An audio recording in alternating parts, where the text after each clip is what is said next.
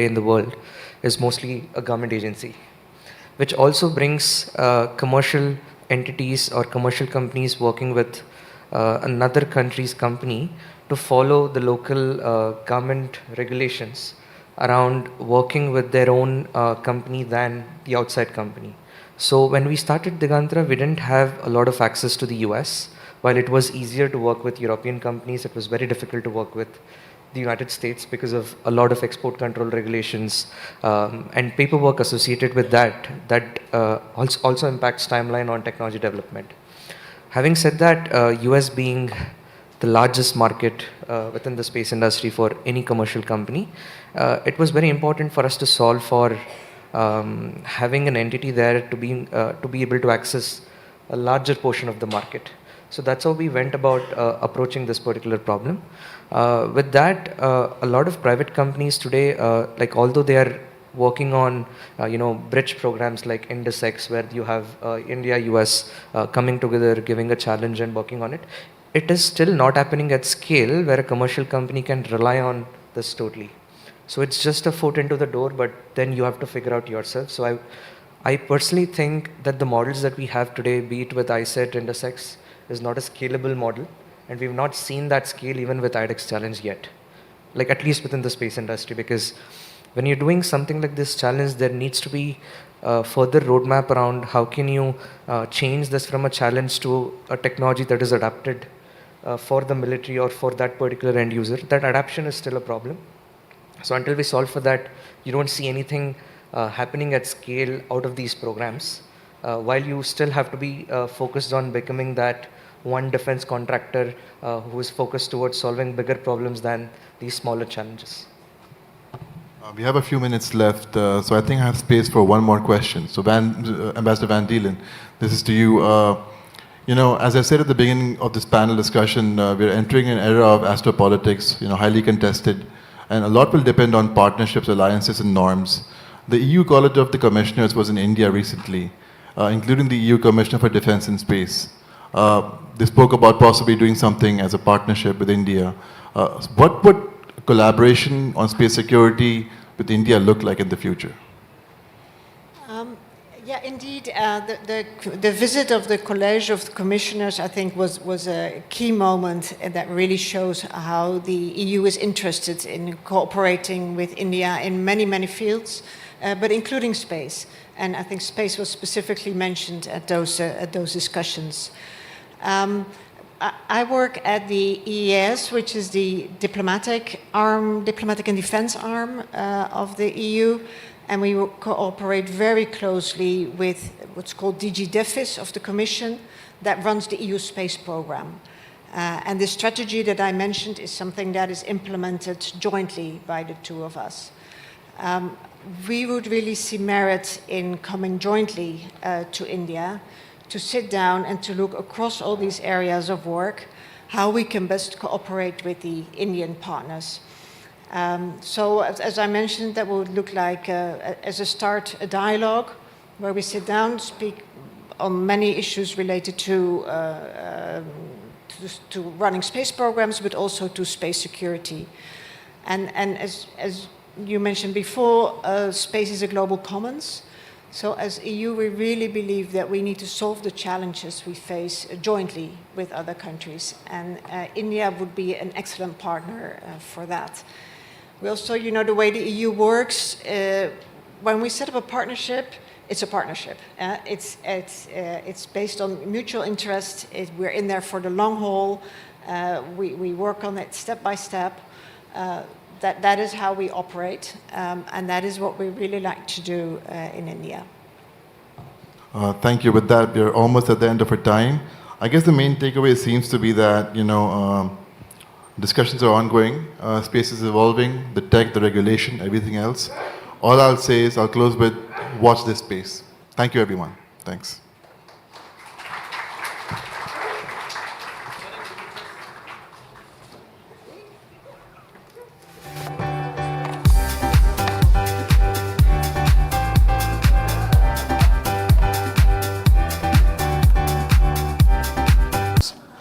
Now our day moves in a different direction, a DPI direction. We now move into a conversation titled DPI and Climate Change. It's my honor to welcome to the stage Guilherme Alberto Almeida de Almeida, Program Director, Ministry of Management and Innovation in Public Services, Brazil; Sujit Nair, Chief Executive Officer and co-founder, Foundation for Interoperability in Digital Economy. The conversation will be moderated by Rahul Mathan, partner, Trilegal. Please come to the stage. May I have the video, please? Thanks.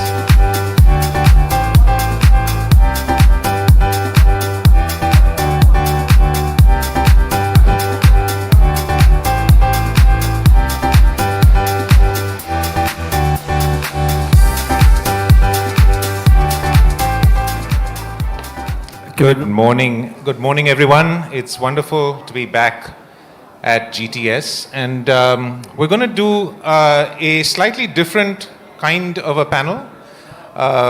The context of this panel was sort of set by Nandan in his remarks in passing when we opened GTS.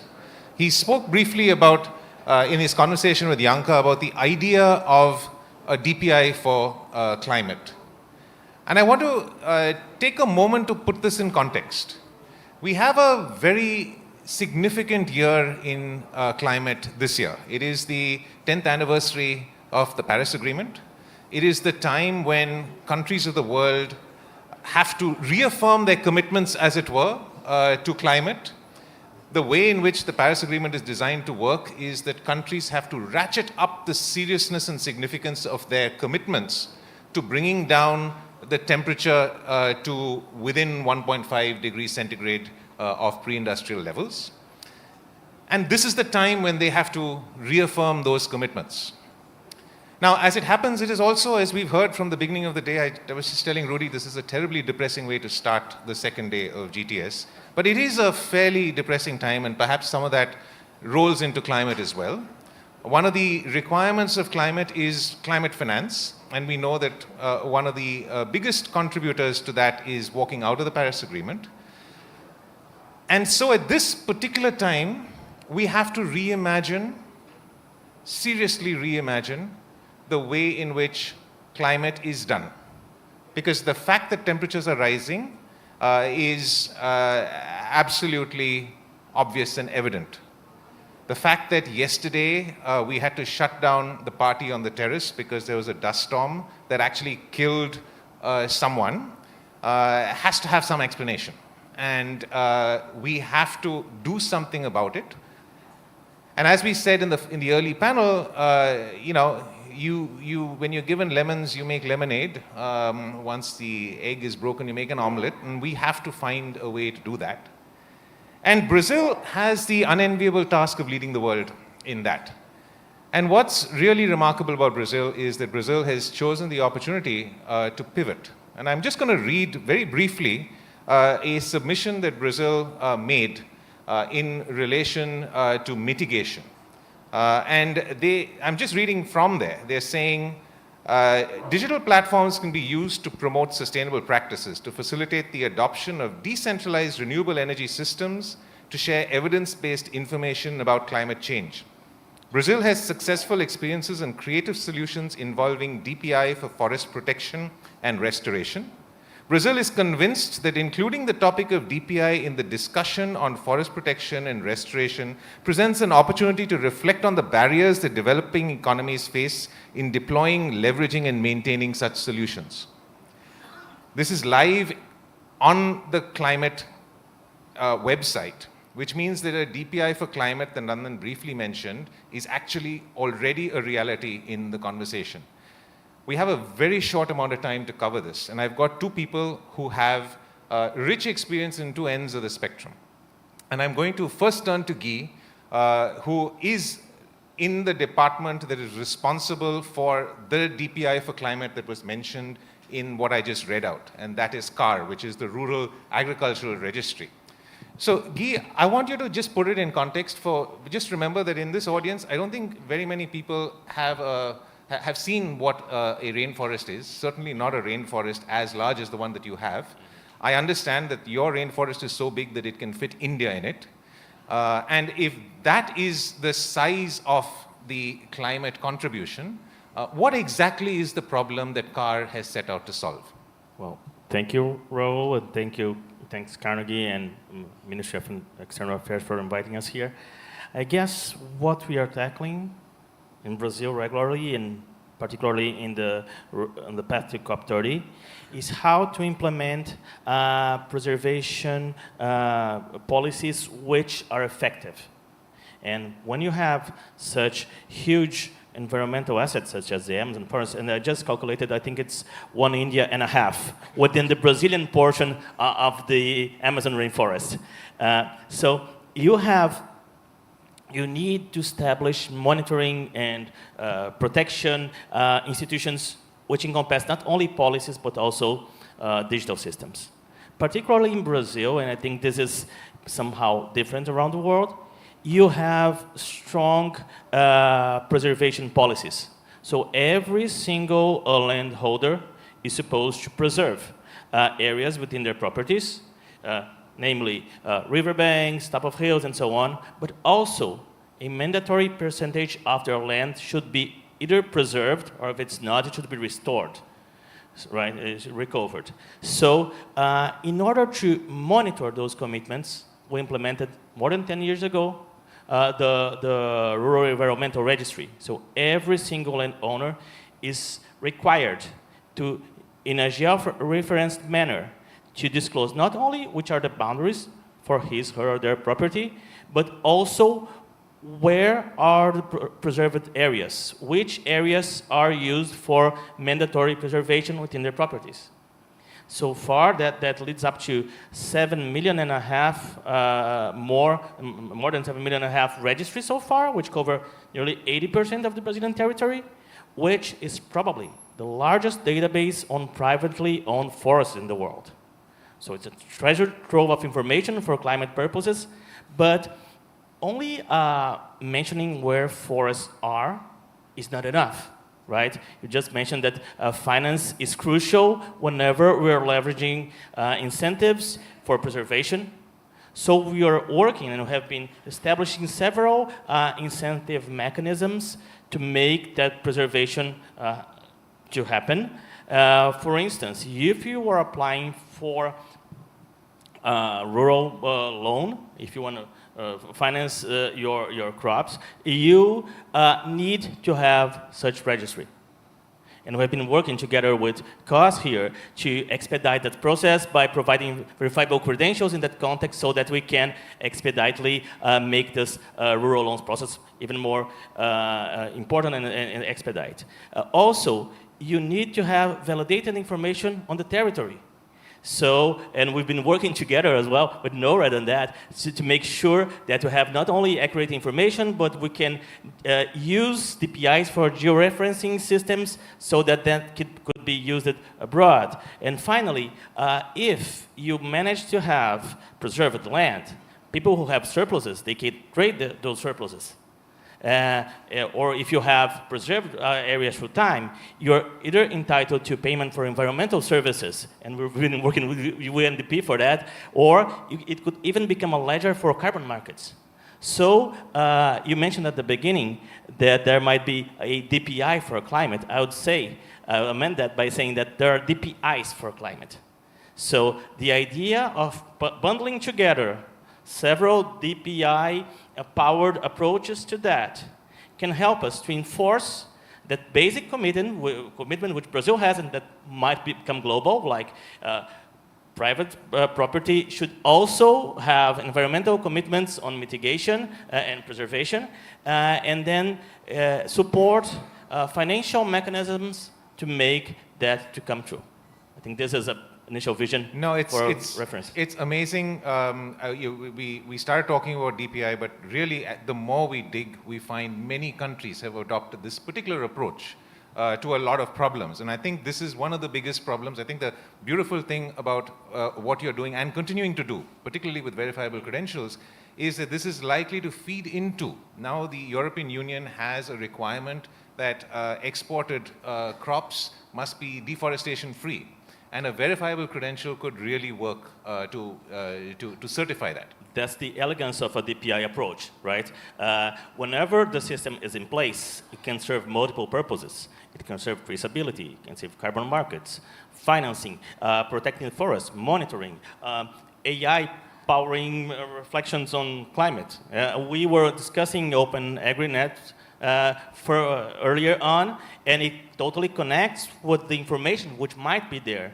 So when we realize that connecting the dots is the way forward, we are on our way to COP30. And look, if we're saying it's going to cost 5 trillion to cure the economy, we really don't have 5 trillion. But with this, we could perhaps cure it for much, much less. And really, that's the idea of what DPI does. It unlocks the abundance that is already there within society. And more than that, I think collaboration is crucial to that. I just mentioned a few partners around here, and there are more and more, much more people have been discussing the role and importance of DPI for climate. And working together towards a common goal is part of the equation, because as I heard, we need exponential solutions for exponential problems, right? We need exponential solutions. So if we need exponential solutions, just one solution is not good enough. I'm going to turn to Sujit, because we also have another really complicated problem, and that is the fact that our energy system was fixed, as Nandan said, a century and something ago, and it hasn't changed since then. But right now, we're in a very different world where there is renewable solutions that we require, and we need to find a way to fit that in. Once again, we need to do that really efficiently, because cost, once again, needs to be in mind. So Sujit, you have worked on such a solution. Can you do a DG for dummies? Because just assume we're all dummies, and we've got to just understand it from basic principles up. Sure. No, thanks, Rahul. In the interest of time, I'll save the thank yous for later. But I'm a journalist, so I'm also learning on energy, because this is an idea that came to us from the larger community around the work we do, talking about why aren't you doing anything in energy? And that's when I realized, to your point, we are perhaps in the most unprecedented time when it comes to electricity. People are calling it the new age of electricity. Fixing the grid, decarbonizing the grid, one of the most complex machines built on the planet, especially when you have three important trends shaping the future of the grid. One is rapid decarbonization of the industries, and the concrete pathway of decarbonization of industry has been electrification. Electrification of transportation, refrigeration of industry buildings and plants and all of that. So one is this very clearly a demand surge that is hitting the grid because of the electrification that's happening. Second is this whole idea of everybody can be an energy producer today, because the cost of solar and the cost of batteries, the cost curve declines that we have seen is so unprecedented that it's well within reach to have at a population scale deployment of behind the meter, rooftop solar and batteries. And that's happening at such an unprecedented space, so that you're creating a whole lot of a decentralized energy resources.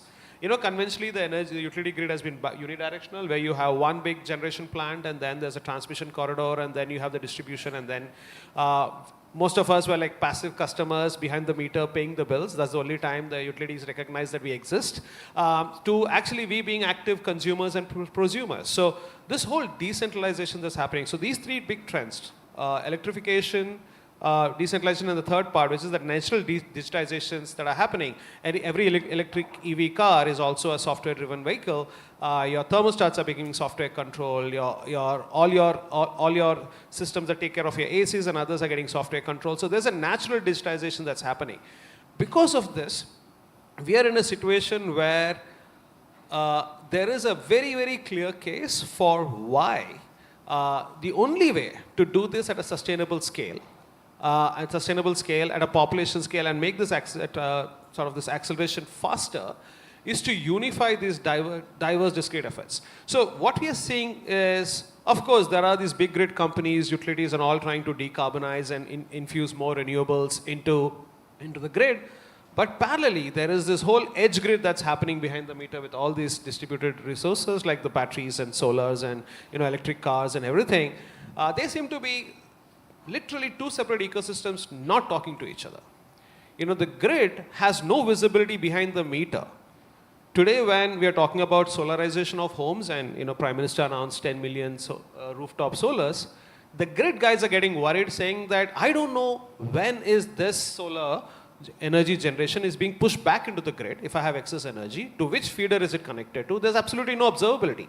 And the whole of grid in the last 100 odd years have been working on this very tight supply-demand balance. And everything is based on a scheduled generation and management.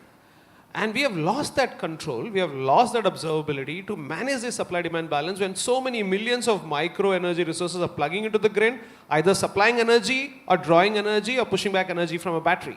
So it creates a situation where you have an edge grid actually making the big grid stumble and fall under its own weight.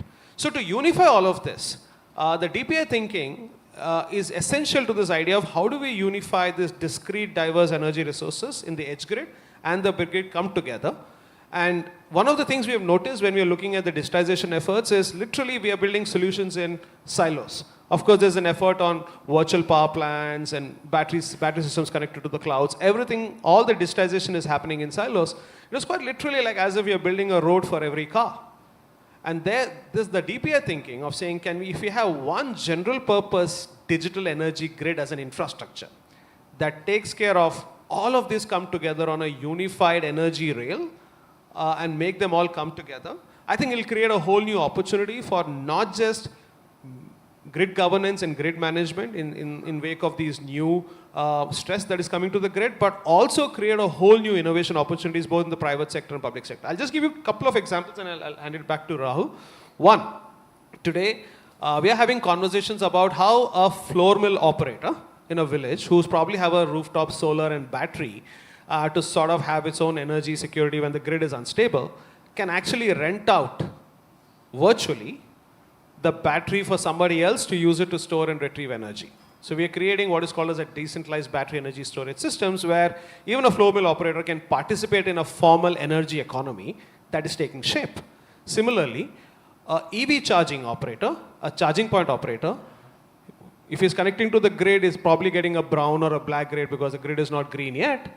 But specifically for that charging session, he can source energy through this digital energy grid infrastructure to buy it from a remote battery operator and have an electronic transaction to sort of prove that his socket can get green energy because he's actually having an electronic transaction on the protocol that is kind of enabling digital grid to make that happen. So these new ways of imagining possibilities is something unprecedented. So things like peer-to-peer energy, some of the states in India are looking at enabling consumers to trade energy between themselves at a sub-kilowatt level, a sub-megawatt level. And those are some things that can happen if you have common rails. So how do you bring all of them together and accelerate this whole decarbonization effort where you have the businesses, the utilities, governments and regulators all coming together, and all that required one unified digital infrastructure. And that's essentially the idea of digital energy grid. It's again a collection of various set of standards and protocols making this happen. And we already have some live implementations going. We do about 65 megawatt hours of transactions every day. On a live implementation of that grid in India, we have 50 companies forming an alliance to make that happen. And we have these transactions happening, and digital energy grid is actually live and happening. And now there's a conversation we are taking globally and inviting conversations from multiple countries, and of course, a conversation with Brazil and the COP30 team as well. But that's essentially what DEG is. Sujit, I just want to double down on how you're doing it, just to make it a little more relatable. Sure. You are using the Beacon protocol behind some of this. I think we are all familiar with the Beacon protocol from the ONDC perspective. Yeah. But can you very simply, because we don't have time, yes, just simply explain how the protocol is helping unify all of these things? Yeah. So essentially, if you look at similar to what we're seeing in ONDC and with energy, you would have an energy producer at one place. It could be a big energy generation company or a local prosumer who has some excess energy on the rooftop. And there's an energy consumer. And if you have millions of them, if they want to have a direct conversation with them, instead of waiting for one big platform to bring everybody together at a population scale, which may not happen, if you want to create a natural conversation between them, Beacon protocol comes in the way of making this consumer-provider interaction on any economic resource happen. In case of digital energy grid, you're talking about energy as a resource. You're also talking about energy-related assets like battery renting, EV charging infrastructure, all of them being accessible. So Beacon protocol as a general purpose transaction value exchange protocol is kind of the spine on which the digital energy grid infrastructure is being envisioned, because Beacon protocol, little did we realize that we'll use it for energy, because it's built as a general purpose consumer provider value exchange protocol as a bunch of specifications, which is what is firing your ONDC and now some of those implementations on DEG. So this has been a really short teaser, as it were, of how DPI thinking can be applied to just two areas of the climate conversation, both successfully and actually being implemented. We have a long way to go, but a very short time in which to do it. And we're hoping that this has been sort of a teaser for all of you to start thinking about this and seeing how we can apply this sort of thinking to various other areas. I mean, immediately we know loss and damage is a huge issue. When there's a climate disaster, how do we get money to people who really need it? And there's a DPI for that already. It's the G2B payments infrastructure. And so there are many different ways in which we can apply this, and we're hoping that by changing the conversation from what it has been for the last decade to this new way of unlocking abundance, we can actually show how DPI thinking can change the way in which we're having climate conversations. That's all we have to say. We hope by next year we'll have a lot more to say. I would like you all to join me in thanking both Guy and Sujit for doing all of this in such a short time.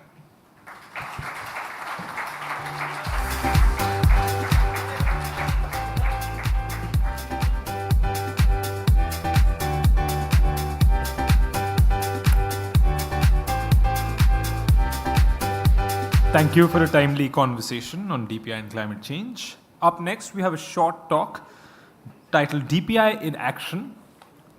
It's my privilege to welcome to the stage Mr. Nuruddin Boutayeb, President, Moroccan Foundation for the Promotion of Preschool Education. Sir, the floor is yours.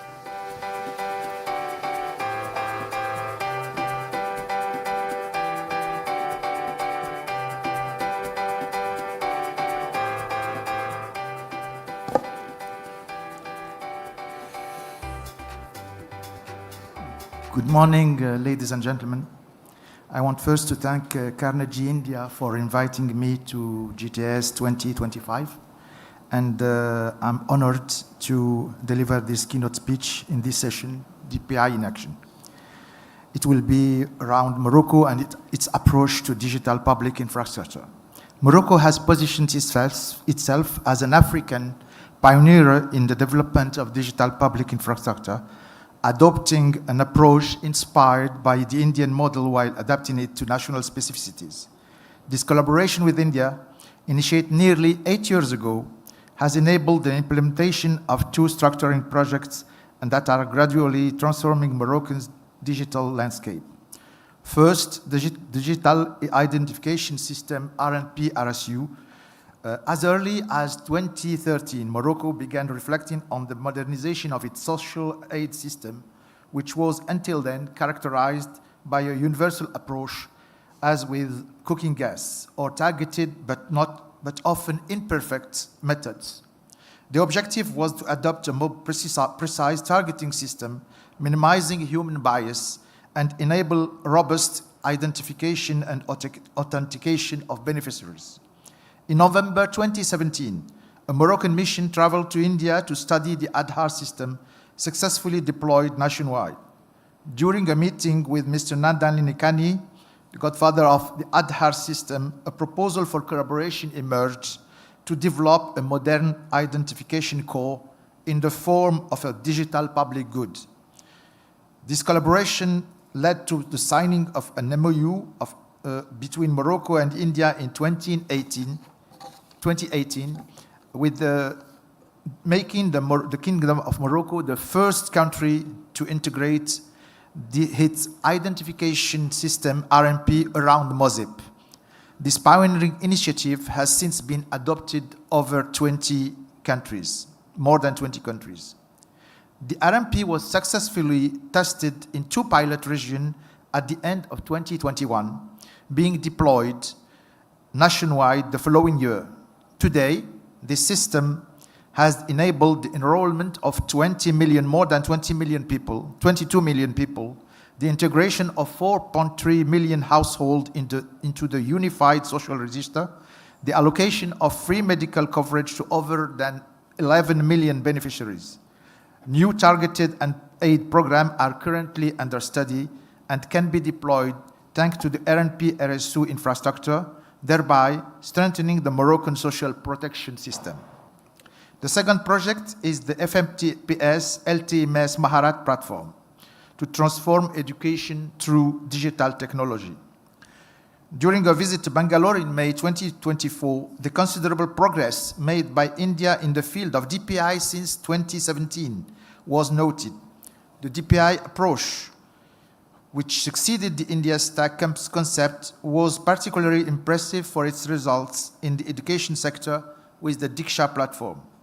As president of the Moroccan Foundation of Preschool Education, FMPS, decision was made to develop an LTMS, a learning teaching method of the school an LTMS system. This platform aims to develop the skills of the foundation's 24,000 educators, serve as a large-scale proof of concept for the Department of Education and Vocational Training, and offer a potentially replicable model in other West African countries. An MOU was signed between FMPS and IIIT Bangalore COS, and an MVP is in the last stage of development with the support of COS, Google Cloud, Protean Tech, Deloitte, and the financial contribution of Co-Develop. This MVP will advantageously replace the e-learning solution previously used in SaaS mode, which was considered expensive and insufficiently adapted to specific needs. The future LTMS Maharat means skills in Arabic and sounds a little bit Hindi. Will offer a structured training path allowing each educator to take an initial placement test, follow a path marked by skills and sub-skills, progress gradually from the grade of junior educator to expert educator.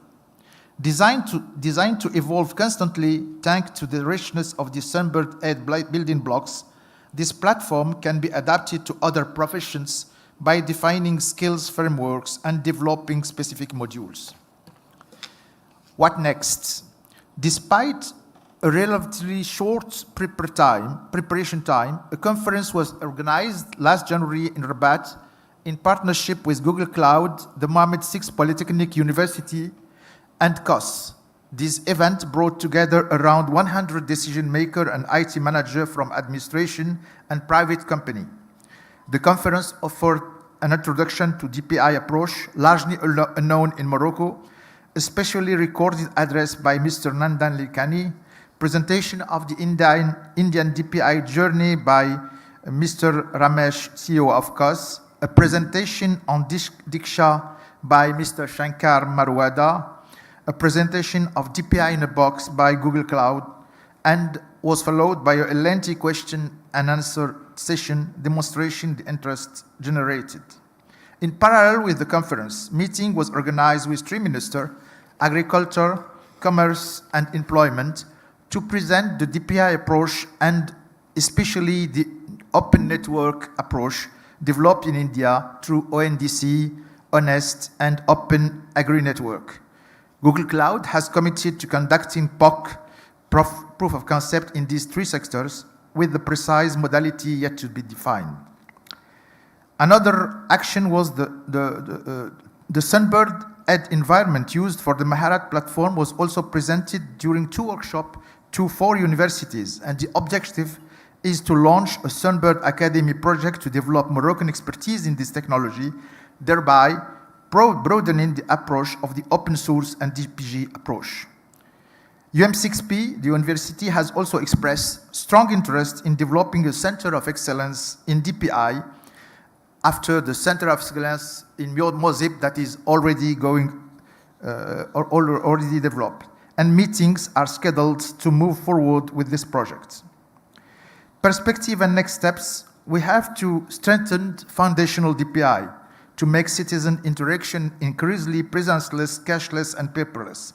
We have already the ID layer, but we have to work on to accelerate the digital payment adoption in Morocco, and we can be inspired by Indian and also Brazilian experience.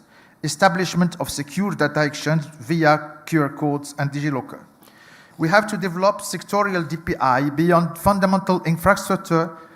Deep sectorial DPI could be developed in areas such as education and health, and the open network approach is particularly promising for including people excluded from the formal system, facilitating the transition from informal to formal economy, and reducing costs associated with multiple intermediaries.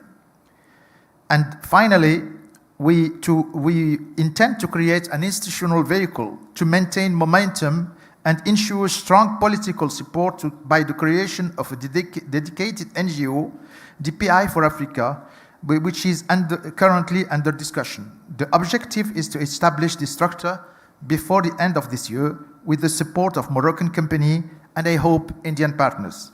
As a conclusion, the DPG for DPI approach represents a particularly advantageous solution for digital transformation. More economical, elimination of license fees and reuse of proven solution. Faster, accelerated deployment thanks to the pre-built and interoperable components. More efficient, guaranteed scalability, interoperability, inclusivity, and digital sovereignty.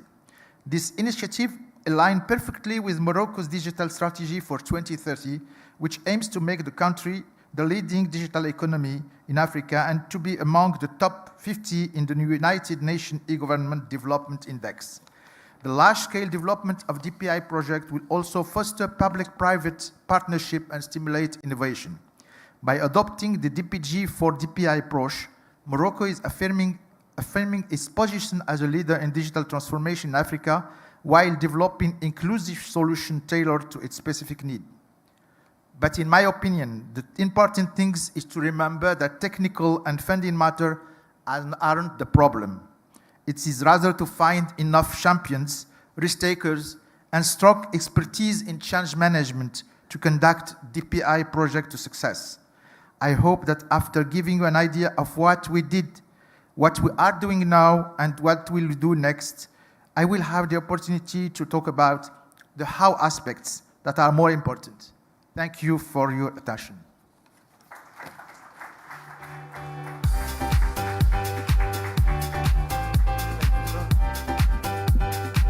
Thank you, sir, for that stage-setting talk. I would request you to please take a seat on the stage, as this is a good segue to the next panel, DPI in action.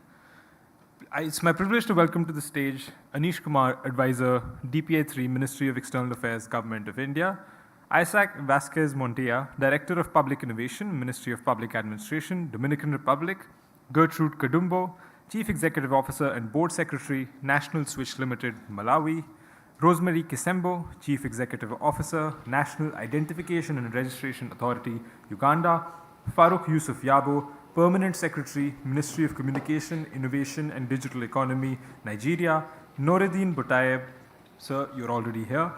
Moderating the session is Shankar Maruwada, CEO and co-founder Ekstep. Can we have the video, please?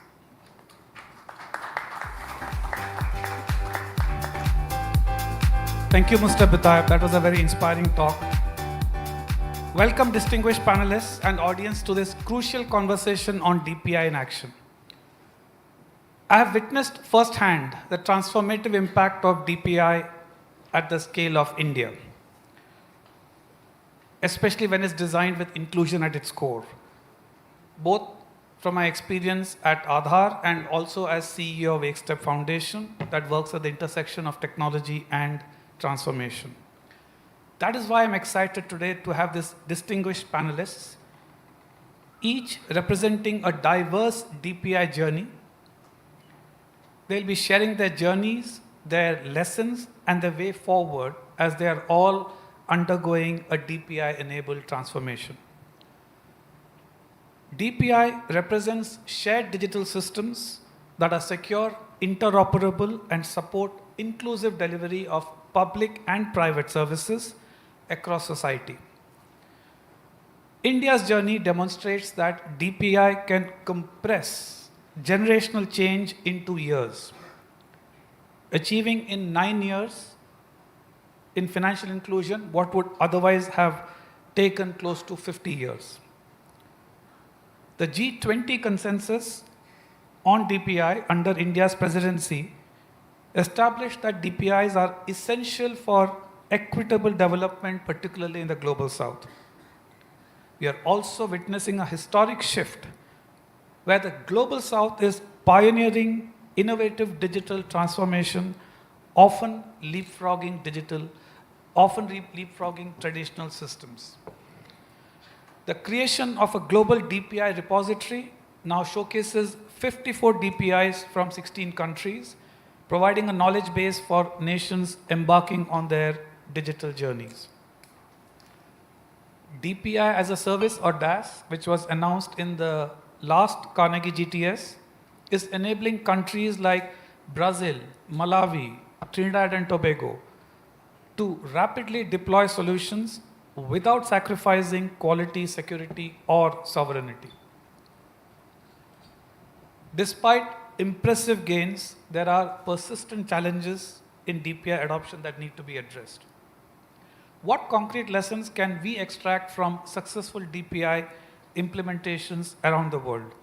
How can these experiences inform digital transformation efforts worldwide? What practical frameworks and policy frameworks can help nations with limited resources or technical capacity to implement DPI effectively? These are some of the questions we will be discussing. I look forward to our panelists sharing insights from their experiences as we explore how DPI can become a tool for inclusive development across the globe. Rosemary, if I may start with you, could you please elaborate on Uganda's DPI journey with digital identity?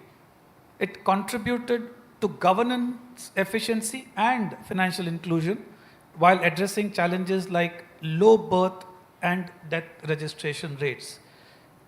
What's been your experience? Thank you very much. Thank you, Carnegie India, for inviting me. I'm always excited to be here.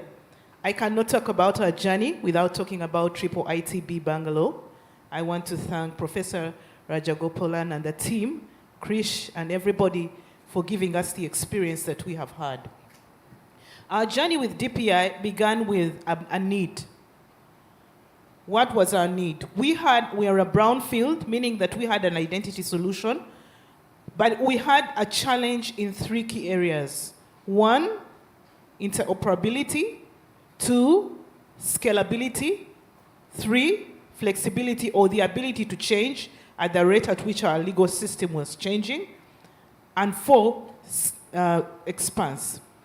I'll discuss each briefly. So, our vendor product was very good. It worked very well. It was secure. But every time we needed another desktop or another tool to add to our list of tools, would need a new license. Now, furthermore, it had been made 10 years ago, and each time we needed to change something, we'd have to call a team, and they would have to guide us through this. And in essence, we were really locked in. For change, we needed somebody. For every aspect of expansion or improvement or continuous, additions, we needed to have a vendor on board. It was not sustainable. It was not a sustainable model. So enter MOSIP. Our journey with MOSIP began really 2 years ago. And we only signed a contract 1 year ago. 2 years ago, we began the discussion. 1 year ago, we signed a contract with what they call an integrator. And our journey has been exciting. We started out with a small team, and it was an experiment I took, of 12 people who had very little understanding of technology. We interested them in the platform, said get onto the platform, download it, it's free, you can access it, and begin the customization journey to the Registration of Persons Act of Uganda. It was a slow journey of 4 months, but by 5 months, people had gotten a grip of what they needed to do, and the customization journey began. So by the time we had an integrator on board, we were giving the integrator code to work with. From the DPG we had downloaded, we'd improved it to align with our law, and now we were giving them, please start from here. So for me, that's the first key success, I would say, in our journey. The other issue, what would I improve? Documentation of that DPG. Now, the other thing I would like to highlight, the standardization and information security and inclusion aspects of the DPG that we worked with. Consent became a matter of discussion. It's implemented almost in every aspect of the MOSIP platform that we work with. So in essence, the importance of privacy and protection of personal data became a topic that we were all aware of. It was in our previous product, I must say, but now it came into everybody's space. We had to learn with it and grow with it. What are the other things that I'm curious and glad to know that this DAS has taken off, DPI as a service. Our issue with that has been jurisdictional data jurisdiction across or out of our country. I'm sure there's a solution for it, but our journey has been exciting because of the interoperability, the scalability, the flexibility, and the standardization and information security that the product, the DPG that we were presented with has helped us. It is also going to, we are at piloting stage, but we can already see people plugging into the DPI to expand and strengthen fintechs. So even with the existing fintechs in the economy, the information security and the standard at which the DPG came at is driving, is driving technology up. Now, you don't just program; you have to program at a certain standard. So there is a chance for Africa. We have the smallest T, 10%. So in essence, you can, a partnership in this area will really strengthen not just us, but everybody. Thank you. Thank you. Thank you, Rosemary. Mr. Farouk, Nigeria has gone beyond identity into payment systems, and you've been leveraging DPI to transform civil services into efficient, citizen-centric institutions. Can you also tell us about your plans for data exchanges on your journey forward? Okay, thank you very much, Shankar. And please allow me to first start by thanking the Indian government and indeed their partners for inviting me to this very important and auspicious event. There's been a lot of learning in the last 2-3 days. Now, that said, I would like to put this in context.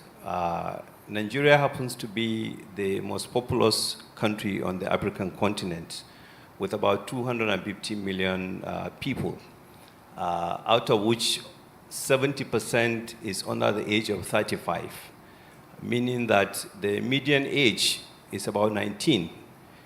And so we're in that space where we have a lot of useful population that needs to be engaged. Secondly, it's also important to point to the fact that our economy has been the biggest economy on the continent, and so our GDP requires that we have very robust solutions. And so the government of Nigeria has taken a deliberate position in terms of how do we move forward. And the way has been done is to go by diversification of our economy across all sectors, to create new job opportunities, to be economically empowering the vast majority of the people that are coming. And one convenient way to do that is through technology. Now, our journey to DPI, I would say, has been a long one. Probably have started before we know anything about DPI. I think back 10, 15 years back, many Nigerian ministries, departments, and agencies, and even private sector have already deployed different kind of digital solutions. But this digital solution has always been in silos, isolated, lacking any very clear standards. Now, with the coming of the idea of DPI, which simply we see as capability to be able to use digital tools to create new economic opportunities in a very inclusive and far-reaching way across time and space. Now, with all of this, the question for us is, where do we stand when it comes to what has already been done in terms of our legacy assets and what we will be achieving if we adopt the concept of DPI as a model? And so it took the government leadership, especially within the digital economy sector, which I am working, almost the whole of 2023 and some part of 2024 to go around the world to engage from India itself to Europe, to China, to the US. And what we found was that the concept of DPI has two extremes. The first extreme being adopted by smaller countries in terms of numbers, where you have almost what you can call a straitjacket approach to integration and deployment of digital systems. On the other extreme is siloed systems, like you will find in Nigeria and in many other countries, including big countries. And in between are countries that have been able to synchronize and define rails like ID systems, like payment systems, and data exchanges to be able to pull in the other strings and have a wider integrated system. And so what we have done lately is to try and place ourselves. And incidentally, we happen to fall at the last extreme, where you have all kind of digital solutions, but that are siloed. And so the question is, if we are going to go into the DPI space or DPI race, where do we start? And so a starting point for us in recent times has been to develop a strategic framework which we see as a long-term visionary and strategic decision that is going to help us to create a digital capability that will be able to provide solutions across economic, social, political, and even environmental problems. And in order to do this, we need to have a well-crafted long-term strategy. And that was what we did. Early in 2014, we launched the Nigeria's digital strategy, which has 5 pillars. The first pillar is knowledge, where we are currently running the biggest capacity building program in the world. That is the 3MTT program, where we intend to train 3 million young Nigerians in all aspects of technology. And this has been on in the last year. We've so far trained over 200,000 young people. The next item is for us defining the policy framework, and that is how the DPI concept came about. As a policy, as a strategy, the government decides that we will build a digital infrastructure leveraging on already existing assets and expanding from that. And of course, we also quickly recognize that for you to do this, you need infrastructure. The foundational infrastructure hasn't been there. As we speak now, we are running a project that is going to install 90,000 kilometers of fiber across all nook and crannies of the country, expanding our broadband connectivity to 95% by the year 2030. This project is already on, leveraging on the already 40,000 kilometers of fiber optics that are in place. And of course, we are looking at innovation, entrepreneurship, and capital as the fourth pillar, with trade being the last one. And so, as we speak, we have narrowed the DPI vision as a people-oriented vision, relying solely on live events. So, the current framework that we have come up with, arising from the strategy, is what you call DPI framework for live event support. So we recognize that the whole concept is to make people happy. And how do you do that?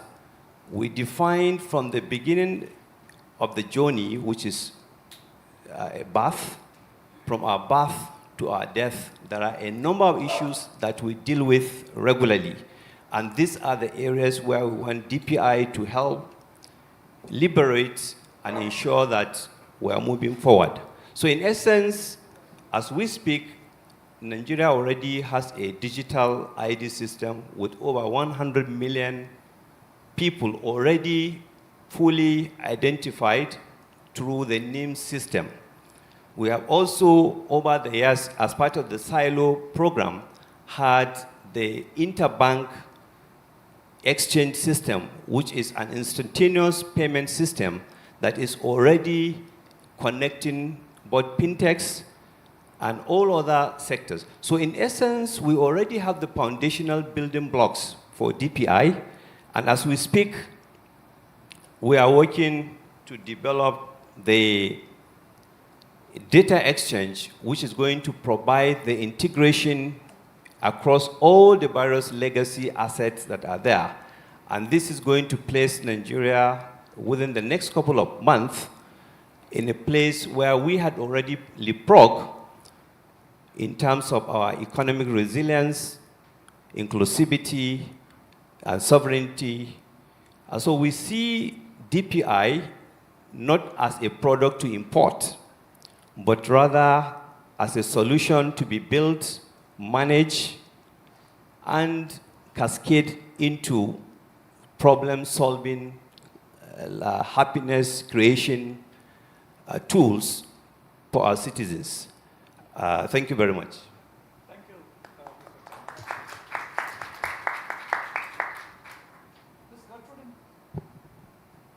Ms. Gertrude, in Malawi, you have been experimenting with DPI as a service. You have evaluated it and you've decided to go ahead with it.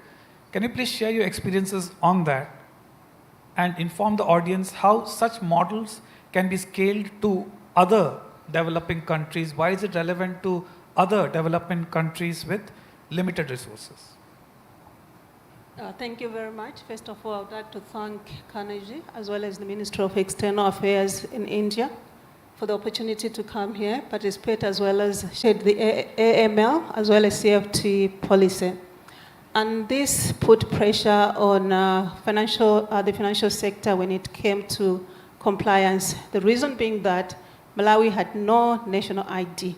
So we had several documentation that we used to identify citizens. Some were more traditional, in the sense that apart from passports as well as driver's license, we used all sorts of things, letters from village headmen, letters from academic institutions or employers and so forth.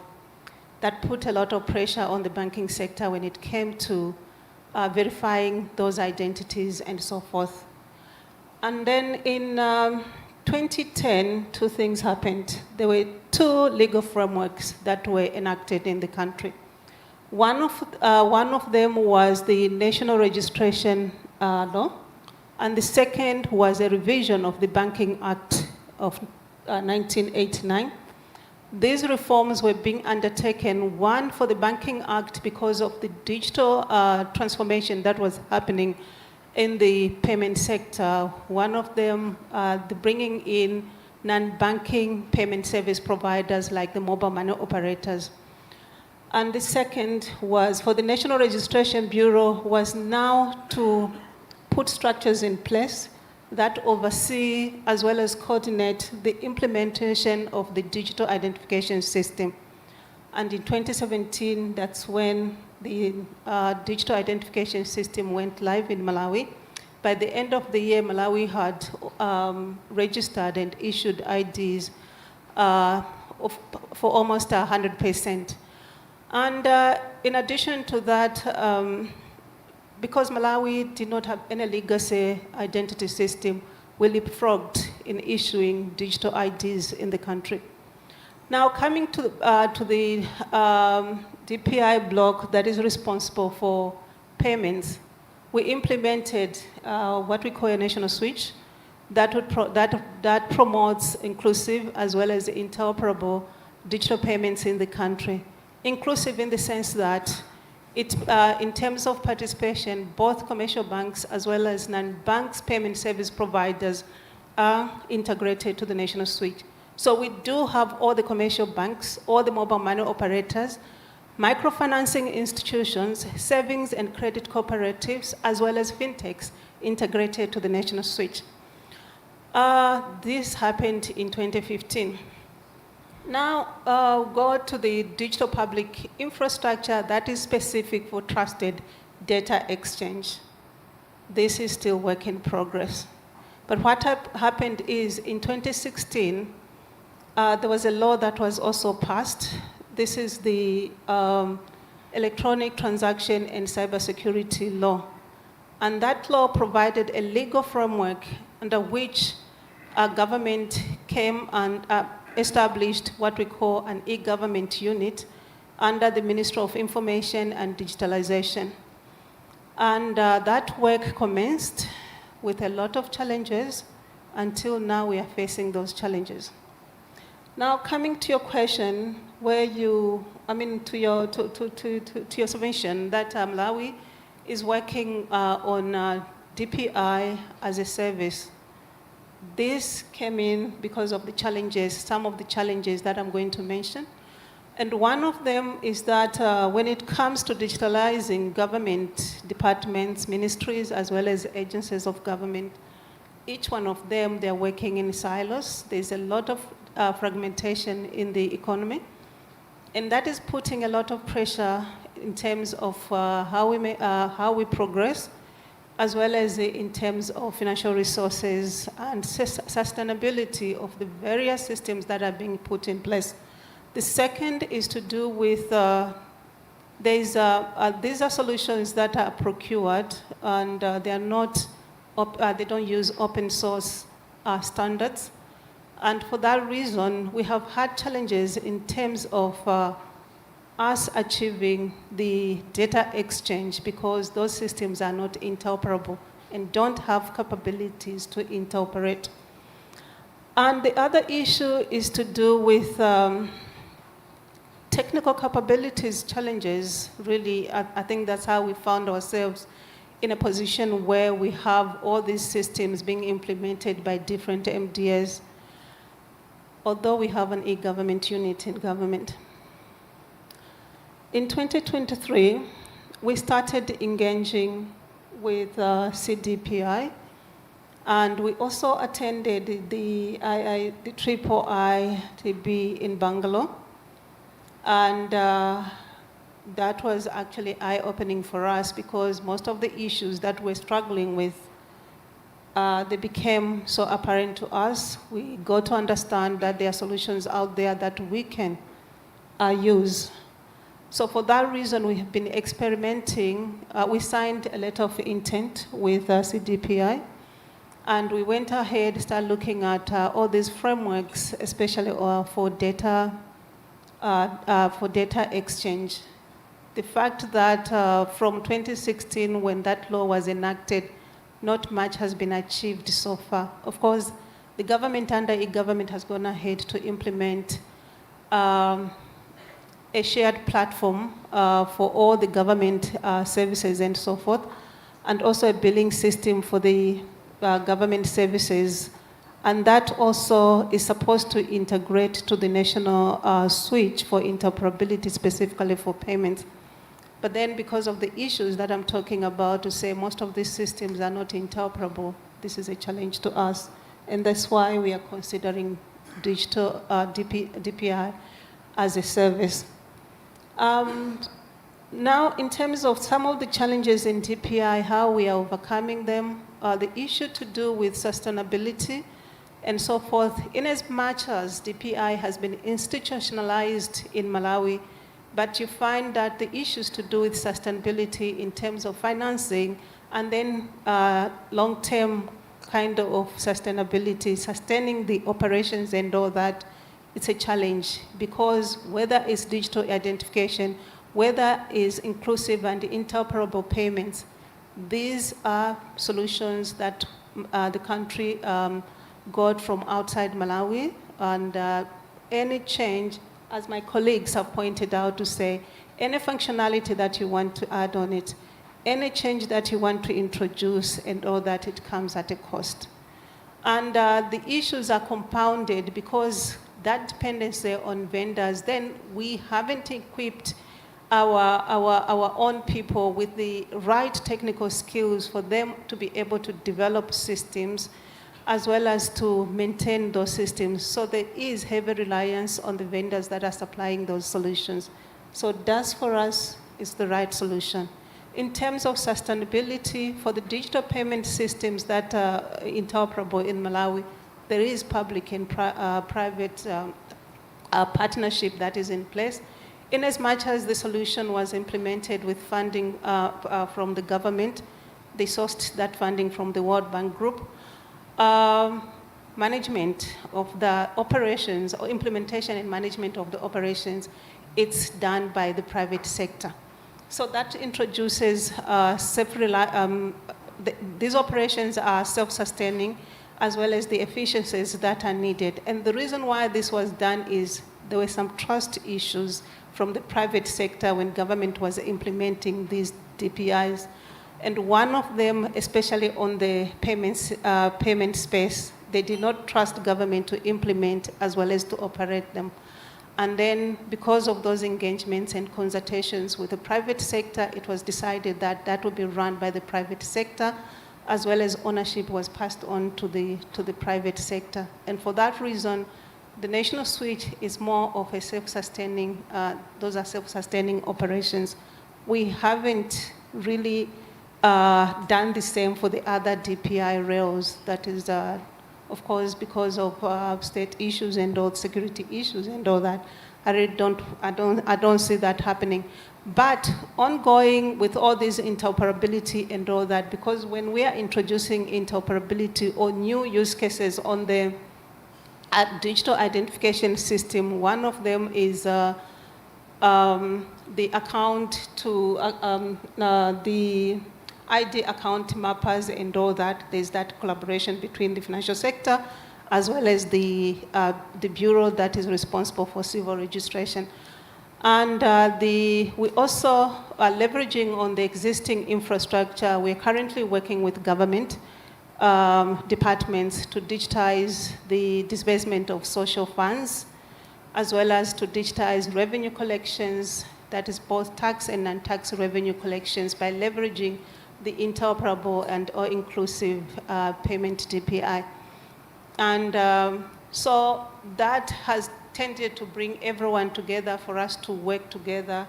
Slowly, we are improving the trust issues that we have. But the technical capabilities, as well as DAS, is from working with CDPI in India.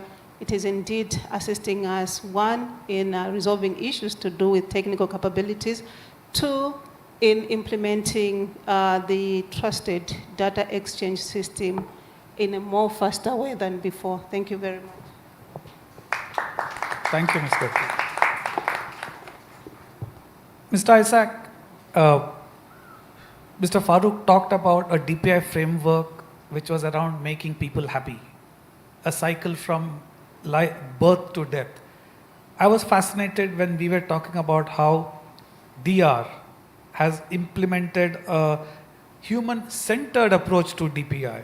I found that fascinating. Could you please share Dominican Republic's journey and dive into this human-centered approach to digital transformation? Yes, of course. Good afternoon, everyone. And thank you very much for the introduction. In the name of the Ministry of Public Administration in the DR and the Dominican Republic people, thank you very much for this invitation. Thank you to Carnegie India and the government of India. It is a huge honor to be here with you guys. I'm really excited because this is like a dream come true. In first place, because this is my first time in India, and since I was a little kid, it was like a dream for me to visit this beautiful country and meet these beautiful people. And in second place, because I'm pretty sure that here in this Global Technology Summit, some of the most brightest minds are present here trying to build a better future for our communities. So I need to be realistic. Probably I'm not the best guru in the DPI's ecosystem, but I'm assure you guys that with my experience in the public sector in the Dominican Republic, I have a strong and a fresh view, perspective of how those systems can integrate with the government strategic to the benefit, to a true benefit for our people. For 14 years, I've been working with the government and the public sector as a policymaker in health, in public systems, in education, and for the past 5 years with management, all the administrative consultation in the government, and also with the digital transformation and innovation. And I found some in common for those 14 years of experience. And it's the need to move the in-from-person public services to digital quickly platform for the benefit of our people. And when we're talking about digital services, when we're talking about digital platform, must be focused on people's need. And when we're talking about the digital transformation, I think that the foundation of those goals, of course, are the DPIs, the DPGs, the building blocks, and the innovation. That's why in the Dominican Republic, we believe that digital public infrastructure is not just a technical foundation. It is the enabler of everything we want to achieve to a modern governance. In our view, DPI makes three essential contributions.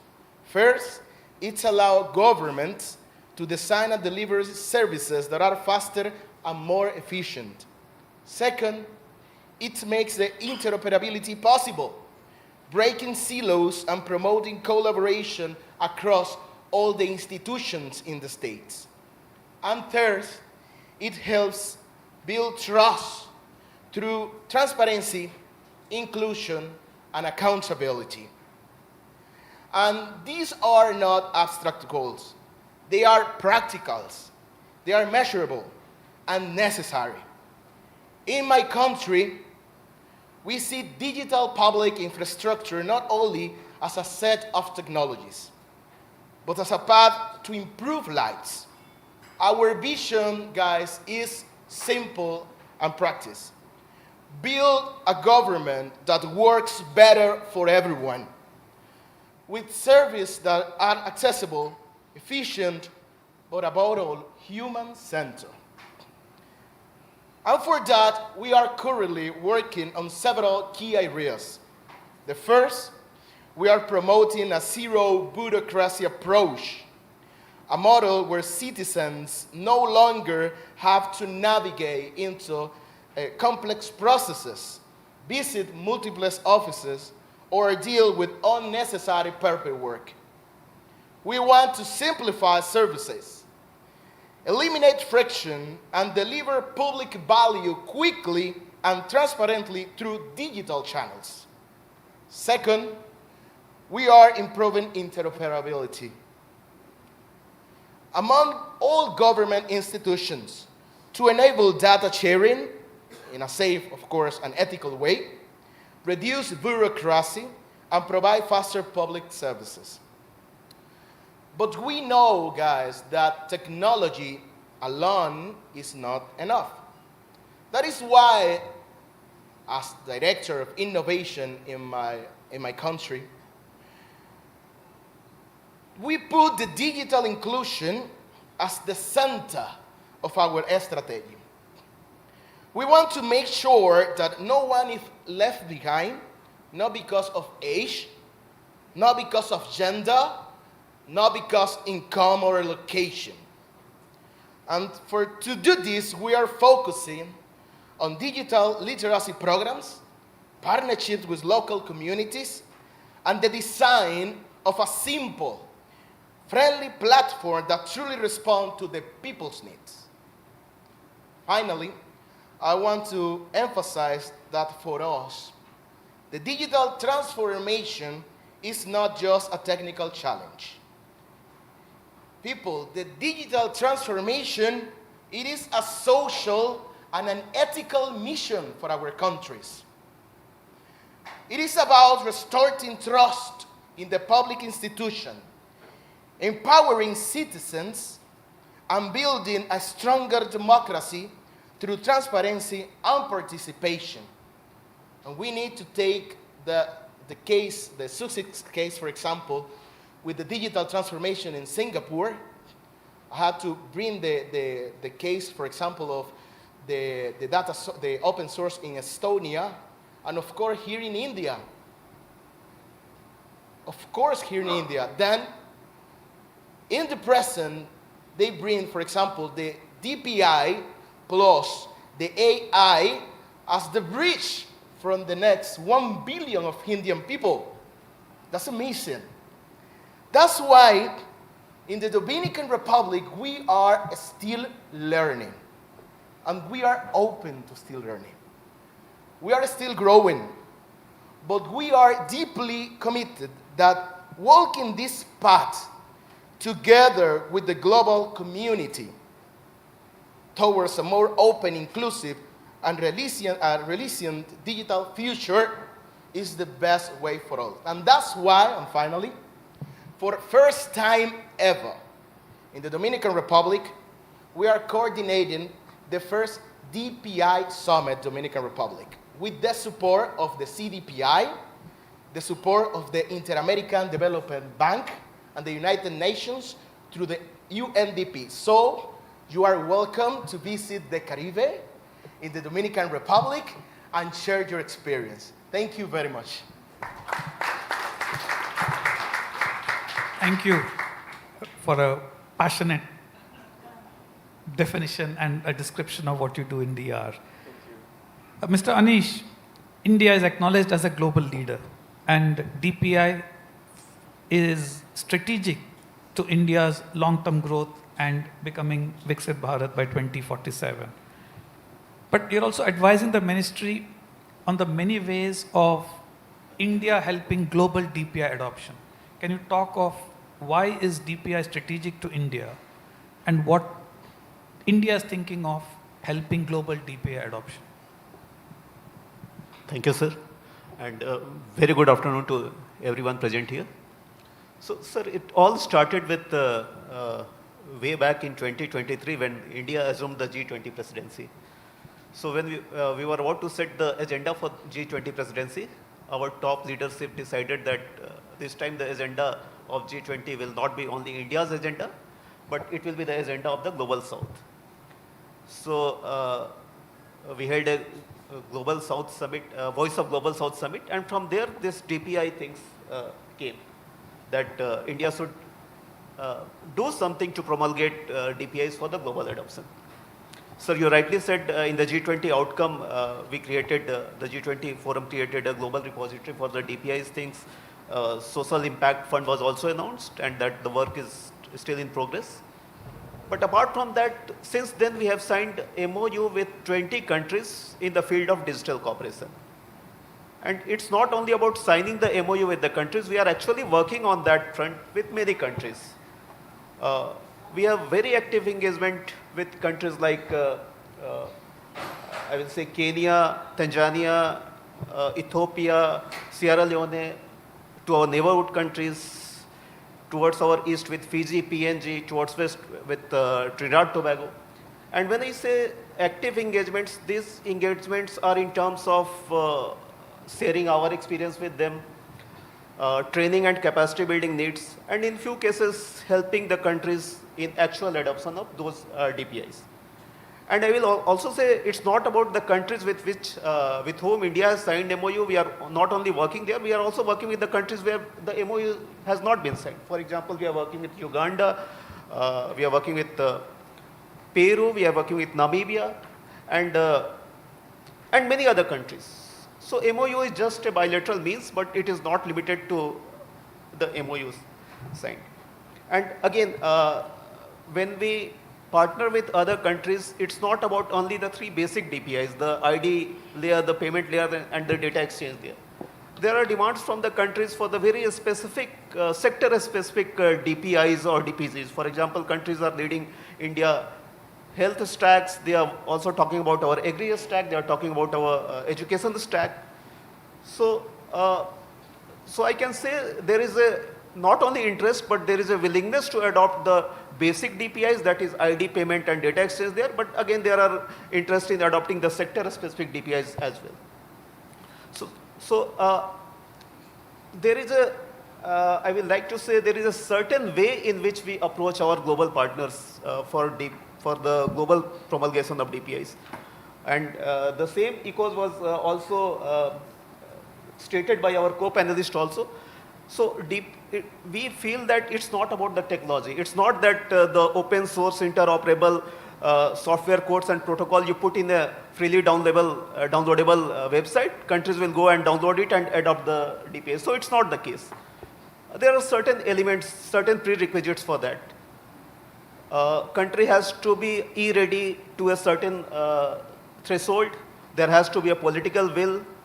Probably there will be a training and capacity building needs for the line ministry or the institutions which will champion the DPI in that particular country. And so the country needs to draw the legal, the policy and regulatory boundary conditions so that they can create, so like one of my co-panelists said, it's not about the importing the product, it's about developing the product without reinventing the wheels. So country needs to draw the political, legal and regulatory boundary conditions within which the DPI will work so that the digital space is not monopolized by certain players and the field is level for big and smaller private players to flourish their innovations. So our approach with our partner country that we provide a whole solution. We first share our experience with them, our digital journey with them so that the political class is ready. We also provide the training and capacity building needs for the institutions or the line ministry which will champion the DPI so that they feel confident.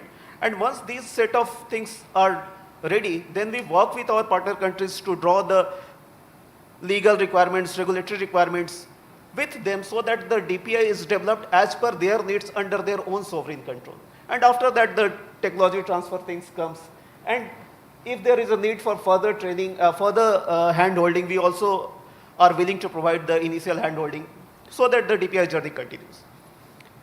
I will also say that it doesn't mean that we are only working on a bilateral forum, country to country. We are also working with a trilateral forum where two countries coming together helping the third country. We are also working on the multilateral forum. And within India, we are adopting a whole of society approach.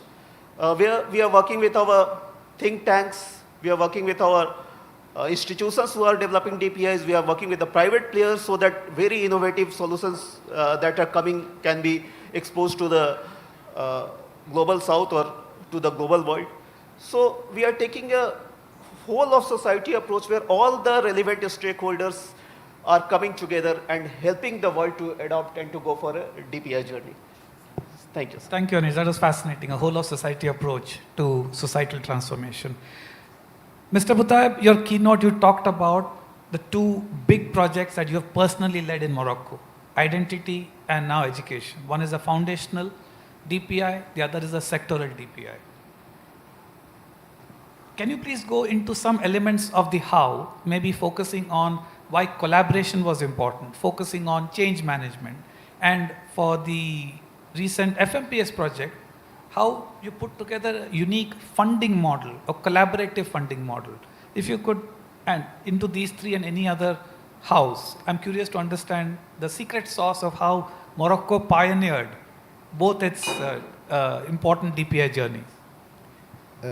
Thank you, Shankar. Effectively, each country, I think, has its own path to address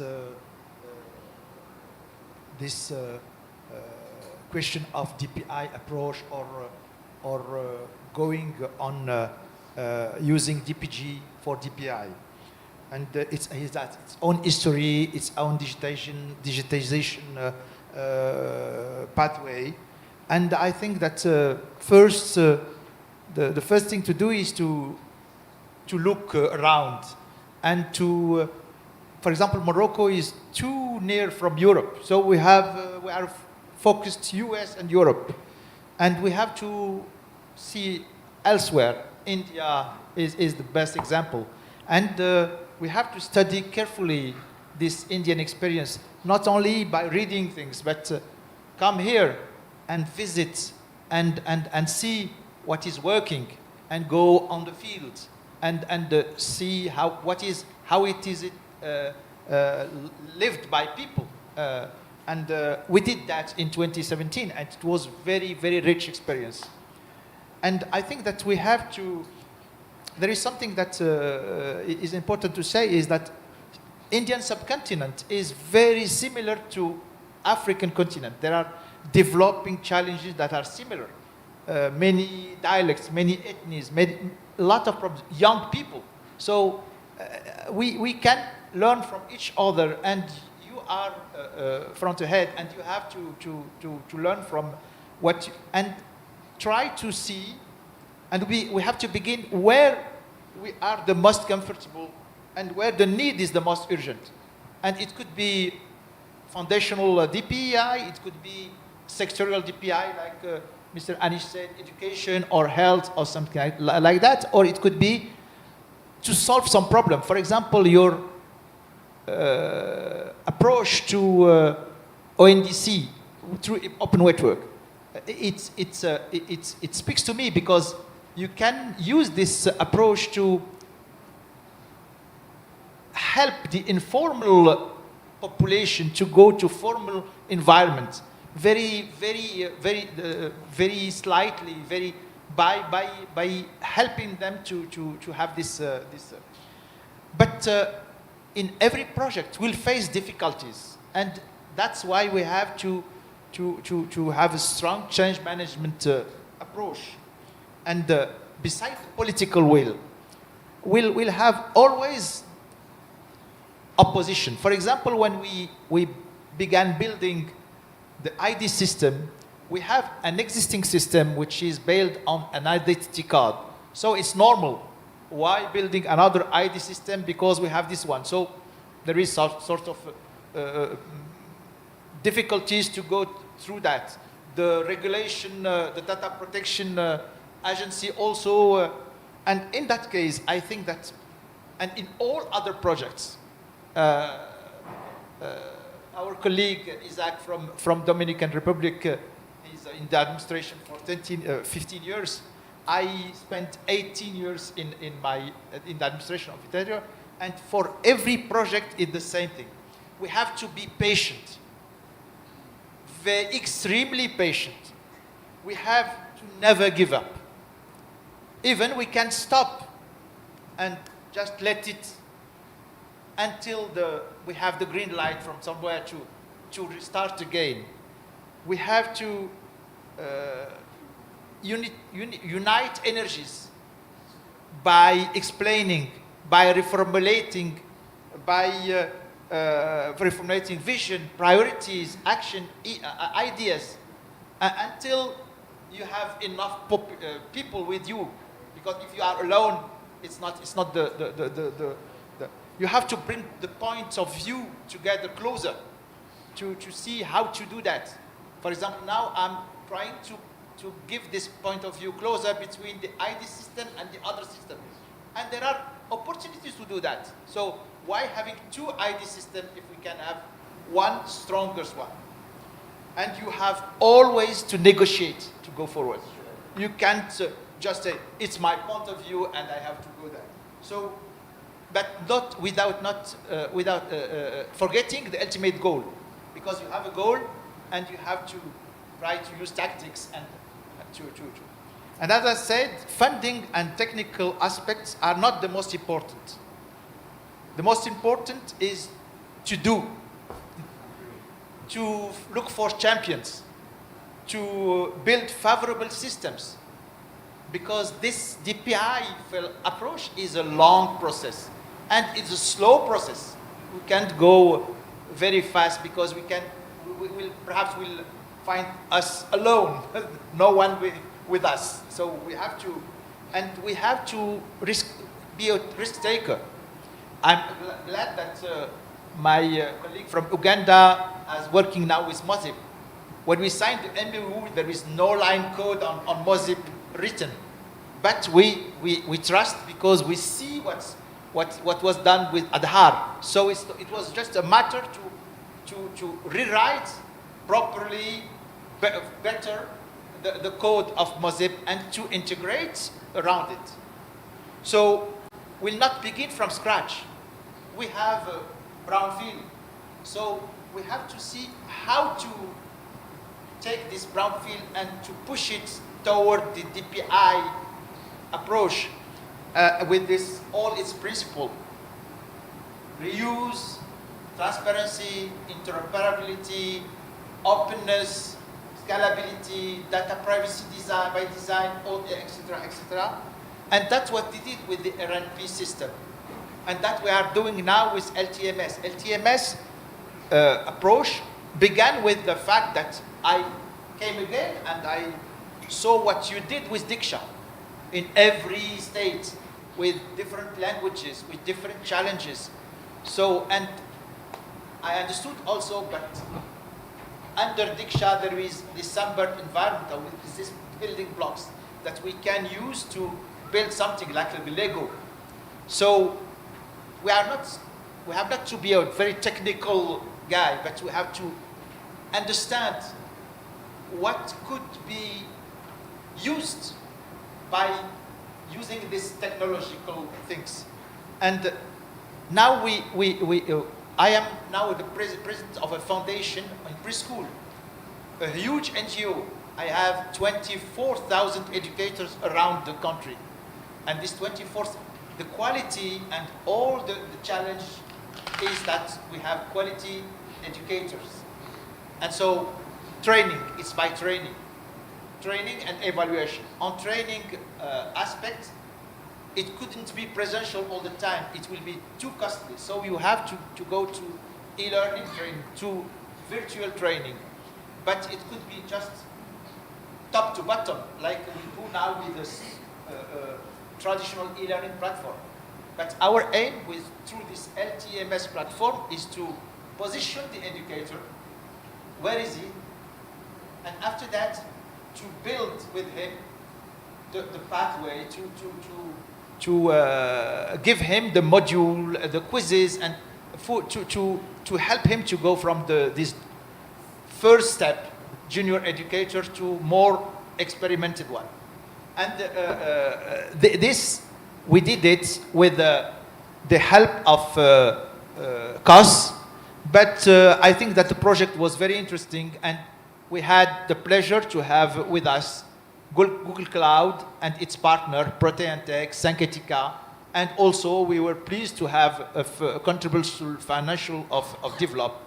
But I think that it's just the first step. We have to build an environment. I'm working on having with us universities to master this Sunbird environment, to use it as sandbox, to do something with that. Because as we did for Mozip, now there is a MOU between IIIT Bangalore and the university, Moroccan University, to be the center of excellence on Mozip. When we signed the first MOU, I asked to have maintenance for 5 years. The 5 years is now ending, and it will be taken by the UM6P University for the next years. We'll do the same for the DPI. We are now looking for a center of excellence of DPI. So building the ecosystem will take time, but it's the only way to do that. And looking for champions and mistakes. Thank you. Thank you, Mr. Butaib. Unfortunately, we are out of time. We had a fascinating conversation.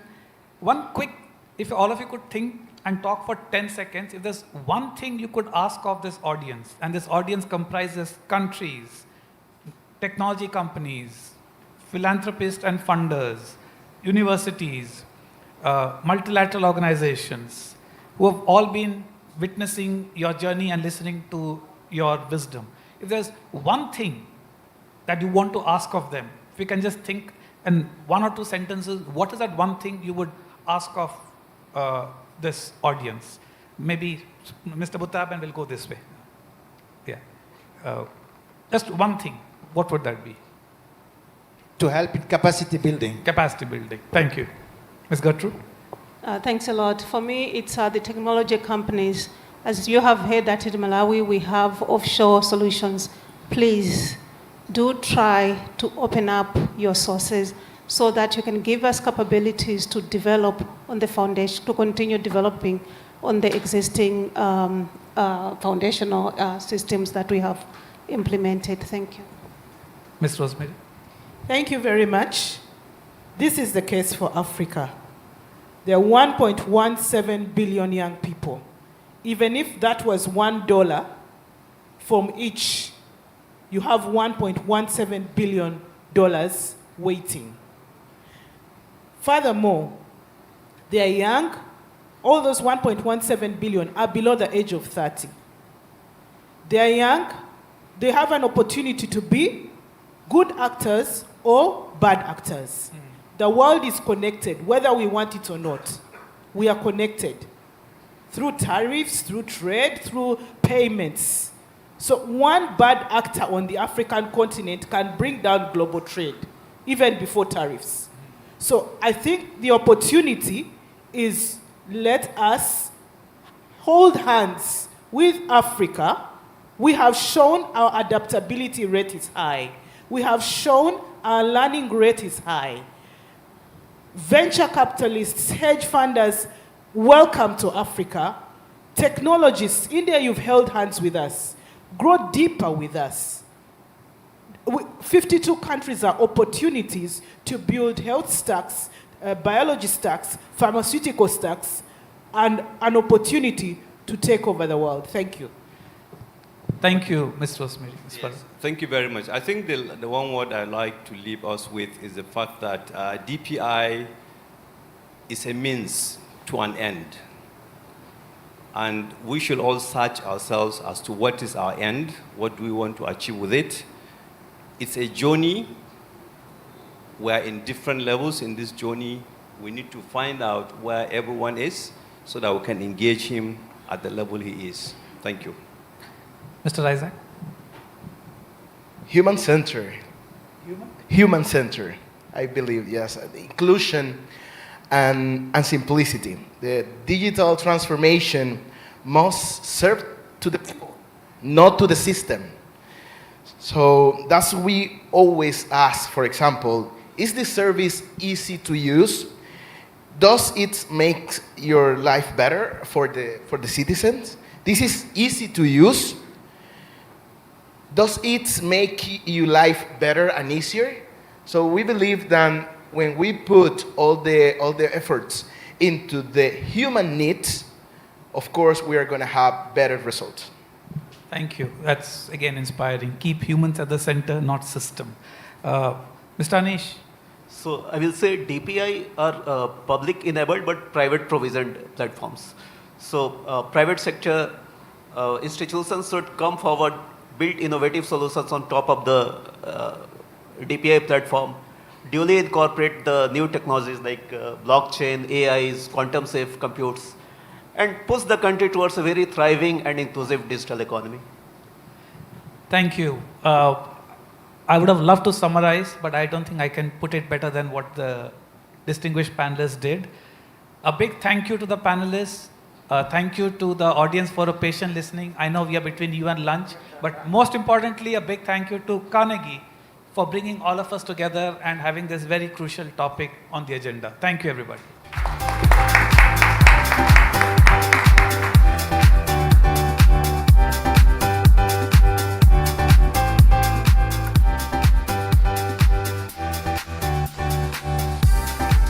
Thank you, dear speakers, for a wide-ranging discussion on DPI in action. We now break for lunch. Please rejoin us in the ballroom by 2:20 p.m. so that we can begin with the afternoon sessions. We have a lot to look forward to on data governance, DPI, and artificial intelligence. Could I request the young ambassadors to please come towards the stage? Thank you.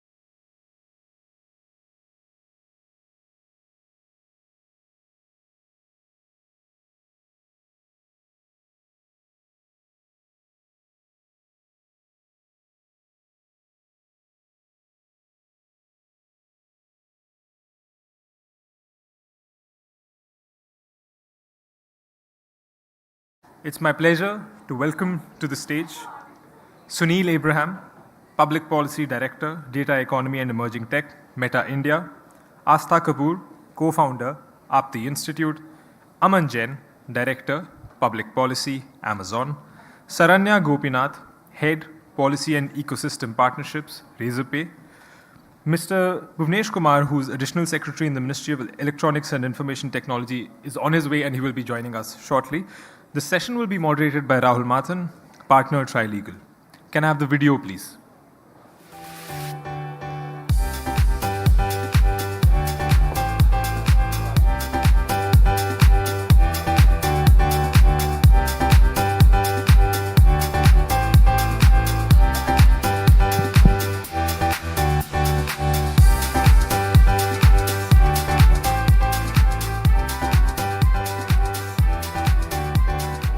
Rahul, the floor is all yours.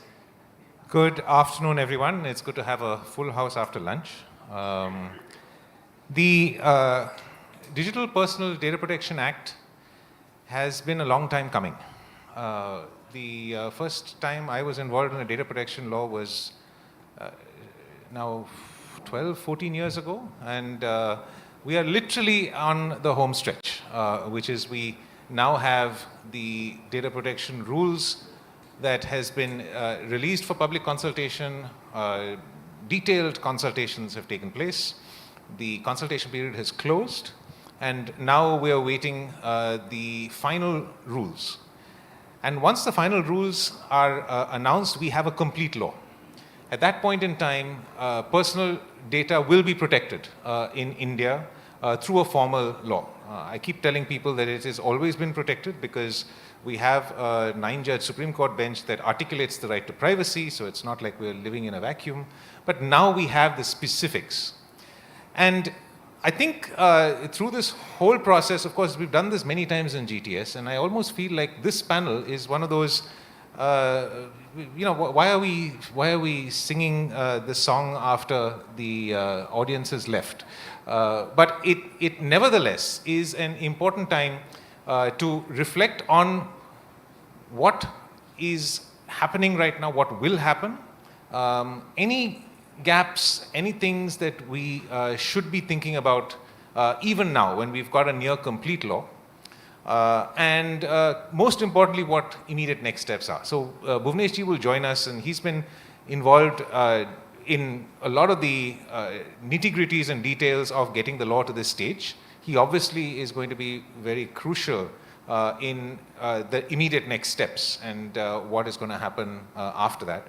But I thought we'd just kick the panel off by doing a sort of a state of play for all the entities here. And we have represented on stage the financial sector, the e-commerce sector, civil society, and social media. And as you can imagine, that all of these have different perspectives on the issue of data protection, and in particular on the way in which the new law interacts with their sector.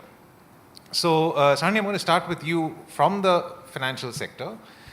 I guess if there is a sector that is like a sort of a classically traditional sector that is very digitized, it is the financial sector. It is probably the most advanced in its state of digitization.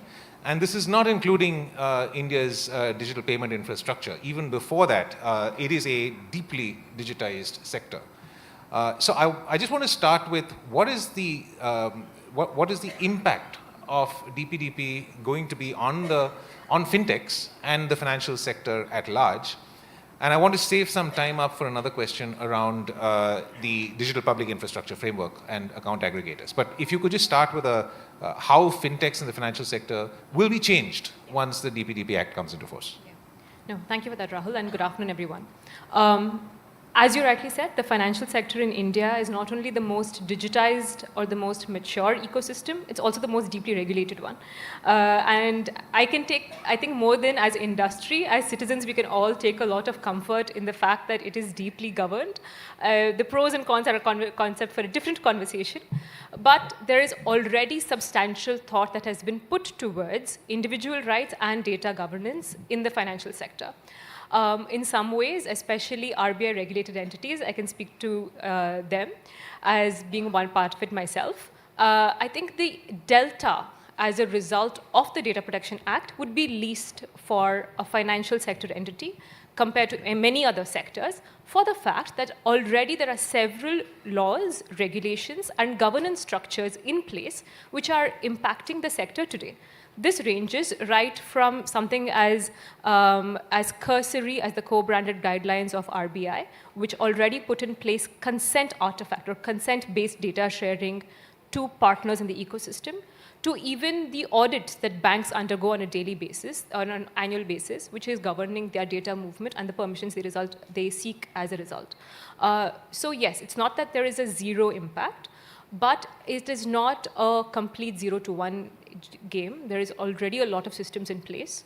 Consent is not an alien term in the financial sector.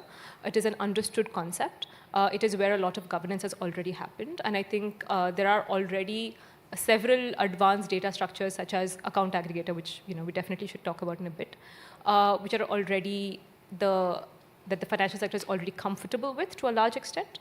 There are some bits on information security and data movement that will still have to be put in place, but I think by and large, the financial sector is definitely one of the few sectors I would argue is mostly already in a good place. So, I mean, I don't disagree that the financial sector is very well regulated, but at least from a data protection perspective, I feel that all the data protection violations that are inflicted on me today are by banks calling me to sell me a loan or to tell me that I'm eligible for some kind of insurance or something like that. Sure.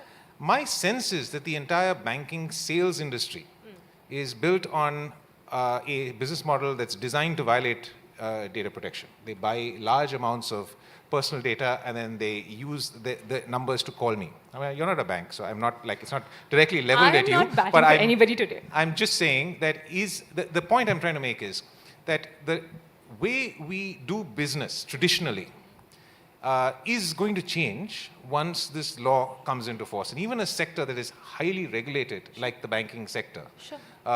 In its day-to-day functions, I think I agree with you 100%, that they're completely compliant. But in some areas, particularly the sales and marketing, will probably have to make some changes. And my question to you is, how ready are the banks for that? How well has that percolated into the system? Right. No, I completely agree with you. And I would put this in 2 to 3 different buckets, right? One is core banking functions and how data moves within the core banking function, how your transaction data, your payment data is evaluated, governed, and regulated is, let's say, one core piece that there is adequate scaffolding over.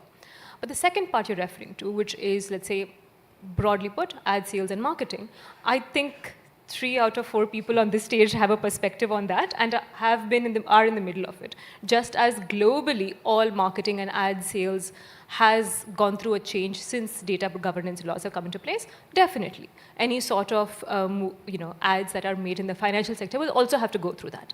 There is sensitivity around financial sector ads on other axes. For example, that insurance should not be openly solicited, that there are other reasons for that in place.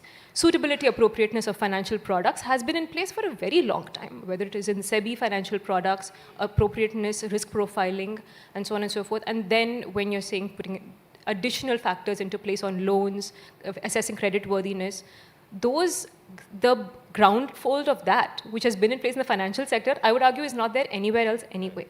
In terms of the solicitation that you're referring to, which is, a loan call or a credit card call, I'm not going to say it's the more benign version, but is not completely uncommon in as much as an internet ad comes out to you. This is going to be an ad on a telephone.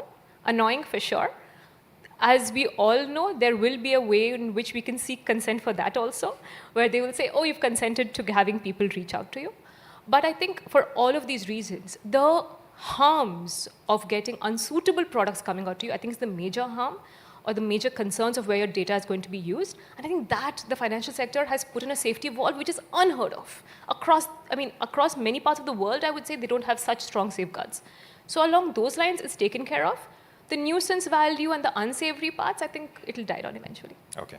Aman, I want to come to you once again with a similar kind of a question around how is the e-commerce industry aligned with this. But I want to do it particularly from the perspective of the fact that global corporations that are dealing with personal data as even some part of what they're doing have to do this in a sort of a unified way across the entire ecosystem for many reasons. Some of the things that we buy on Amazon India have come from different parts of the world where there are different data protection laws, and you can't be dividing this up into many countries. So there is a need for some uniformity across the world. And India's data protection law is not like a GDPR style law, but it is very heavily inspired by GDPR, and so we were quite pleased that there is going to be some consensus of principles, at least, across many jurisdictions. I just want you to reflect on that a bit to see if in fact that is true. Are there things that that we will still have to do differently in India because of the way the Indian law has been framed? And if you can think through some of the examples, perhaps around grounds of processing and things like that, to an audience that's perhaps not an expert in data protection, if you could break it down in a simpler way and explain how there would be challenges for a global corporation complying with DPDP. Sure. Thank you. Firstly, thank you for having me here. Like what Rahul said, I've also had the pleasure of working on this topic for many, many years, and I can't think of a better topic. Some people don't say it's a pleasure. I think it's divided in this. Yeah, the outcome is. But I can't think of a better topic right after lunch. So and to see a fully packed room discussing data, which we seem to have been doing for a decade and a half. It is before I start, I do want to say that I think. Where we are today is a reasonably good place and a much better place than some of the places we were looking at possibly ending up in, right? This is 2017, 2018, 2019. So where we are, so I think it is at that stage where it's almost a good problem to have, that because things have become clearer over a period of time. So I'll give you a very, Rahul spoke of examples, so I'll give you an example. When the Act came out, a lot of us in the industry said, look, this is progressive, this is different. It is definitely, when it started, it was GDPR++. Eventually, it became something which is somewhat similar, but definitely a different model than GDPR. When the details came out and the rules came out, suddenly the government announced that there will be a committee that will decide on what data subjects can be or topics can be under data localization rules. Now, in the Act, there is no mention of the committee. Suddenly there was a committee. We needed to figure out, what that meant and so on. So there are things that have now come up that have become very specific and clear. Like as an example, it requires e-commerce companies to automatically delete data for a data principal after 3 years. So let's say you've gone on Amazon, you bought something today, and come 2027, we are required to delete your data if you've been inactive in that period. Now, practically what ends up happening is we have enough use cases of folks coming back because they want to see if the warranty still exists for a TV they bought 5 years back, right? Or they just want to know the model. You don't remember it. You bought something. I had this thing, very conveniently as an example.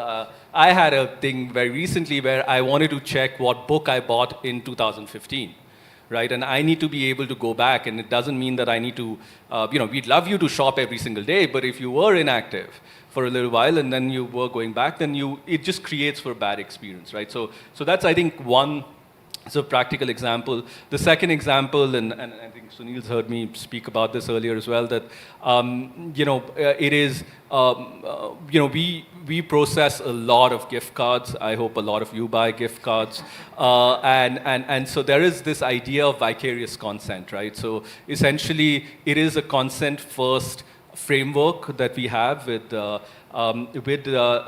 DPDP, and what ends up happening is that when you're buying a gift card, if I'm buying it for someone, then I'm putting in their information, who's the principal there, right? And so it kind of changes, or there is a need to think about, is that a legitimate use case and how would that play out? And so on and so forth. You also have a very practical India-specific example where it's one smartphone per household, and that smartphone is being used to book cabs for the parents and buy a book for the child and watch something on entertainment or go on social media. One phone, one device is being used for all of it.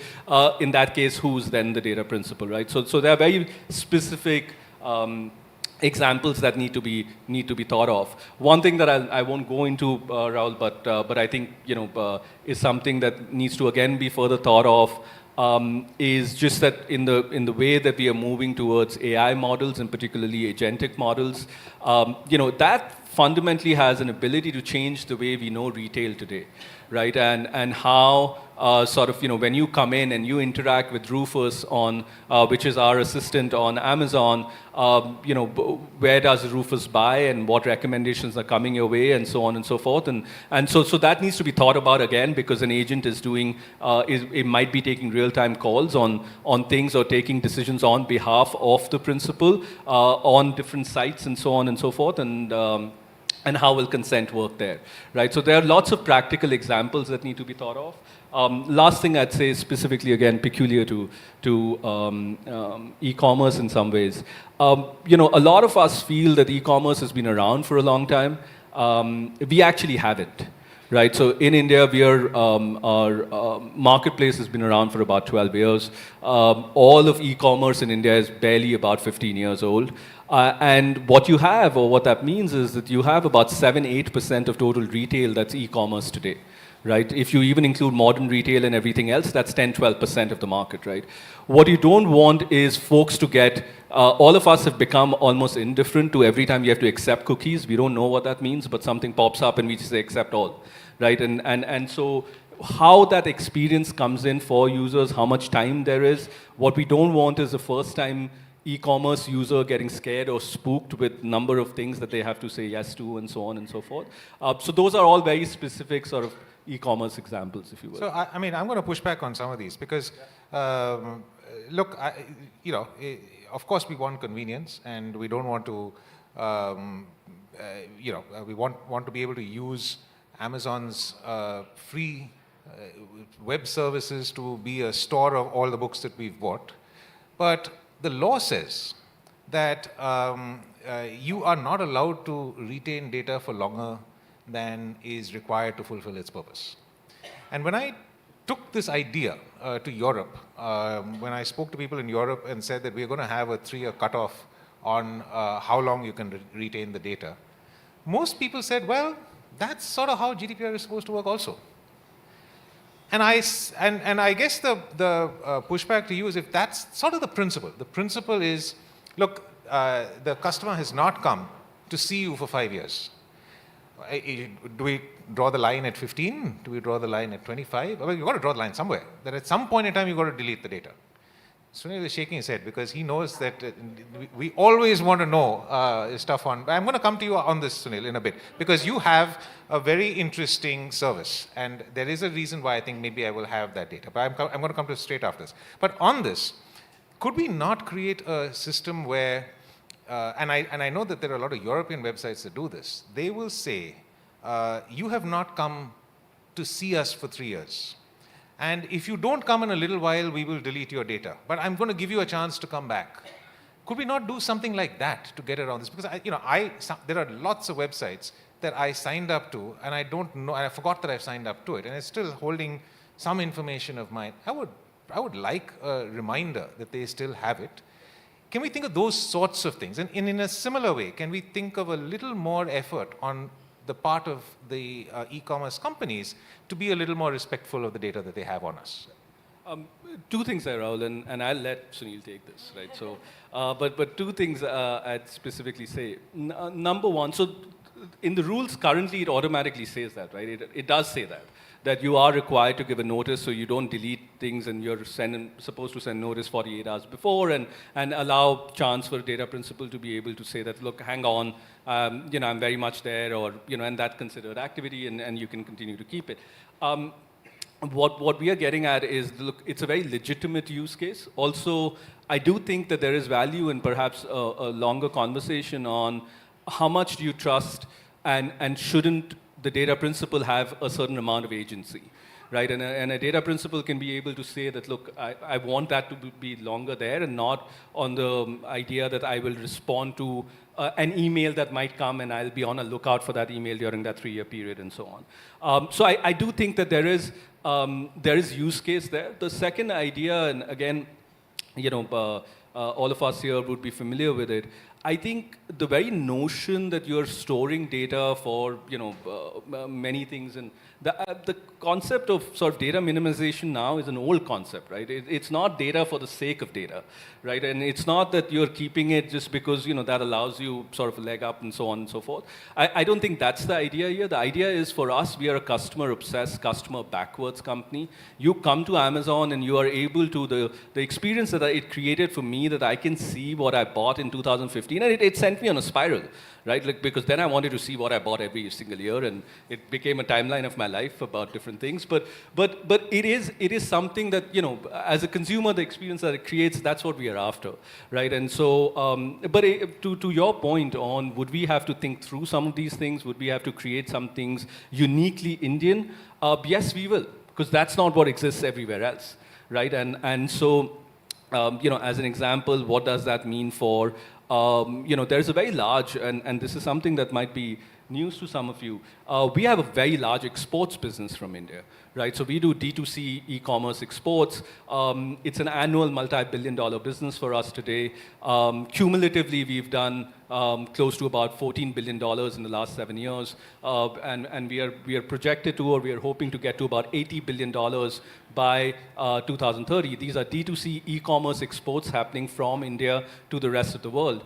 Those sellers being subjected to a certain thing while the seller, the consumer is in the US and so on. So we need to rethink and have a degree of reconciliation with different systems and so on. And again, this particular point is very peculiar, which is the 3-year deletion. So I'm going to skip to Sunil. Sorry, Sunil. This is not the plan, but it was just too juicy to give up. Facebook has, so just to be completely clear, I have not been on Facebook for over 3 years, and I've also deleted Instagram from my phone. But I did that relatively recently because I'm addicted to Instagram. If I don't delete it, somehow, so I'm going to still give you a little more time on Instagram. But Facebook, I'm off for a long time. But Facebook provides a very, very valuable service, and it has a repository of photographs, as you say. I mean, if it's Amazon gives you all the books you want, Facebook's literally got a repository of photographs of your whole life. And I know at least one very poignant situation, which is, when a loved one, particularly a parent or someone dies, sometimes the only repository of that person's memories is on social media. And so, as much as inside me, my data protection lawyer's stomach crawls when I think about keeping data indefinitely, the idea that I may not have access to that store of information is at least upsetting to me.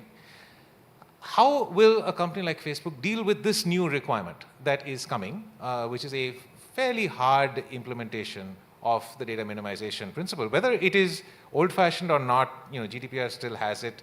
About 100, 120 countries have the same idea. It's not out of the rule book, but this reality is something that I think, so particularly your companies, the companies that you work with, Sunil, have to somehow navigate, and you also navigate it for customer benefit. Personally, as much as I don't utilize it, I know that I will miss it when the time comes. Yeah.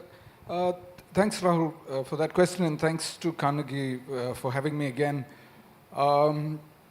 Your example perhaps is easy to deal with because there is an exemption for publicly available data. There are conditions for that exemption, and you need the data subject to have made that data publicly available themselves. What this really does for us is it produces a conflict of law situation. Classic conflict of law situations is across jurisdictions or across statutes. And this is perhaps the first time that we have a conflict of law situation within a single law. So it's going to be very complicated But explain to think that through. So let's take a different scenario, which is my dear friend Sunil Khernar with the Indian Society of Agricultural Professionals. He has private groups on Facebook, really large ones, tens of thousands of farmers sharing best practices. And even if they weren't doing serious things like sharing best practices, and they were just sharing random memes, all of that is copyrighted material under the Berne Convention. They have rights that they may seek to protect.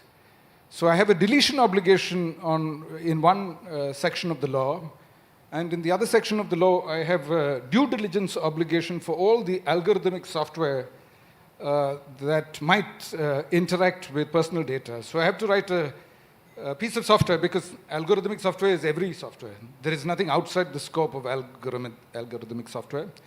And the risks are any risk to any right. So this is their copyright, the right to their intellectual property.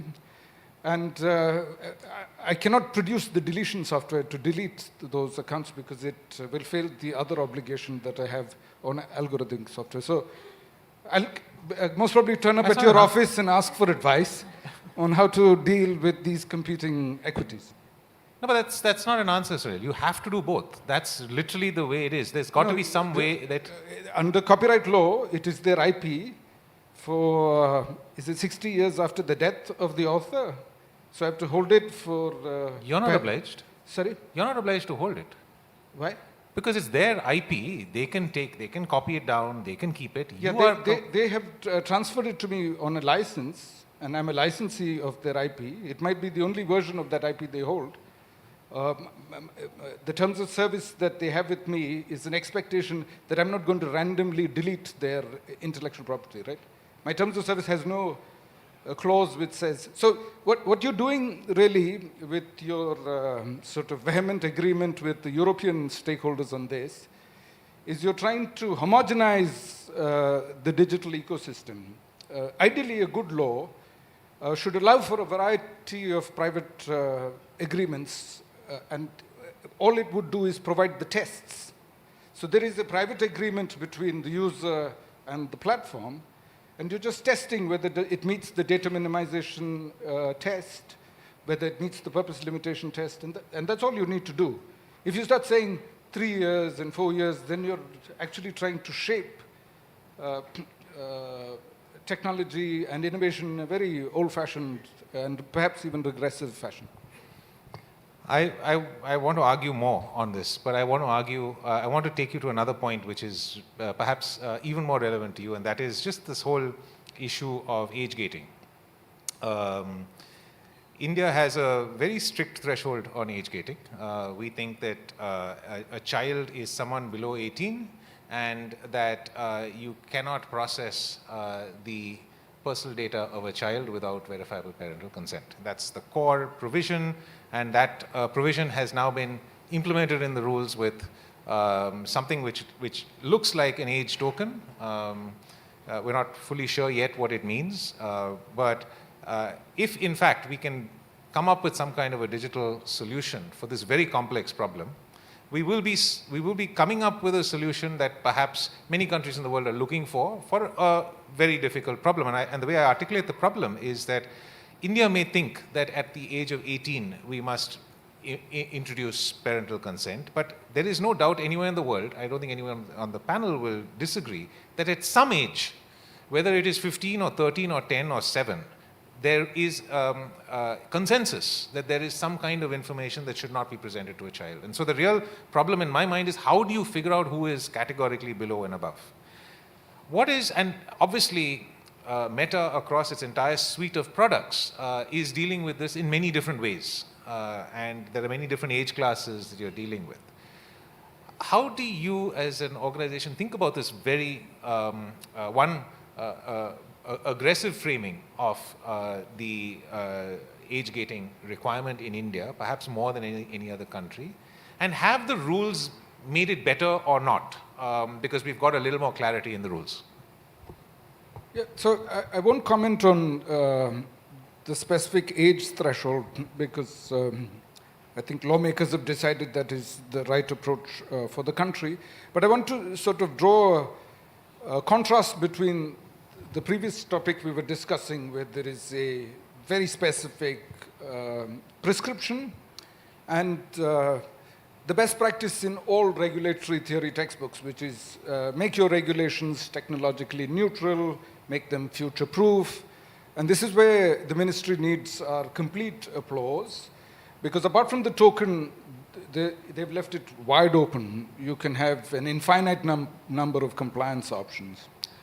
So that's a wonderful thing that they have taken that approach.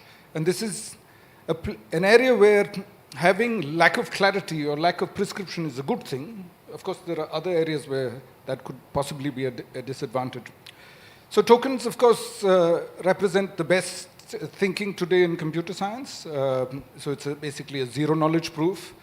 And that's, the government again should be applauded for doing that. If you look at the early work around the tokens, they decided to use verifiable credentials. That's a standard from the W3C, so fantastic. You have decided to adopt a global standard developed at a multi-stakeholder forum. Here the only wish would be, more as an Indian citizen, that the Indian government and Indian academia and also Indian corporations should go to all these standard setting bodies, and also that DPI standards like Beck-In should be taken to these standard setting bodies and made part of official work streams at these standard setting bodies. So what's the big advantage if everybody is using token?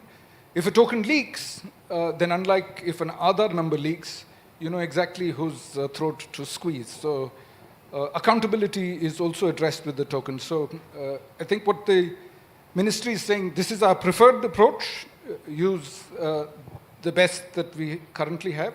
But if the state of art continues to develop, then of course do adopt that, and we give you the ability to do so. So that's perhaps the best part of the rules. Can you tell us how our Facebook experience will change once the token comes, if you do look to implement it? I'm too low in the hierarchy to even know what we are thinking at this point. So, and perhaps too early also. Yeah, okay. We would most probably wait for the final rules, and then they would get cracking. Rudy, next GTS, they'll have an answer. Asta, there's been talk about Rufus, and there's been talk about how data can help us. And you've done a lot of work on really unlocking sort of the value of data in a privacy-preserving way. And I'm going to ask you to just reflect on the Data Protection Act as it now currently looks, once we've got the rules and we've got everything in place, for achieving that objective.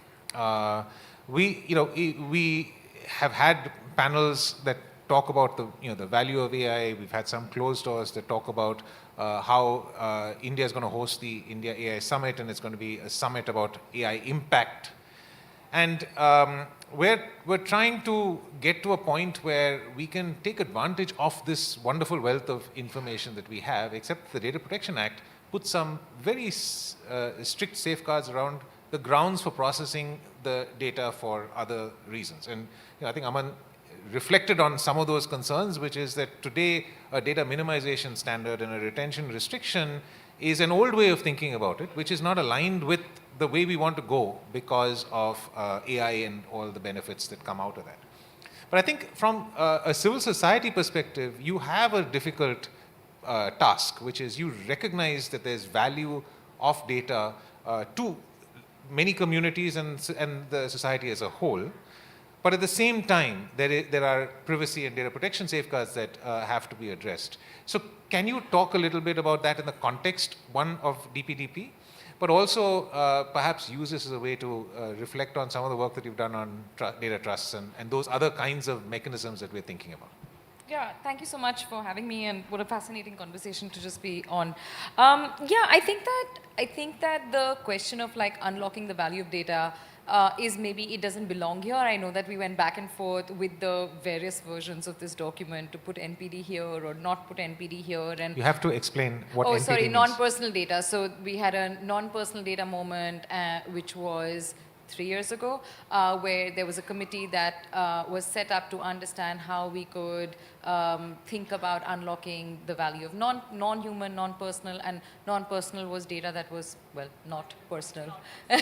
So I think that there was, and then it was postponed and because we didn't have a personal data protection regulation and we had not done a good job of defining what personal data is. And then again, in the rules and as well as the act, we have done away with the sort of textures of what is personal data because we've like lost those categories that we had of what is sensitive personal versus not.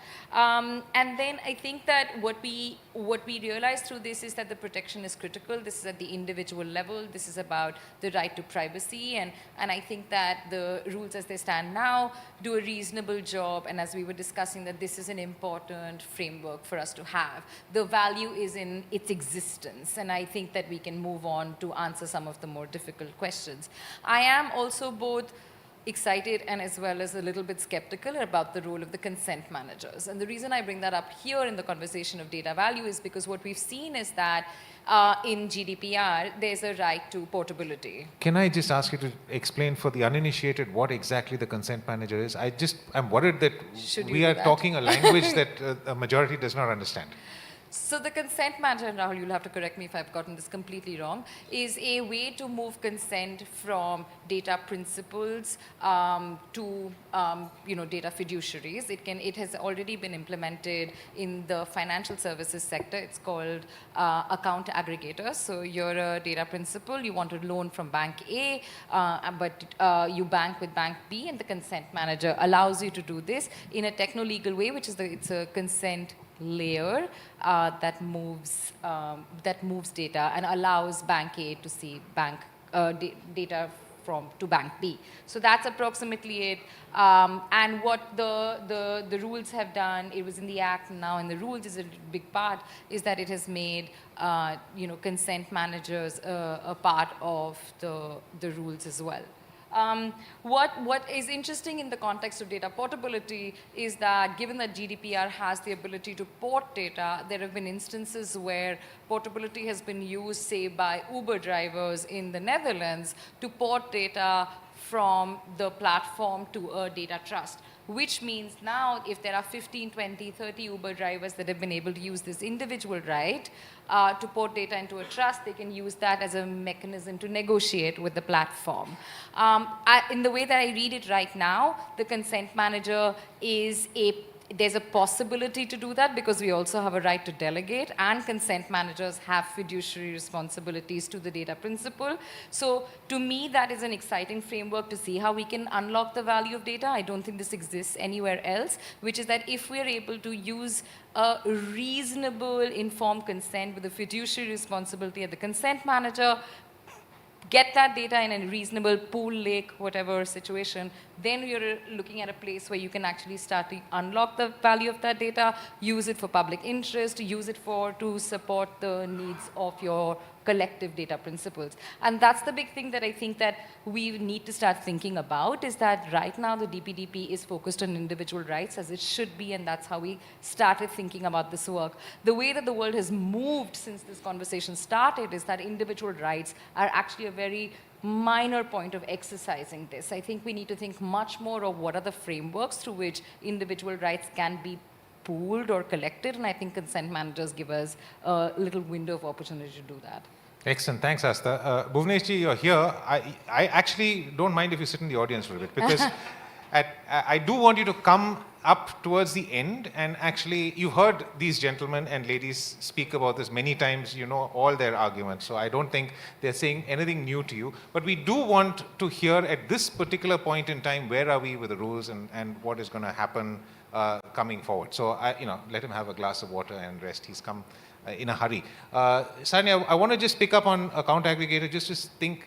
So now we're going to do a bunch of sort of quick questions. Is the account aggregator framework that is one of our signature DPIs, has it got the protection it needs within the Data Protection Act? Are there any concerns? I know in the industry they feel that they are caught between two stools because they're both regulated by the RBI and now potentially by the Data Protection Board. So any such concerns in the industry around our signature data sharing DPI in the context of the new rules? Sure, no, thanks for that. And actually, I'm going to pick up with a slight point of distinction from what Asta just said. One framing is that consent manager is the genus and account aggregator is the species, right? That is one framing of it. But there's a slight distinction over there. Account aggregator as a framework came into place prior to a Data Protection Act having existed and from the vantage point of the financial services regulator. What that ended up becoming was the account aggregator framework tried to govern movement of data between two entities, not necessarily as a function of the consent of the individual. Definitely there was no privacy notice requirements, and then there was a requirement of consent being the trigger with which data is moved. But the vantage point from which it is evaluated is the movement of data. If you look at the definition in the account aggregator framework, actually even the TPAP data, which is like a Google Pay, Phone Pay, their activity of showing you your bank balance statement on your last few transactions could get caught within the definition of the account aggregator framework, which we know makes no sense and is not the intention of the RBI regulations. That is part of the restriction of when you're trying to define a species without the genus existing. And that's how account aggregator framework came about. The utopia I see is that the account aggregator collapses within the consent manager framework, that RBI within its definition or within its wisdom can always require a couple of responsibilities over and above, but there should be a singular framework that exists. Apart from the elegance of the legal operations, also of course the major flaw or the restriction in the account aggregator framework is the business functions, which the consent manager framework does seek to address, if not completely solve. So in that world, that's what I would like to see. I mean, I have never heard of the RBI giving up a fiefdom that it has, so it is a utopia. Aman, very quickly, just to go back to how this fits into your global operations. I know that there are new provisions that could potentially apply to cross-border data restrictions. Are you guys concerned in any way about it? Because it applies to significant data fiduciaries, good chance that you will come within that. Of course, it doesn't apply right now, but in a global business, are you concerned about Rule 12.4? I think, and again, Bhuvneshji is here, and he's been very, very kind in both in private conversations, but also in consultations, being very, very clear. And I think we understand the intent of where it's going. And so I think, look, a lot of the rules will become clearer in its implementation, and that's why we think that, while the government has said that, there is a 2-year time frame, I think thinking through perhaps a staggered implementation, thinking through, perhaps even longer implementation, will just allow us to understand the exact ramifications of all of this. It is difficult today to emphatically say, no, we are not worried. Because the way the language is written, it is something where there could be potentially restrictions. We also need to see what the committee comes out with and talks about. There is that sort of and it has listed various reasons, but those reasons are fairly wide on what could eventually come under the ambit of hard localization. We don't know that as yet. So I think those things will become clearer once the implementation starts and once we have various ways. I think to the government's credit, what's been great is that they've been very open to both suggestions, but also just going in and having a conversation saying, this is what we are thinking, or this is what we understand. Is that what you are thinking as well, and so on and so forth. So I think that's where it will become a little bit more clearer. Asta, very quickly, and Bhuvneshji, whenever you're ready, just come on. Don't feel... we can all go back in the audience then. No, you sit here. Asta, just very quickly on Data Protection Board, any concerns around redressal, any of those sorts of things from a civil society perspective? Are there things that, Bhuvneshji is now on stage, so you can actually ask him directly for the things you want to change? Yeah, first of all, carrying the whole burden of civil society is very hard. But from my perspective, I think what we're concerned, the messiness of India, I think, is what has been brought out, right? Like, how do we make sure that a digital-first board really gets all the complaints in? Is it going to be cumbersome? Is it going to be accessible? Is it going to be independent? And I think we were discussing this before, is that I think that the first constitution of the board really matters in setting the tone of what is going to be, and how do we create the sort of tone and tenor of what's going to go forward. But again, I think questions of accessibility accessibility are really, really coming up, and I don't want to be in a situation where people have grievances and are not able to bring it up because the board sits elsewhere and is only being mediated through digital means. So, yeah. Sunil, anything that is going to constrain you as a significant data fiduciary other than the things that have been discussed? You're free to say no, then Bhuvneshji's job is done easier. No, I think the other obligations such as DPI and audit, etc., are pretty standard, and Meta does have similar obligations in other jurisdictions. But I wanted to sort of talk about something slightly separate, which was back to the exemption for publicly available data, and there we are a significant data fiduciary because we train llamas, and most recently Llama 4. I think the intent was to provide an exemption that would allow for ML training. I think that was perhaps the goal. Though in the details there can be challenges, especially for a data fiduciary to verify that those conditions are met when the data is from the publicly available internet. So a sort of small modification which allows the fiduciary just to test if the publicly available data has been legally made available rather than made available by the data fiduciary, data principal himself or herself.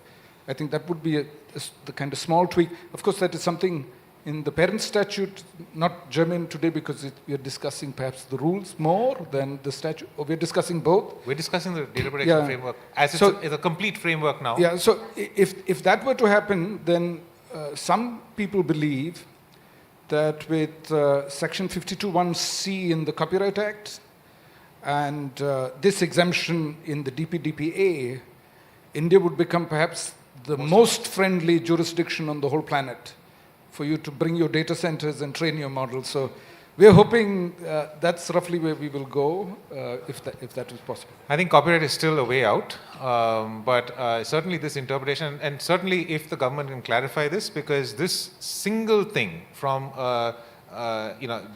really leveraging AI is going to be really important. Bhuvneshji, we've had a long discussion. You've heard over the many consultations that you've had across the length and breadth of the country.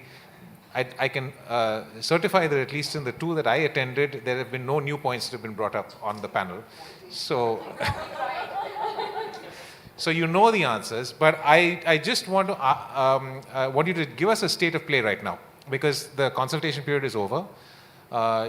Last I heard, you had received some 6,000 or 8,000. I don't know what the final thing is. It may be 10 or 14, but if you can just tell us how many comments have been received, a broad sense of how the comments, what sorts of comments they were, and if you can, what reflections you have as to how they will be reflected into the rules.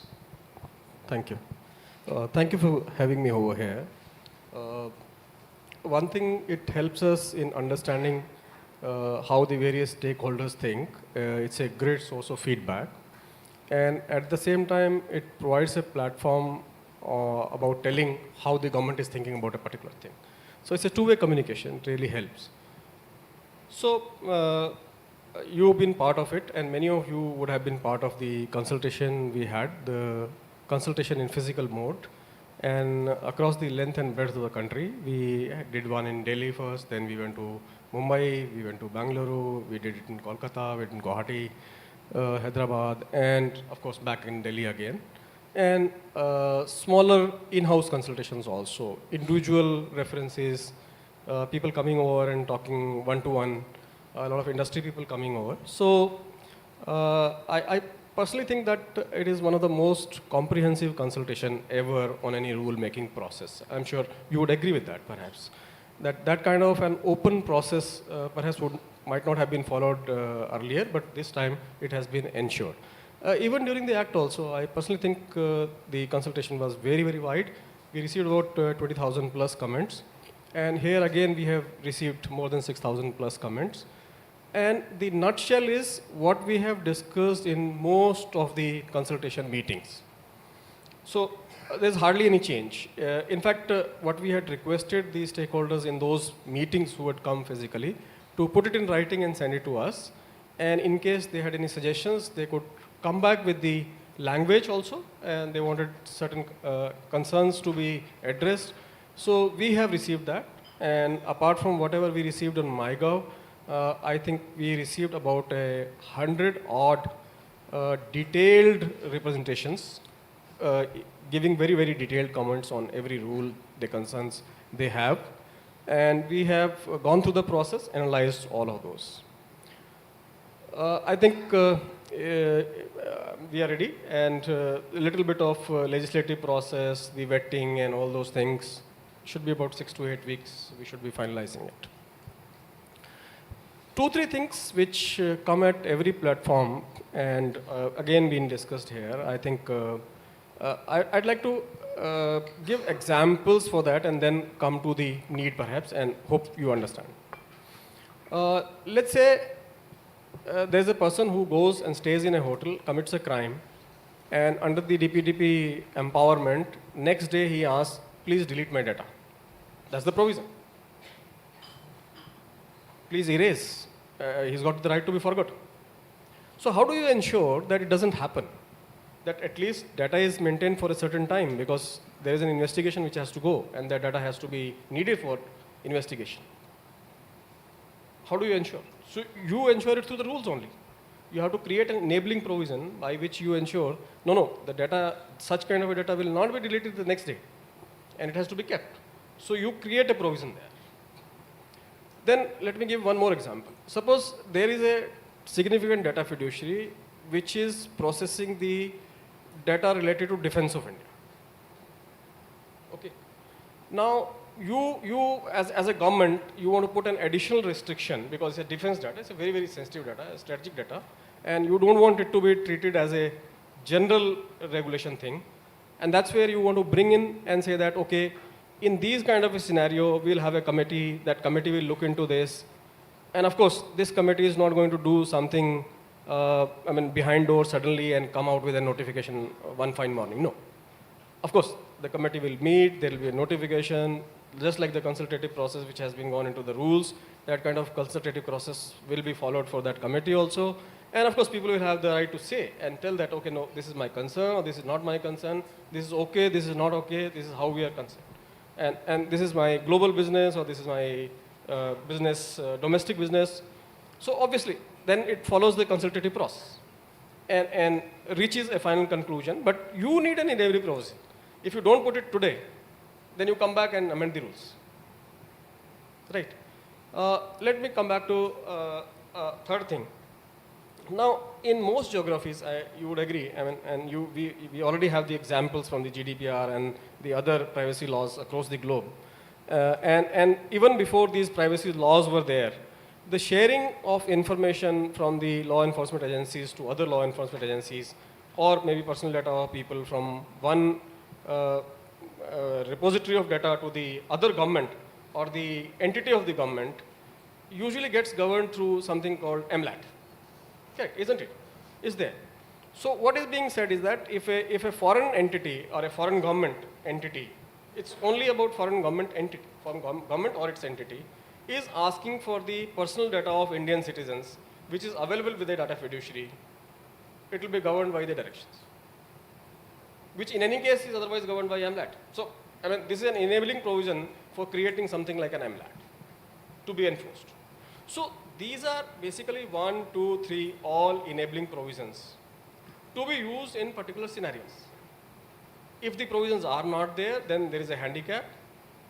And of course, the sovereign right is there, and the sovereign has the right to create those provisions either through the legislation or through the rules.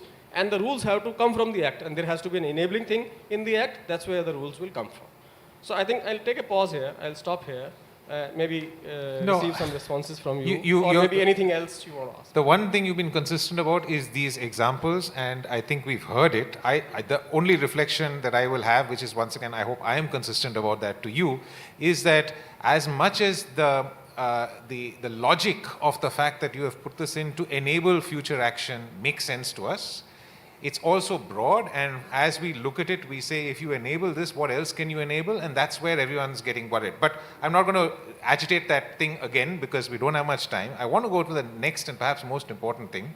You said 6 to 8 weeks. What's the next steps? Are we going to immediately see the Data Protection Board notified?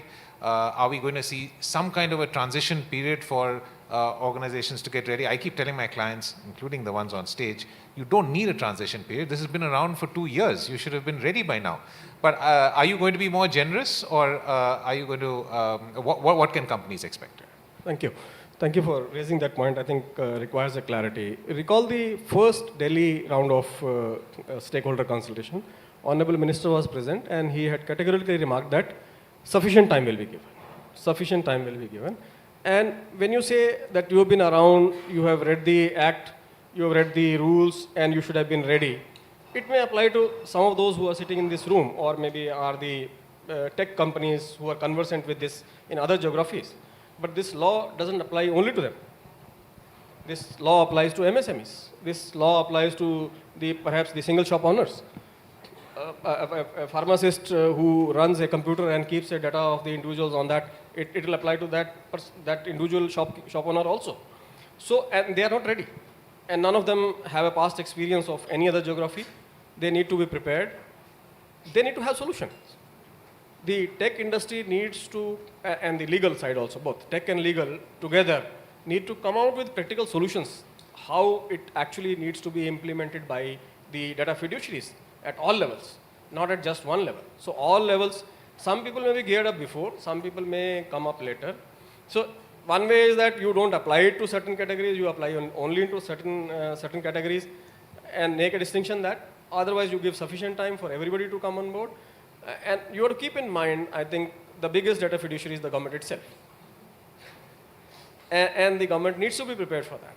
So not only that, the MSMEs and the smaller businesses need time. The government itself also needs time. And we have huge databases spread all across, not only the central ministries, at the state level also. And we have been working in-house. So that means there will be definitely a sufficient time which will be given. Of course, that time will be utilized for bringing in the Data Protection Board in place. And whatever time is fixed, I think we should bring Data Protection Board a little bit in advance, so that the board is also geared up when actual implementation starts and it's ready. We have gone in-house and created the digital platform for the Data Protection Board. As we mentioned, this is going to be a completely digital office. So that part is being readied, and all other processes are in pipeline. And I'm sure, looking at the timeline that comes, we'll set up things as and when needed, and much before that it is needed. Thank you, Bhuvneshi. Thank you, all the panelists. I just want to also commend actually everyone in the whole ecosystem, not just the government, but this has in fact been one of the most interactive and cooperative legislative efforts that we have done in the country, in my personal experience. And we are getting to a place where I think we're all comfortable with what we are going to see, and also confident that we will be able to, even if there are problems, which there will be, find a way through it. And I'm confident that even in future also, anything which comes will go through similar kind of a process. Thank you very much. Please put your hands together for this wonderful panel.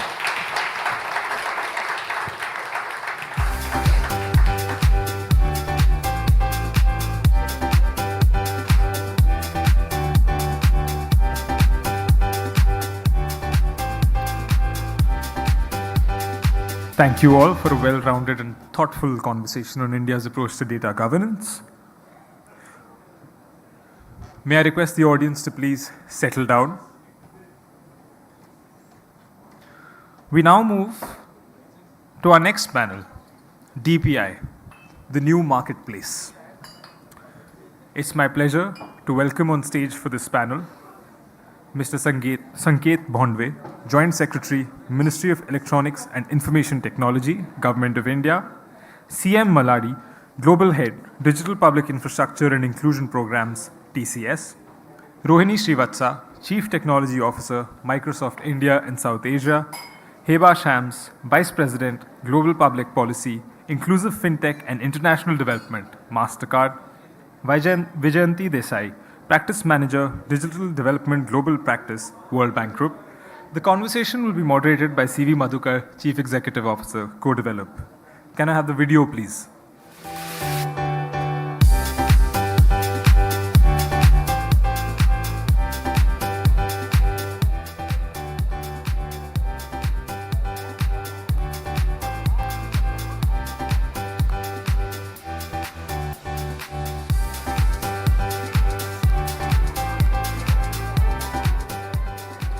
Madhukar, over to you.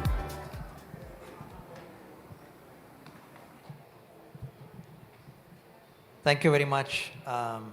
It's wonderful to be here, and we have an amazing group of panelists with us to discuss the role of the private sector in the DPI space. As the session has been titled the DPI, the marketplace for private and DPI. So as I look at the landscape, and I've watched this a few times, I think the interaction between the private sector and DPI happens in a few ways. One is during the build phase, where I would, let's say, point to Tata Consultancy Services, which helps governments build infrastructure as a service provider.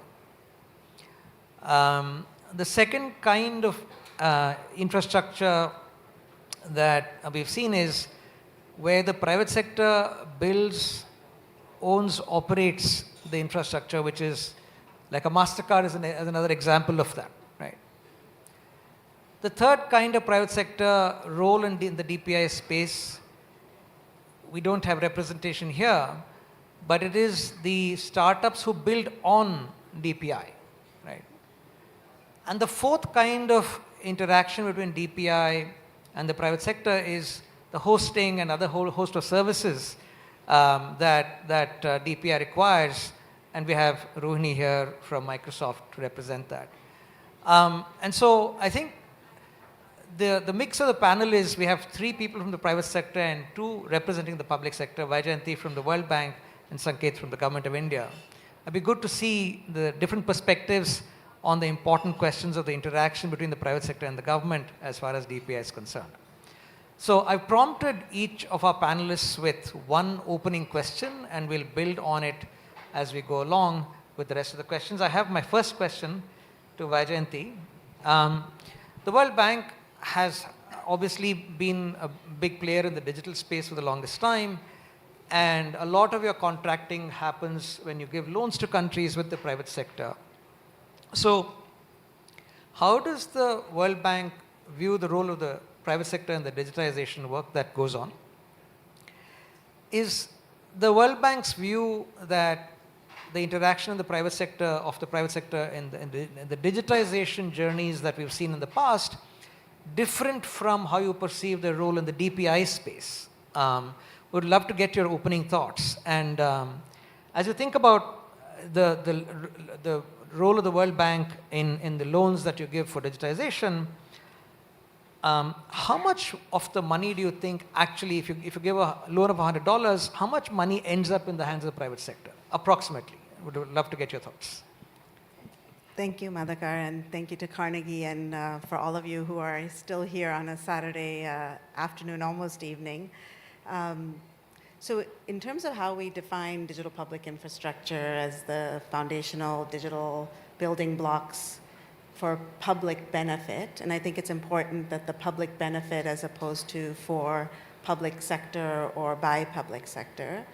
And it does require, as a result of that, a paradigm shift in thinking. I think many of us who've been working on this agenda talk about the rails that allow for not only transforming countries' public sector services and service delivery, but also for allowing private sector innovation to build on top. And so as a result, it's a different way of thinking than the more traditional digitization projects where it's more inward looking and by government. And here it requires, and for it to be sustainably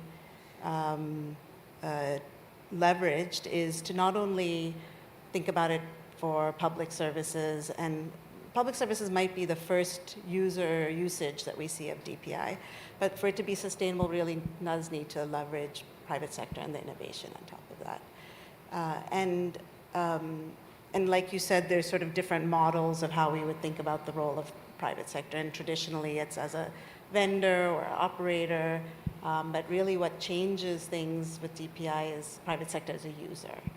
I do think that we need to spend more time. I think we talked about this. We don't often bring in private sector as much as we should when designing some of the foundational DPI layers. And particularly on things like the ones where government clearly has a role, like on ID and digital ID. And I think that more and more we should be increasingly thinking about that. But we see it in the usage. We see it, for example, here in India, and I'm sure we'll hear about it, the time that it takes to onboard customers for large banks for $23 to 15 cents, I believe, if that's the same, or for a SIM card from 24 hours to 4 minutes. Or in Brazil with Pix, now deals with about, I believe, 60% of payments, and about 8.5 million businesses are leveraging Pix. In Thailand, we know with Prompt Pay and the federated ID is also being used for a number of things of customer onboarding, fast G2B payments, and other digital services. So I think across the board, across countries, the usage is there. And I think we're going to only see more and more innovation, whether it's around data sharing, user empowerment of data. And so I think it's to see what's in store in the future. To your question about how much of the World Bank programs go to private sector, I don't have an exact figure. I do know that for example, for digital projects or for payment projects, probably about 80%, don't quote me on this, but about 80%, whether it's for software or for professional services or for some of the compute. So a vast majority, but that's the more traditional as a vendor operator. But what people might not also realize is that the bank has other ways of engaging other than, for example, through our development policy loans or our policy dialogue, where it's working with countries to change the regulations that unlocks private sector, whether it's around for payments, like opening up the market and from new market entry, or for thinking about the reforms that are needed, whether it's around business registration or new licenses. Even here for startups, we hear so much about being encumbered by all the massive number of licenses and things, and so the reforms that are required. So I'm not going to put a number on it because I think that doesn't show the true value of the role that we play when unlocking private sector value. Thank you, Vajayanti. I'd like to bring in Hiba. You work with MasterCard and you've been interfacing in your current role with a number of multilateral organizations. What are you hearing from these organizations with regard to the role of private sector, and how do you view the role of MasterCard itself in this broader DPI conversation? It'd be great to get some perspective from you. Thank you so much. Thank you so much for having me, and thanks to the Ministry of Foreign Affairs and to Carnegie for hosting a wonderful event. You know, people here heard me just say this is one of the best conferences I've been in for a while. So thank you for having us, being part of this great initiative. So, you know, my role is really, I'm leading MasterCard engagement with international organizations. And it goes beyond, obviously, DPI, but since 2022, I have to say that my conversation with international organizations has centered primarily on digital public infrastructure. And that includes the World Bank, obviously, which is playing a very important role in this area, and also the United Nations, UNDP, the Office of, the name changed, it's a Special Technology Envoy, Envoy in Technology, but I think it has changed recently, so don't quote me on that. And many others in the International Monetary Fund as well. So we've spent quite a bit of time trying to understand what digital public infrastructure is. I mean, the question of defining digital public infrastructure took a while to shape up, and the India G20 was instrumental to finally bringing together the ecosystem to coalesce around a common understanding of what it is. And I think the definition has been evolving and getting deeper and clearer as we went along. And the definition is important because, until we know what we're talking about, it's hard to negotiate an agreement around what we are doing. And the public piece of digital public infrastructure probably was one of the parts of it that galvanized a lot of heated debates. So when you ask me about what we have been hearing from the international organizations, within that context also it was taking a while for the international organizations to bring us on board into the discussion, because it was perceived for a while as a public sector-led effort. But the conversation has opened up more recently, and some organizations are better at doing that. I would give credit to the World Bank in the sense that it has always been better than other organizations at bringing the private sector to the table and consulting, and they do a lot of ecosystem assessments and so this has been happening very well. Maybe on the United Nations side, it's taken more time to get to that point. But I want to specifically point to a very important report that came out of the World Bank on the 11th of March about digital public infrastructure as an instrument for development. And the way that the report went into defining the role of the private sector, I would say is fantastic. And as it gets socialized, it will open up more space in that regard. And it states it very clearly that the private sector is central to the digital public infrastructure agenda. It's central to the success of the agenda. And we have seen that. I mean, now that the technology is robust, that there is global endorsement that this is a very important piece of the journey towards digital transformation, that it is important for many countries that are at an earlier stage or have more limited capacity. I think that the way this report positioned the ecosystem will contribute a great deal to enhancing and deepening the dialogue around the role of the private sector. Your second part of the question was, where does MasterCard fit in? So MasterCard, when you look at the payment layer, obviously the digital public infrastructure payment layer comes in as a new player in an ecosystem that we have been in for a while. So in that sense, and it depends on the market and so on, we may be in a sort of a competing providers relationship where MasterCard and other payment networks are offering a payment option that competes with a DPI payment option. So this is one relationship that exists, and with it comes a certain package of dynamics and policy choices and policy conversations. At another layer, we are also potentially, and in some markets we already started doing that, being a service provider atop, like a fintech, because MasterCard is a fintech at the end of the day, providing overlay services. And in other situations, and that doesn't mean in different situations, sometimes all happen at the same time, we're a collaborator. Like I can see, for example, our fraud management or cybersecurity. This is typically a collaborative process, takes a lot of alliance and cooperation, public-private cooperation and ecosystem cooperation. So you can see situations where this is happening as a collaboration in terms of strengthening the entire ecosystem.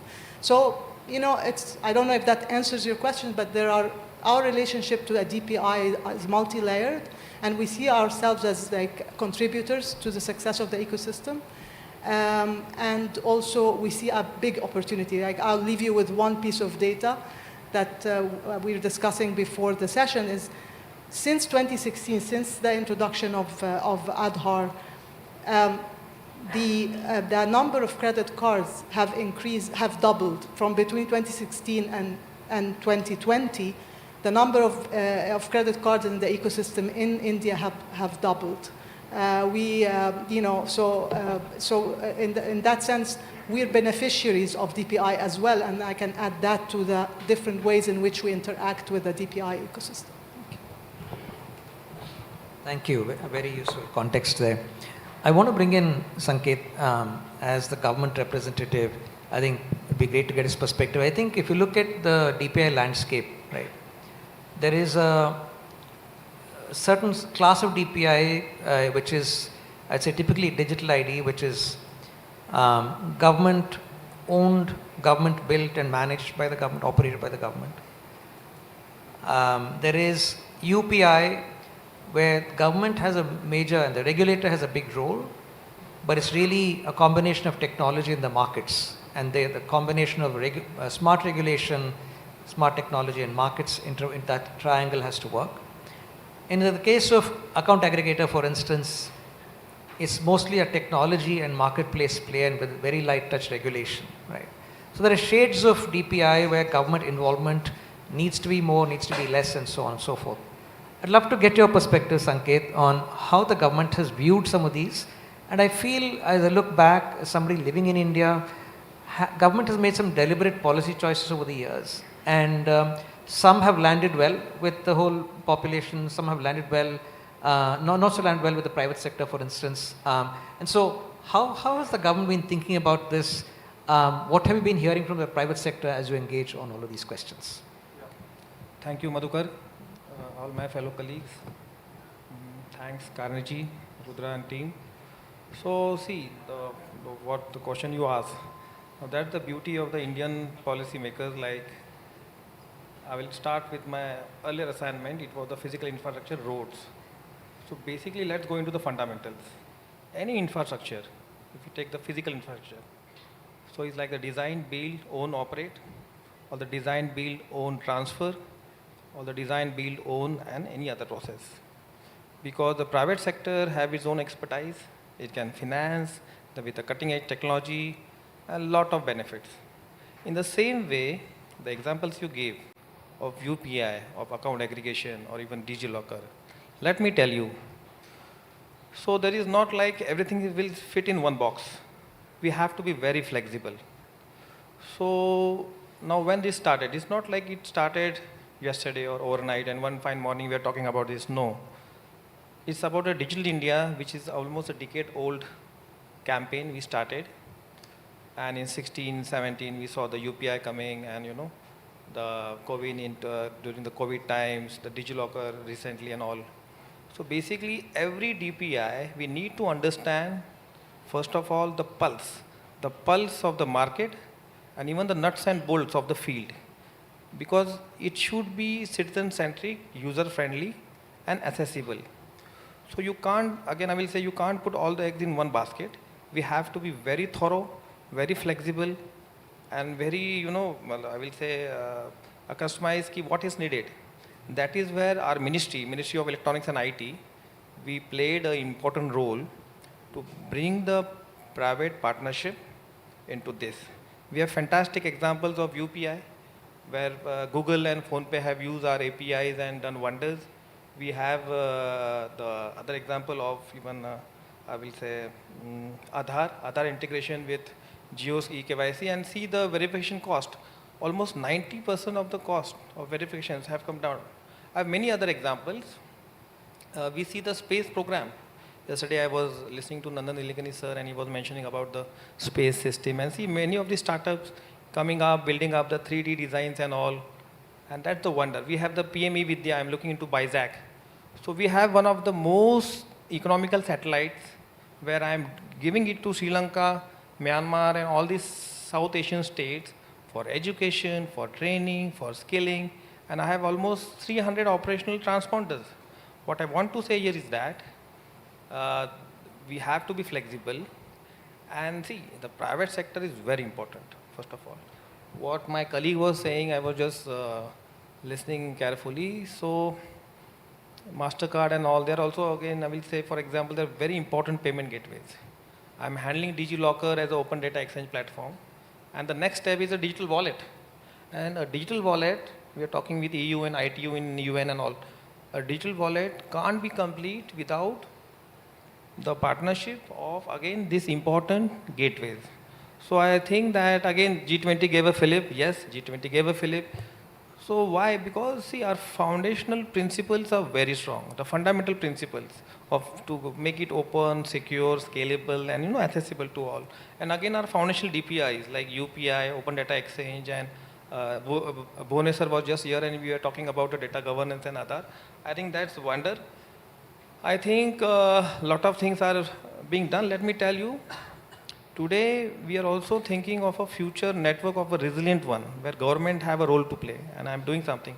So today I have my own 7 platforms, indigenously developed and designed. Like we have our own app store, own email ID with a private partner, own intranet, own document management system, our own single sign-on, our own cable landing station. We are planning everything because it should be end to end.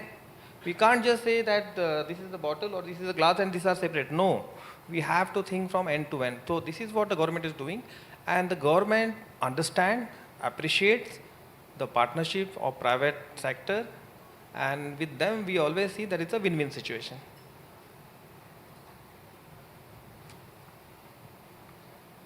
Thank you, Sanket. Rohini, lastly to you.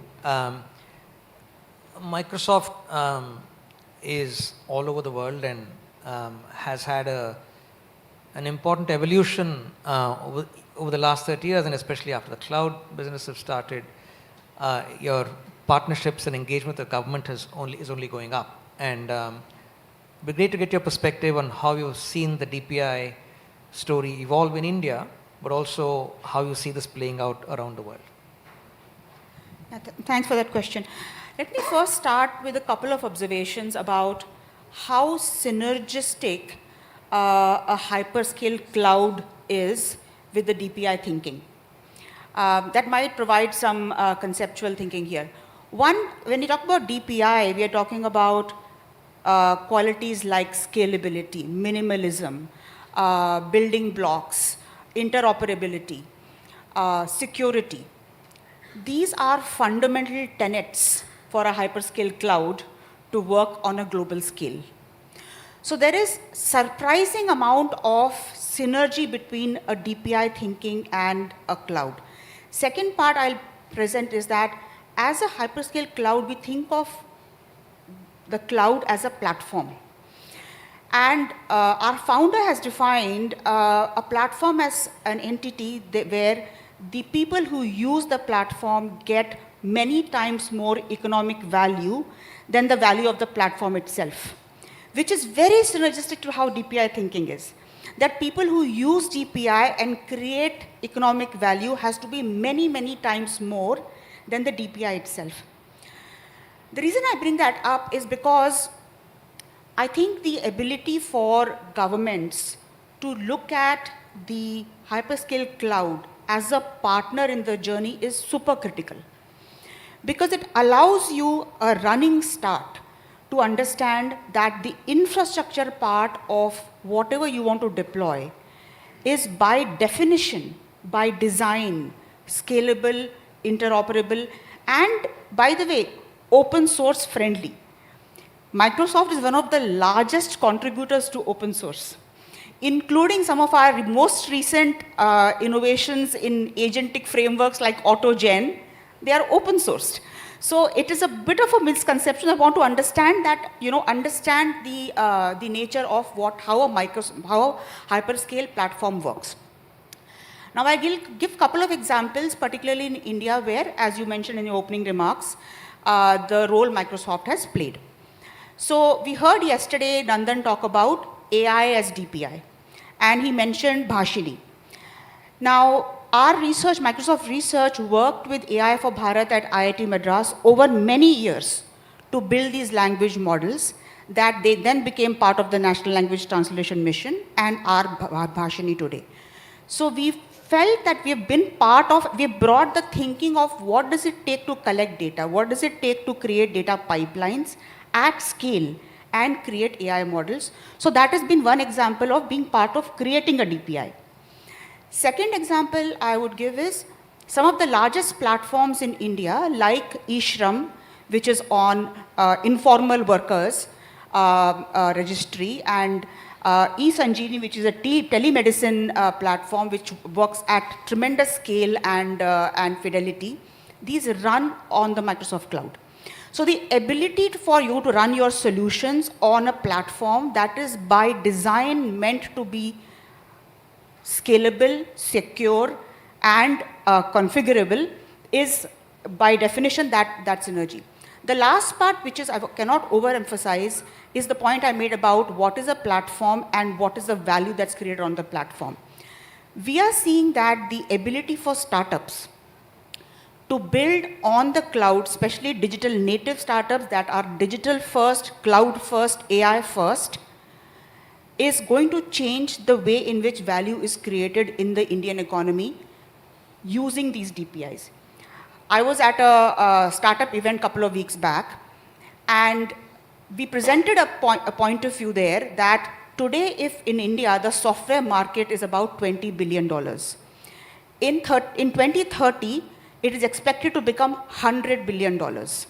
That number is based on the fact that many of these startups are able to leverage the digital public infrastructure, not just the identity, data exchange and payments, but some of the upcoming ones like ONDC, like some of the ones we discussed earlier today, to create and solve new problems which would otherwise have required creating plumbing from the grounds up, which would by definition be economically unviable.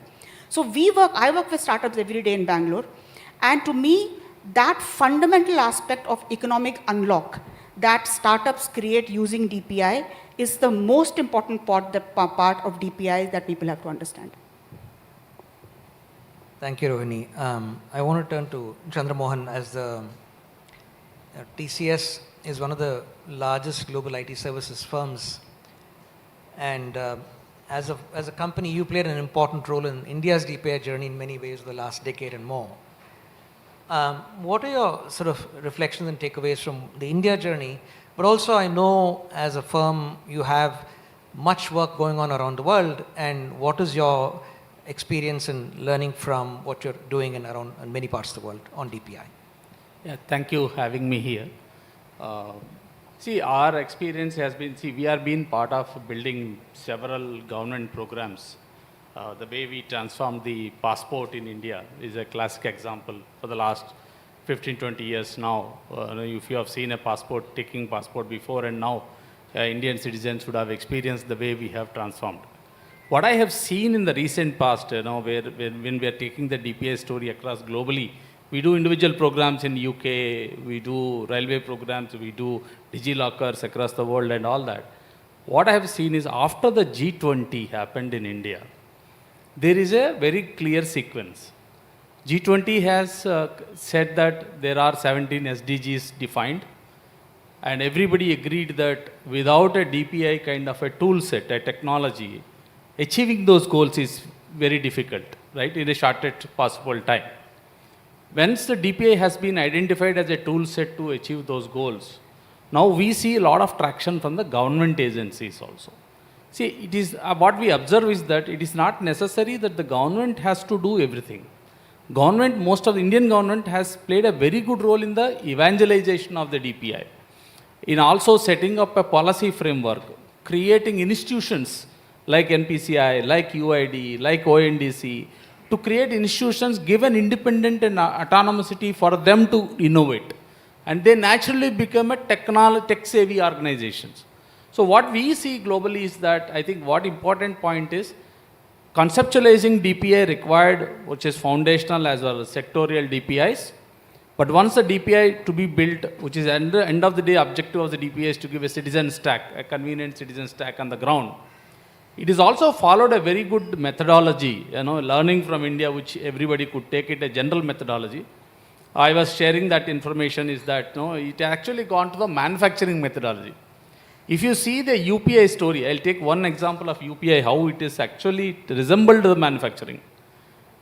The switching and settlement is done by NPCI, infrastructure, right?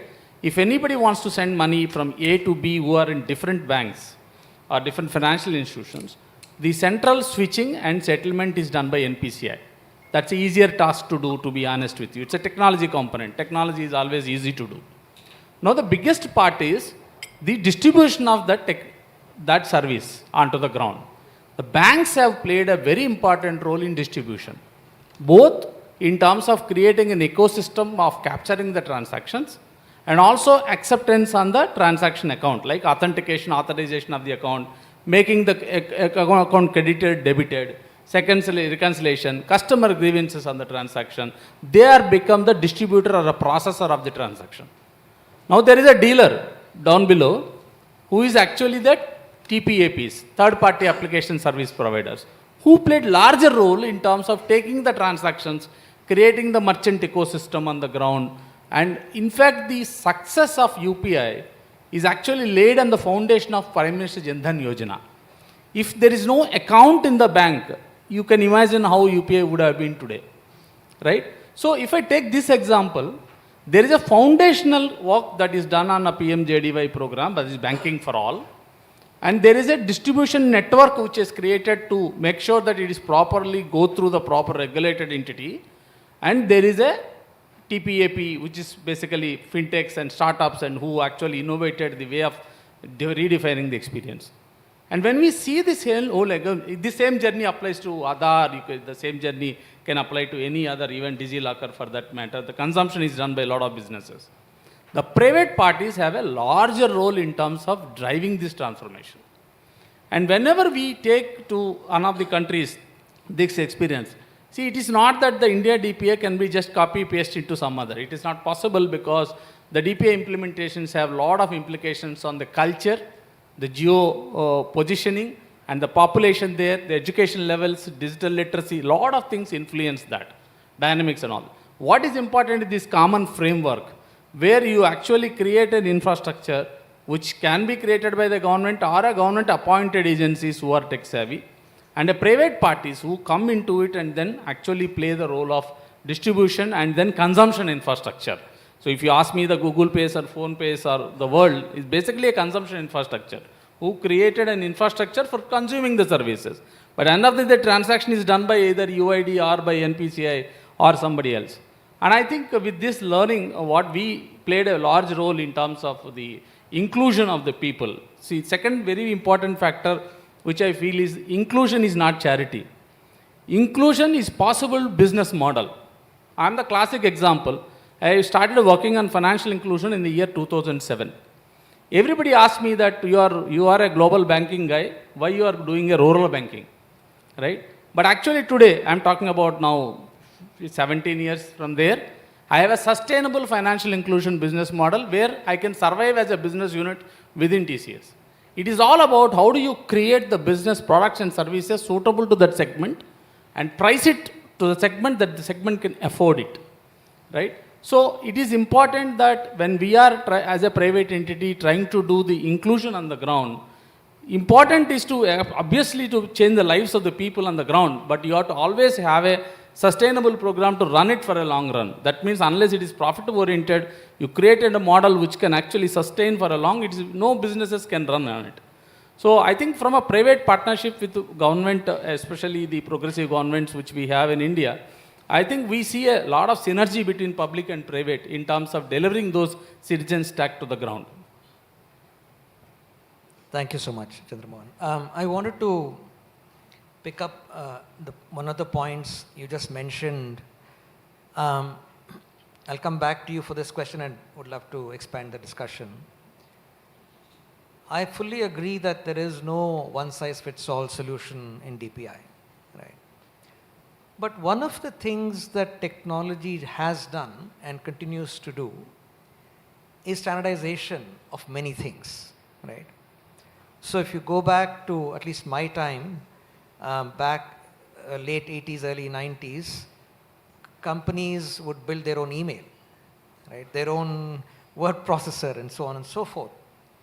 But what we've seen over the last 35 years is a standardization and so back in the day, even companies would say, look, but I'm unique and I need something different, right? But what we have seen in the last 35 years is a lot of harmonization, standardization that's happened while companies have adapted, right? Countries are still struggling. Everybody thinks they're unique. Yes, they are unique in many ways, But what I think the question I have, and this may be useful for many others to respond as well, what is it that can be standardized, that can scale, and what is it that needs to be customized, right? That's a fine balance. Last year, Carnegie released a paper at last GTS called DPI as a package service. Essentially with the idea of recognizing that, just to give you some statistics, there are 70 countries in the world that have a population of under 1 million people, right?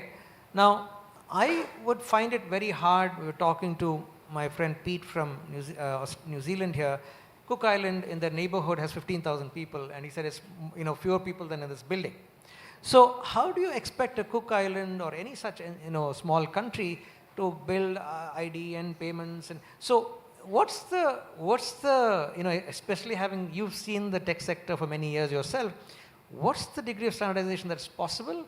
What needs to be customized? I think you have some reflections on that would be great to get.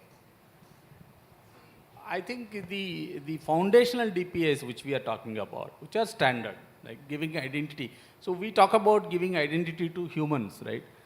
Giving identity, India, we never spoke about it, giving identity to cattle, right? We have Pasu Aadhaar, right?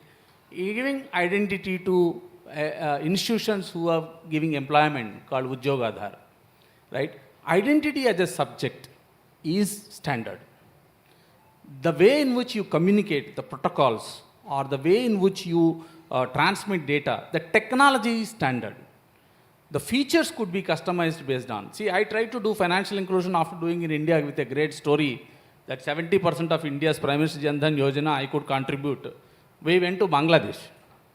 The complete story is different there, right? Because of the local religious, cultural, various aspects which are there. What I'm trying to say is that what is standard is obviously the technology part, which can be standard provided you build it on open standards and the way in which you make it interoperable, secure, privacy by design. These are the common principles across the globe. There is nothing, no changes in that, except rules of the game might change from country to country, but they are all configurable. But the point is that how do I make it adopted on the ground is the biggest challenge. And that's where the private players plays bigger role. So government will not be able to take it to the ground. Government can say that I want to have a direct benefit transfer scheme. But how do you take it onto the ground is actually is an ecosystem play. It includes the sponsor banks, it includes the destination banks where the guy maintains an account, it includes the interoperable agency, like where we have done Aadhaar payment bid system in NPCI. But it is all about you create the standard technology framework and protocol to reach to the ground.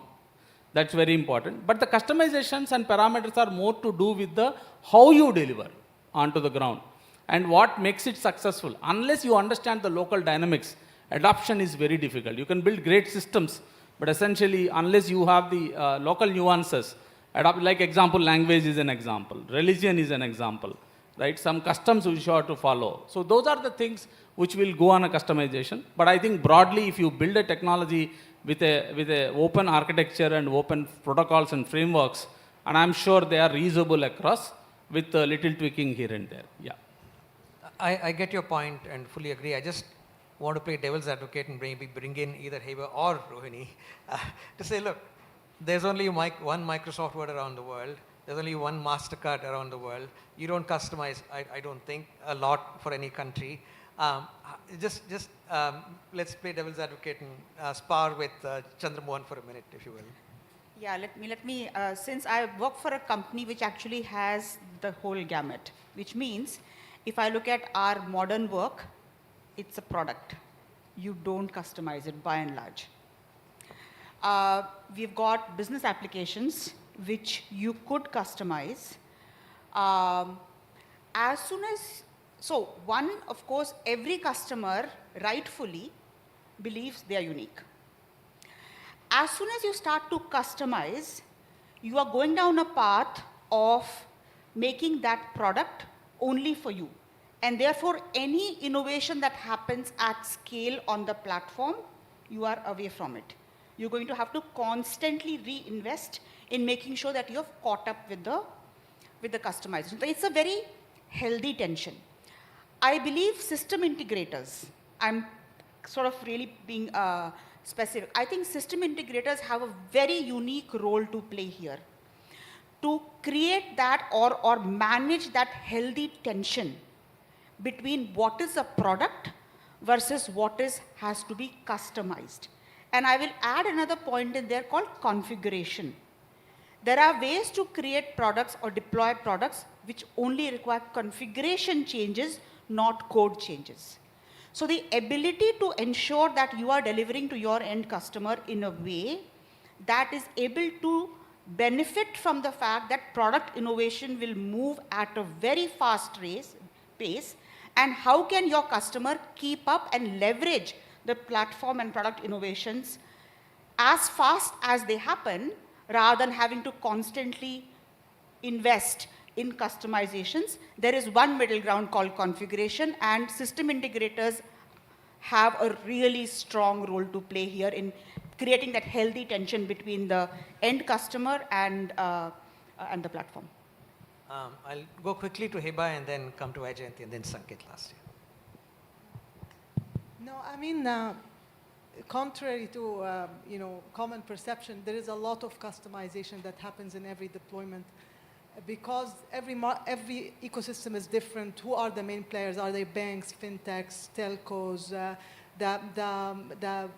Also the economics are different in every context.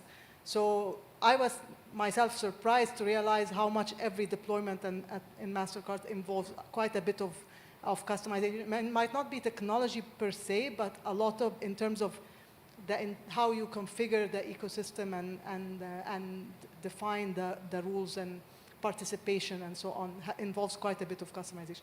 So yeah, we would love to be able to have like ready-made, but I think countries are pretty different, and that's something that comes out in a lot of the recent discussion. No, fair. I was just trying to create a bit of a war between Chandra Mohan and the two of you, but didn't work out. Vajayanti and Sanket, and we'll go to the audience. Yes, I agree with the prior speakers that in many ways it's just not the technology. So DPI is much more than technology, and so so some of the things, it's sort of the frameworks, the principles, the good practices, the lessons learned, and I think that's one of the benefits of the deployment of a DPI in now multiple countries, over 70 countries, where it's what we love is this iterative approach. So you have the high-level principles, the good practices, the frameworks, but then get deployed at the country level has to be customized because you have different laws, you have different institutions and institutional arrangements and different sort of leaders, as well as the capacity in country. And so what we've seen is that there are some elements, for example, the good practices and approaches for enrollment or issuance of ID, and the lessons across that. But laws will have to be different and things like that. I think it's a very interesting discussion going on here, and on part of the government, Ministry of Electronics and IT, we keep on doing, we are rolling out. We're talking to many foreign countries for, helping them in these digital IDs, for national DPIs and all. So basically, again, I think the technology is the answer. And there is now between what the views we are listening, we have to maintain a fine balance. There is a fine balance, how much, where to customize, to adapt, and between the cross-border collaboration, I will say. For me, let me tell you one good thing, what we are doing, because the work of digital ID was mentioned and the standards of TSO, technical standards. So India will be soon coming up with the global technology standards for digital ID. So today I have some 2 billion codes, 1.4 mine, and 60 million are friendly countries where we are rolling it out. So you have listened about MOSIP and all. So almost 25 countries they are working. In 5 countries there is a rollout: Ethiopia, Philippines, Morocco, national rollout. So what I understand is every country is different, every region is different, every place is different. The culture, the local part, the political part, the social part, the economical part, the geopolitical equation and all. So it's very different. We have to see that if we are implementing and rolling out something, I don't know if it should be a product or what, but anyway, the fundamental principles to be open source and all are very important to be interoperable. And that is where India, Ministry of Electronics and IT, we are very successful, and that is why our foundational DPIs like DigiLocker, the Open Data Exchange, the Digital ID, they are sought. I think many things are there, but technology is the answer, and you just can't say that one thing will fit into all. No, that's.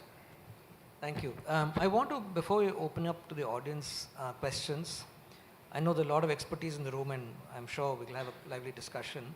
I want to invite Imran, who's a member of parliament from South Africa, to talk a little bit about the G20 work and where DPI is coming up in the G20 work in South Africa. Imran, please. Thank you, Madhukar, and thank you to the External Affairs Ministry of the Government of India and to Carnegie India for this wonderful opportunity of being here. And this is my first visit as an MP. I've been here before, so whenever I come to India, it's like coming home. India and South Africa have a very strong relationship, both culturally. As a matter of interest, 2.74% of our population are people from the Indian diaspora, representing 1.7 million Indians. I think it was the largest Indian population out of India and probably still remains. And I think secondly is also that India and South Africa share a common colonial past, a past of exclusion, and then a post-colonial past, where we need to build inclusive economies and we really need to get back into society. India has been far longer than us in this journey, I think about 77 years, and we are just 31 years into this journey post-democracy. So we got a long road to freedom. Interestingly enough as well, some context into G20 is that South Africa is the fourth of the developing countries that hosted the presidency. And that has been advancing this agenda of global south and development countries. And I think it's crucially important that the audience understands the geopolitical circumstances, that we know what's taking place here. I mean, in 2022, I think it was Indonesia. In 2023, India, and I know the DPI took center stage in amongst the resolutions that took place. In last year, it was Brazil. And 2025, it's South Africa. So we have this huge mantle of responsibility of advancing the agenda and the growth and the re-emergence of developing countries and the global south. And what's also very unique about this G20 is that we are the only African country that's part of the G20, and it is the first time that the G20 is being hosted by an African country. So we also have this additional responsibility of ensuring that Africa is not left behind and that the interest of Africa. And therefore, I think maybe I'd pause and say that I was very deeply humbled and excited when I saw African countries like Morocco, like Uganda, Malawi, and Nigeria share with us their journey through DPI. So finally, just to conclude the context there, is that interestingly enough, what happens is after us, and that is why it was important for us to show this chain that way we're carrying this presidency of the global south and developing. Next year, it goes to America. The presidency goes to America. So we can understand the geopolitical circumstances we are in. Whether or not America advances the gains that have been done over the past 4 years remains to be seen. So needless to say, as the last of the developing countries in this four, we want to certainly use it as an opportunity to advance the interest of developing countries. Now, we've identified 4 areas that we really want to focus on under what is called the G20 Digital Economy Working Group, which is a working group that is meeting and will meet until the November summit. I was on a call last night with the Director General of the Department of Communications and Digital Technologies, and she had chaired the DUG, the Digital Economy Working Group, for the last 5 days in South Africa. So we've identified 4 areas that are focus areas for us. The one is digital connectivity. The second is DPI. The third is digital innovation ecosystems. And the fourth is the regulation of AI. These are the key priority areas that the working group is focusing on. And hopefully we'll find when we meet in November, this group would have refined, interrogated, and come up with certain resolutions that will take this G20 forward. Now, why is connectivity crucially important for us in Africa? Because it is the basis of any digital transformation. I mean, I heard yesterday something very simple but profound, that AI is the terrace and digital connectivity is the foundation. So needless to say, if we don't get digital connectivity in Africa and in development countries right, we are not going to get off the mark. And digital connectivity talks to two challenges. One is infrastructure, and the other is cost. And that's an area we want to deal with. We want to deal with the issues of cost, particularly around our mobile network operators. What is the cost of connectivity? And we're finding in South Africa particularly, the costs are huge in relation to the rest of the world.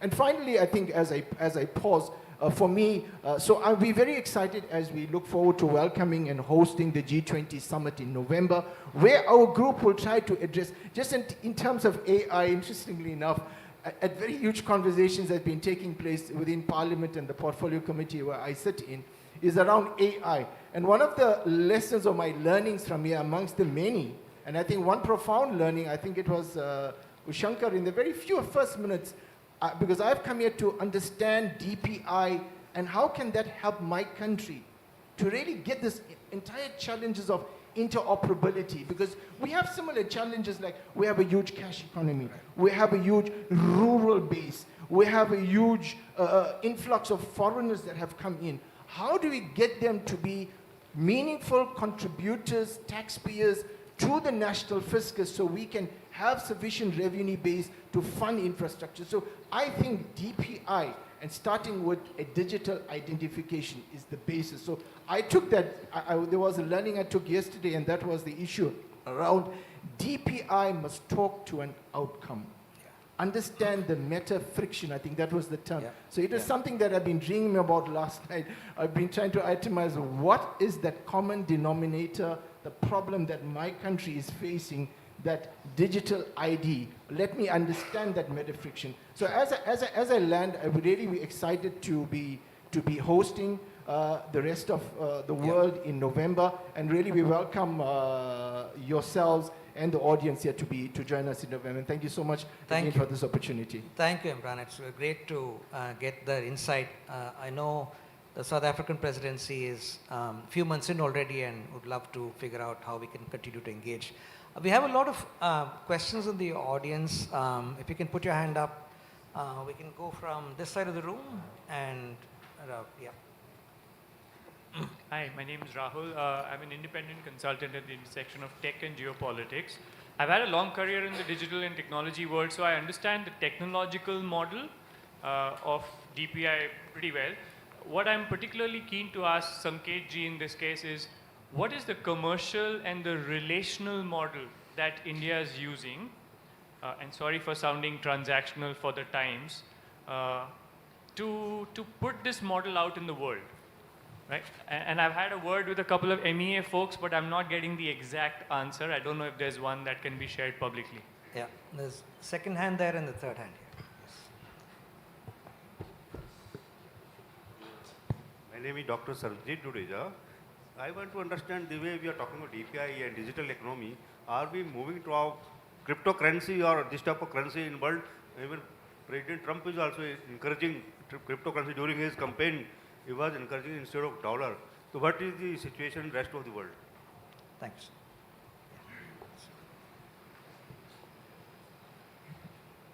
Thank you. One question is, address the panel, but particularly to Ms. Sanket. We're talking about the connectivity, the connectivity, digital connectivity countrywide, as far as India is concerned. A large geography and large population. Now, with the coming in of the AI, with multiple languages coming up, and related derivatives from that in terms of transactions and services, What kind of a challenge is that for the government? Because BharatNet, I'm reading, is actually doesn't cover the entire country. So what kind of challenge does that present both for the country as such and also to the other users of that facility? That's one question. Yeah. The second one is you talked about the small countries like Cook Island with small population. Now, it could even be, I think it could even be thought in terms of commercially viable kind of an enterprise where you create that and there are a lot of benefit derived from that, because obviously this leads to monetization of their activities. But more than that, because the fact it provides the facility or the infrastructure for mobilization of the community, there are a whole lot of other challenges which actually can be addressed through this kind of community mobilization, and thereby creating the, let's say, the buffer against the shocks, external and internal shocks. Sure. Actually, the economy actually also gets better. Thank you. David Roos at the back.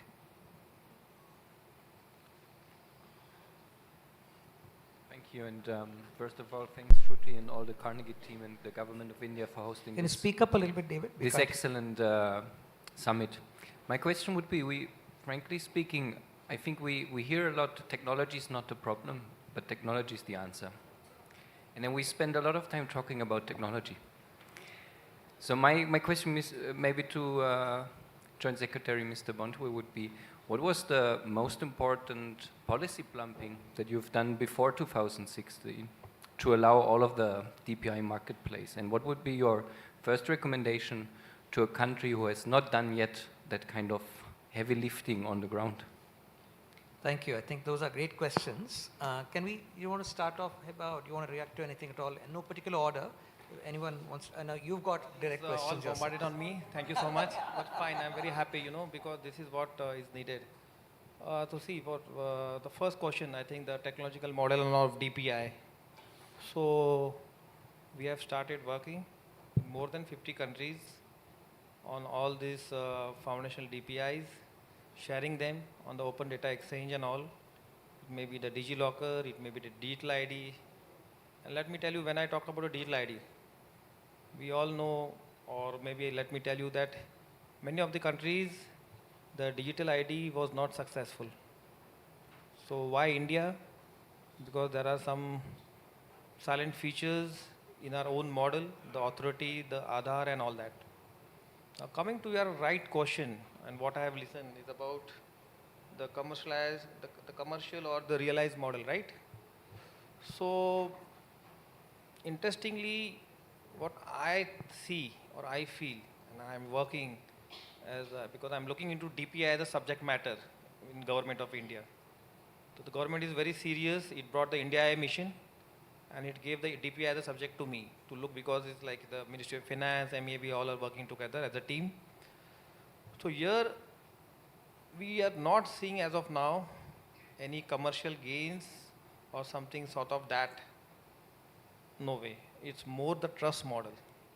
What I feel, it's the trust, and as of now we think that our New Delhi leaders' declaration of G20 is very much clear how to go about it with the fundamental principles for the global south. So I think that is your short answer. Coming to the third part about the connectivity and the AI, the languages and all, I think sir asked me. So yes, that is a challenge today, not only for India. It may be for Europe, it may be for Africa, it may be for a state like Uttar Pradesh, it may be state for Northeast and all, because it's diverse. But the beauty lies here to get them all together. A fantastic, a game changer example is Bhashini. You mentioned AI, and I have Bhashini. So Bhashini, I have like 35 language models now, where from text to text, voice to text and all we are working. Also with the 6 UN languages, like Russian, Arabic, Chinese, English and all.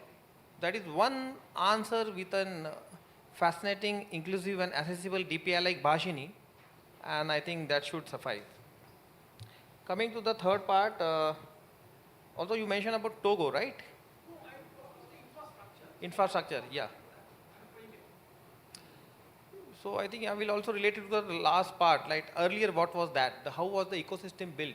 My friend there had asked, and what I understood, that pre-2016, obviously, see, there is some base infrastructure. Overnight, you just can't come and make some roads and bridges and all. There is some old brownfield project, and then you expand it. If you take the physical part, in the digital, even then we need some. For example, let's take telecom.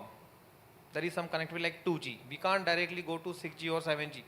But yes, India have leapfrog. India have leapfrog.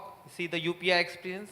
See the Bharat stage experience, my friend, is like the European pollution norms, and we directly went from Bharat stage 4 to Bharat stage 6 and many more. I have some more examples where India have really leapfrog into the technology. But yes, the earlier, the main what I felt you were asking is, we had a basic infrastructure where it was all built, but the last decade, since 2014-15, when the Digital India campaign took over, we can see the results and the success of the Indian digital transformation story. Thank you. We're at time, but if anyone wants to add some last comments, please do. I'm sure it'd be I think enlightening for the audience. my experience has been in the successful DPI adoption. Creation is easier, adoption is tough. Okay, is that you identify the right use case to drive the DPI story. If you take Aadhaar example, I have seen on the ground in the villages. Okay, my practical experience is from the ground. If you see that the DBT program actually driven the Aadhaar, people have understood that if I don't have a mechanism to identify myself, how government will actually give me the benefit. Similarly, when you look at DigiLocker today, if you just put a DigiLocker and say start using it, nobody will use it. Suppose if the university says that I will recognize the certificate connected to DigiLocker, or I will recognize your identity connected to DigiLocker, that use case drives the adoption. I think what is important I have seen, whether you can take UPI example also, demonetization, UPI coincidentally happened similar time, then COVID took place. And smartphone revolution took place in India. So I used to think if a transaction has to happen on a touch phone, which is not hygienic to do, how people will move to touch phone. I used to like BlackBerry. But the point of the matter is the situations and the incidents and the use cases driven that. One is smartphone penetration, affordability of the data connectivity, then the Jan Dhan Yojana, then UPI infrastructure, then you have the demonetization and the COVID. I think there are several factors influences the adoption. So the use case for any DPI to sustain long-term use case, strong use case is required. That's my. Did you want to add? Just quickly to add,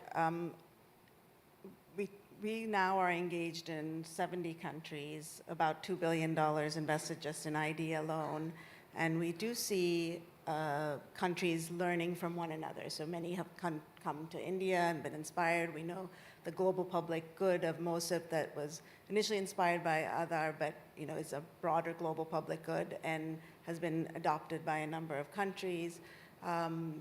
In several of the countries we're engaging, so Morocco, half of the population is now registered. In Philippines, 90 million people registered. In Nigeria and others. And so, but I agree completely that it's the use case adoption. And to go back to the theme of this, I think we often are focused on the 1, 2, 3 use cases of government services, of public sector services. And I think more and more we need to start thinking. More practical thing. So basically when you do it, it's more, what we are doing is the proof of concept and the pilot. Because the pilot is the base, and that helps in the national rollout of any DPI where you want to scale it in any foreign nation.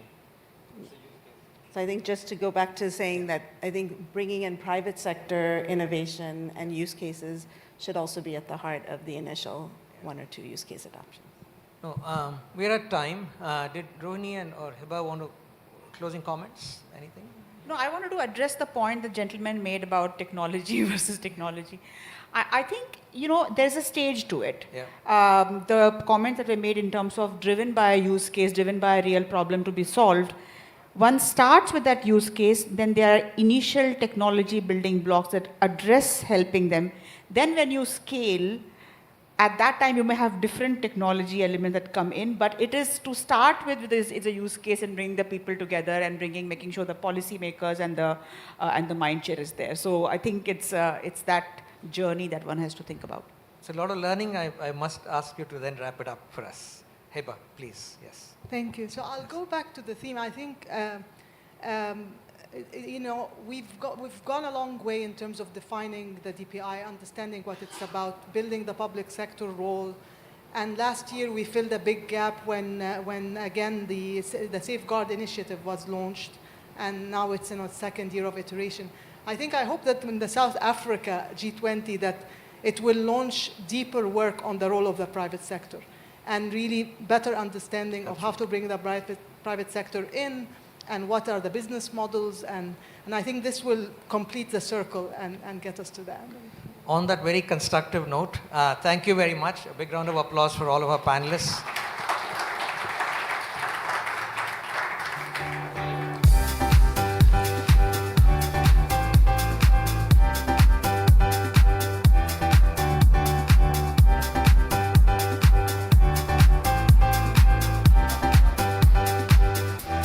Thank you all for a dynamic and market-focused discussion. Ladies and gentlemen, you may have noticed that Carnegie India is trying to make the Global Technology Summit more sustainable. If you notice this badge that I'm wearing and that all of you are wearing, this part of the badge is made of cork. And in this endeavor to make GTS more sustainable, we're this year proud to partner with the Gen C, a carbon footprint calculator platform tailored for the events industry of India. Together, we're reimagining what truly sustainable events can look like. From material recycling and repurposing systems to real-time sustainability tracking, we're committed to walking the talk.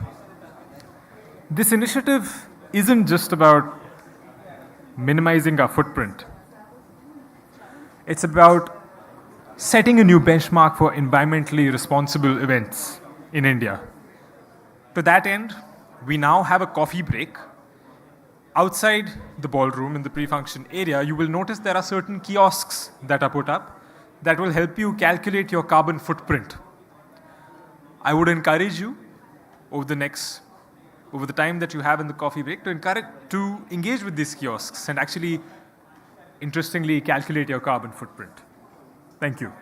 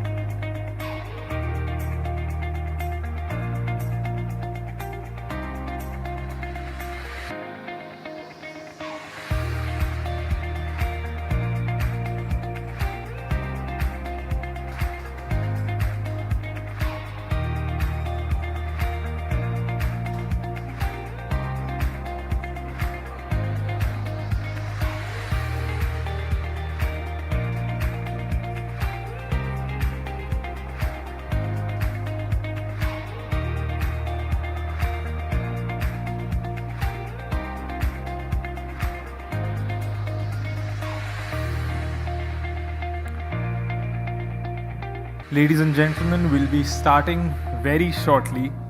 We have the honor of having the Honorable Secretary to the Government of India with us. He will be here in a few minutes. And I would request you all to please take your seats. Thank you.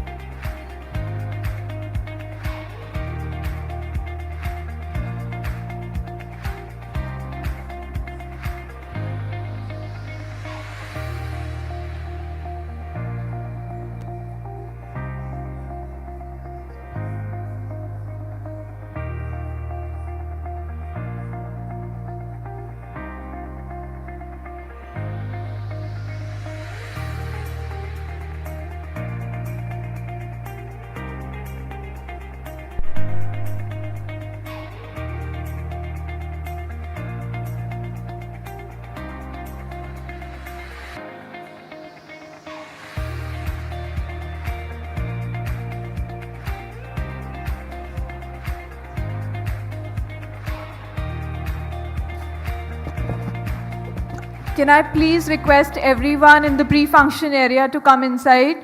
We already have Secretary Krishnan with us and we want to start the next session. Thank you.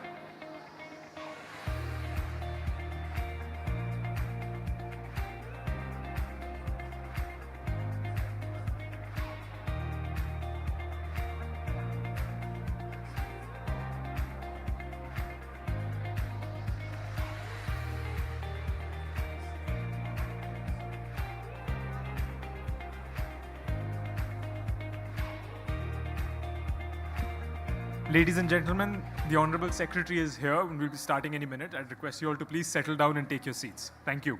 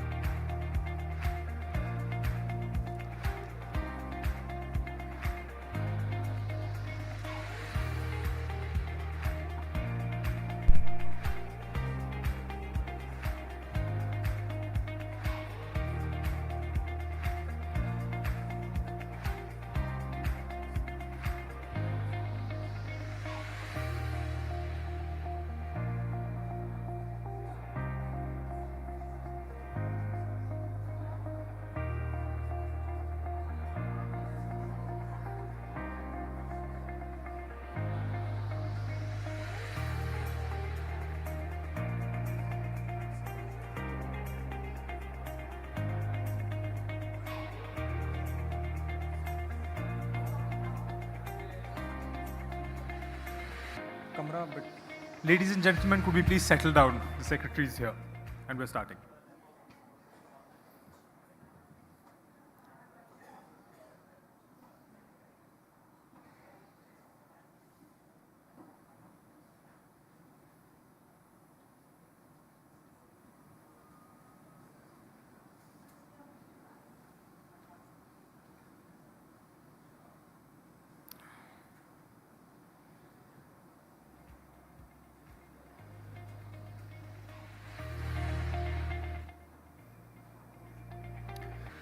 It's my great privilege to welcome to the stage for a keynote address Mr. S. Krishnan, Secretary, Ministry of Electronics and Information Technology, Government of India. Sir, the floor is all yours.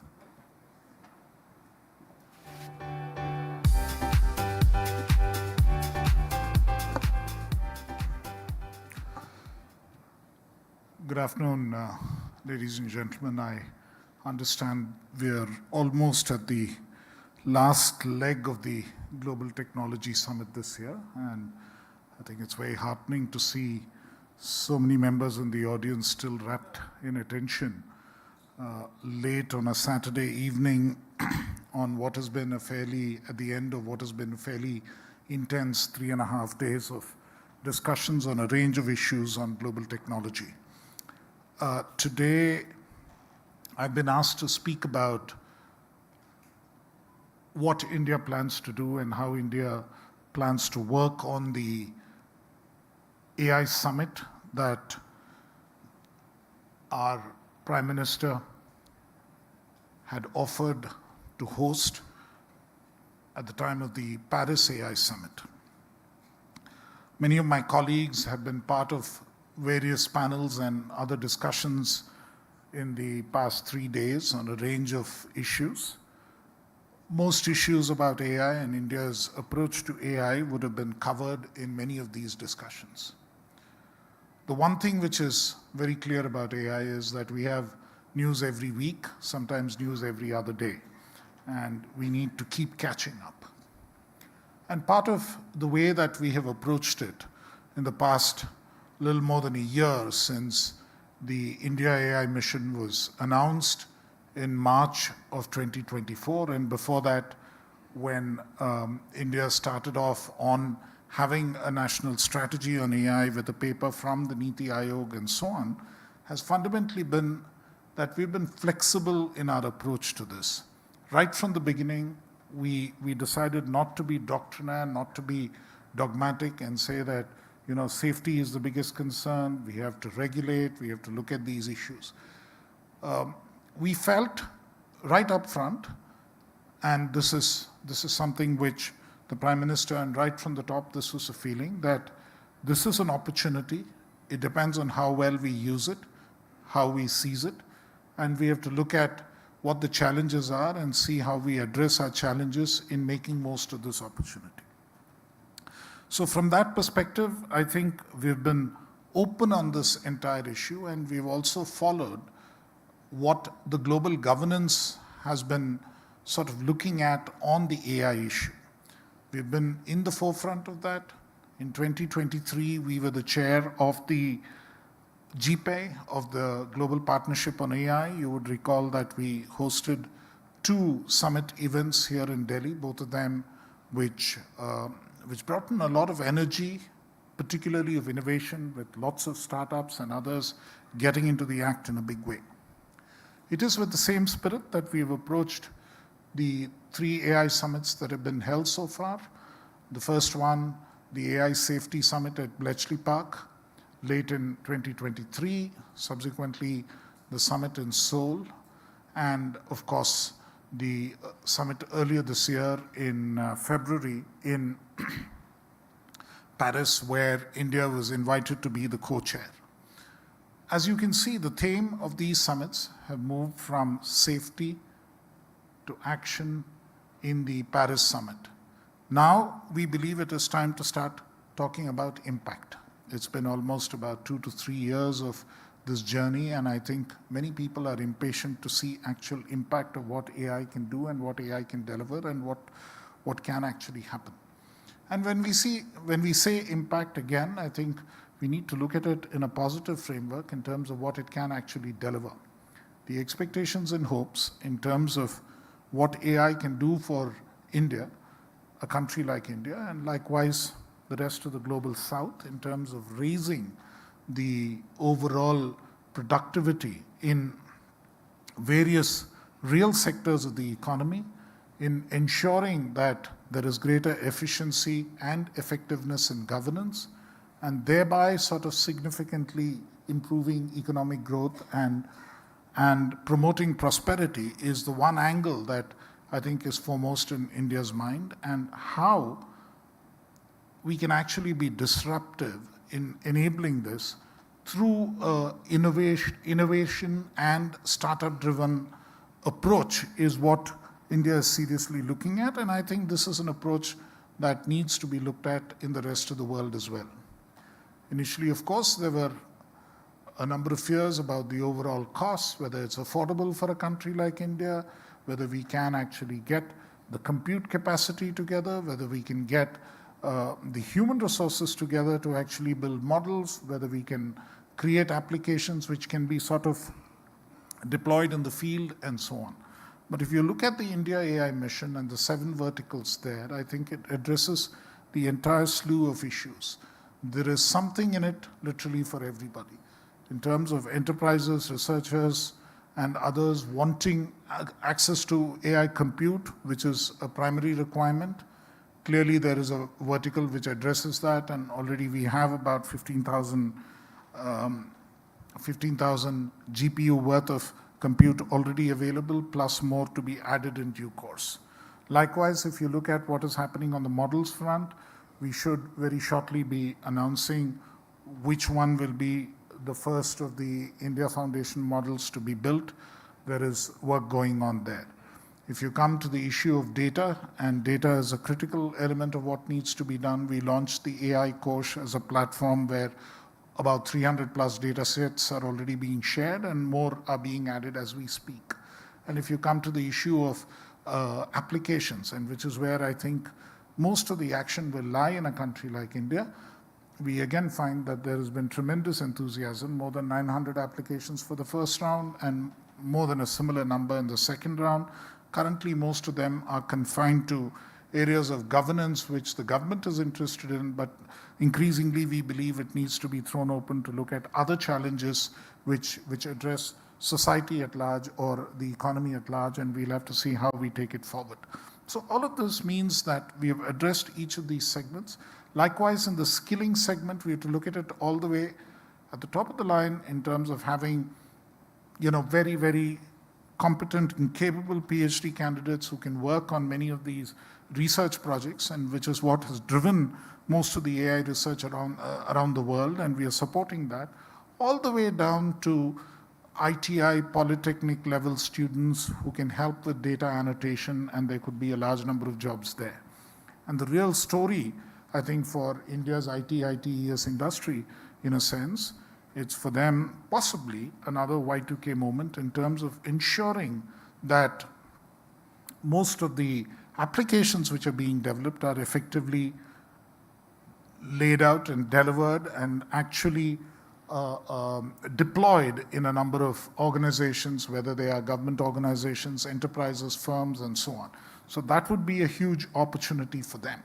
So in that sense, if you really look at what it all offers for India, and through India to the rest of the world, given our overall DPI story, eventually, probably, as the Prime Minister indicated and as the Minister for Electronics and Information Technology also spoke about earlier in Parliament, the issue is really, I think, eventually to have a DPI layer kind of interacting with AI and enabling that to actually be used more widely so that there's even more innovation, not just at the application level, but at the agent level, agentic level, in order to take it to the next stage of how it can be applied. And this is clearly something that we can share with the rest of the world where it is needed. Data center capacities will have to come up. India is a good location where this can be created. Likewise, the compute capacity where it comes up will need to be shared with other places in the world where it requires to be created. We've had discussions with the United Nations as well to see how this could be enabled. So in that sense, India not just wants to use AI as something that it can do for itself, but wants to sort of take a leadership position on behalf of the Global South in seeing that it is deployed across the world. So these are the efforts that we are making, and I think the key element of the way the government is working on AI is that it's a complete collaborative approach. No part of the India AI mission actually works in isolation of either private sector, academia, or civil society. We have continuous engagements on each of these verticals, and it's been a collaborative effort in which we would like to continue. And it's that theme, in terms of bringing in more and more stakeholders, that is the theme we would like to take into the AI Impact Summit, which we would host early next year, and ensure that multiple stakeholders become part of this, and we should be able to actually showcase all that has been done here and in other parts of the world in terms of impact by then. Thank you very much.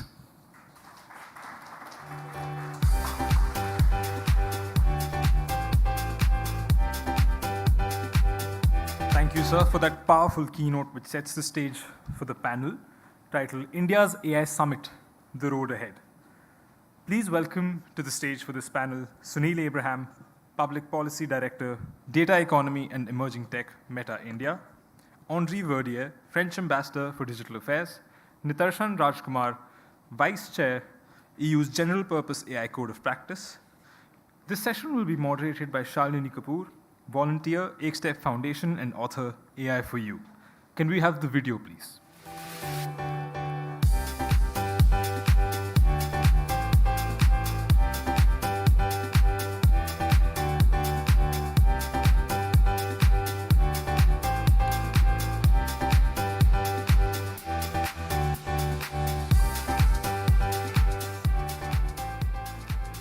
Shalini, the floor is all yours.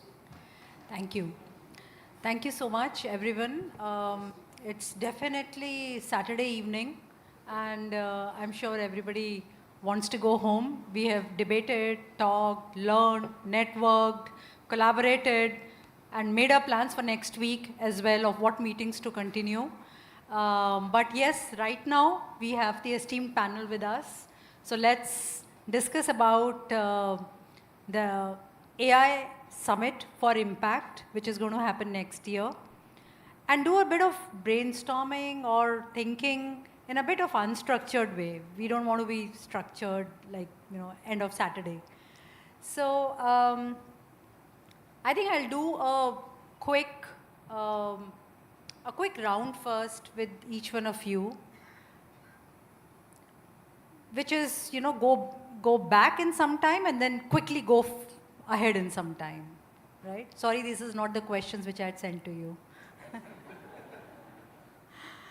Yeah. So you go back, you are sitting in, and almost all of you, I think at least 3 of you were also in the Paris Summit. So you have to go back and you have to think in the Paris Summit, and definitely the first question is to you, Krishnan sir. You were sitting there and you were thinking about India. This is what I will not do, and this is what I will do.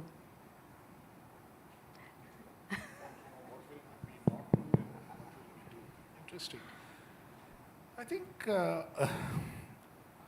what we will do, I think there are 2 things we will certainly do. I think one thing is collaborate and make sure that in each of these areas that concern us, we work with as broad a cross-section as we can actually collect and put together. I think this is something which is fairly apparent from across the world. I attended a G7 plus a few other countries, a meeting in Rome last year, and I think the emphasis there was very clear that unless all of these like-minded countries, democratic countries, collaborate and put together enough capacities in every sense of the word, whether it is compute, whether it is model creation, applications, skilling, all of that needs to come together in order to enable the delivery to across the world and to make sure that it is democratic and inclusive. And that's clearly India's position on that. It needs to be democratic, it needs to be inclusive, it needs to get everyone in, and whatever we can do on this bit, we'll certainly do. So this is what we want to do. Now, what we will not do is throttle an opportunity. So that is something we are fairly clear about. Interestingly, I mean, many people initially, it was a very, even the word regulation was a not so good word. Fundamentally, people assume that regulation means that you'll promptly throttle innovation.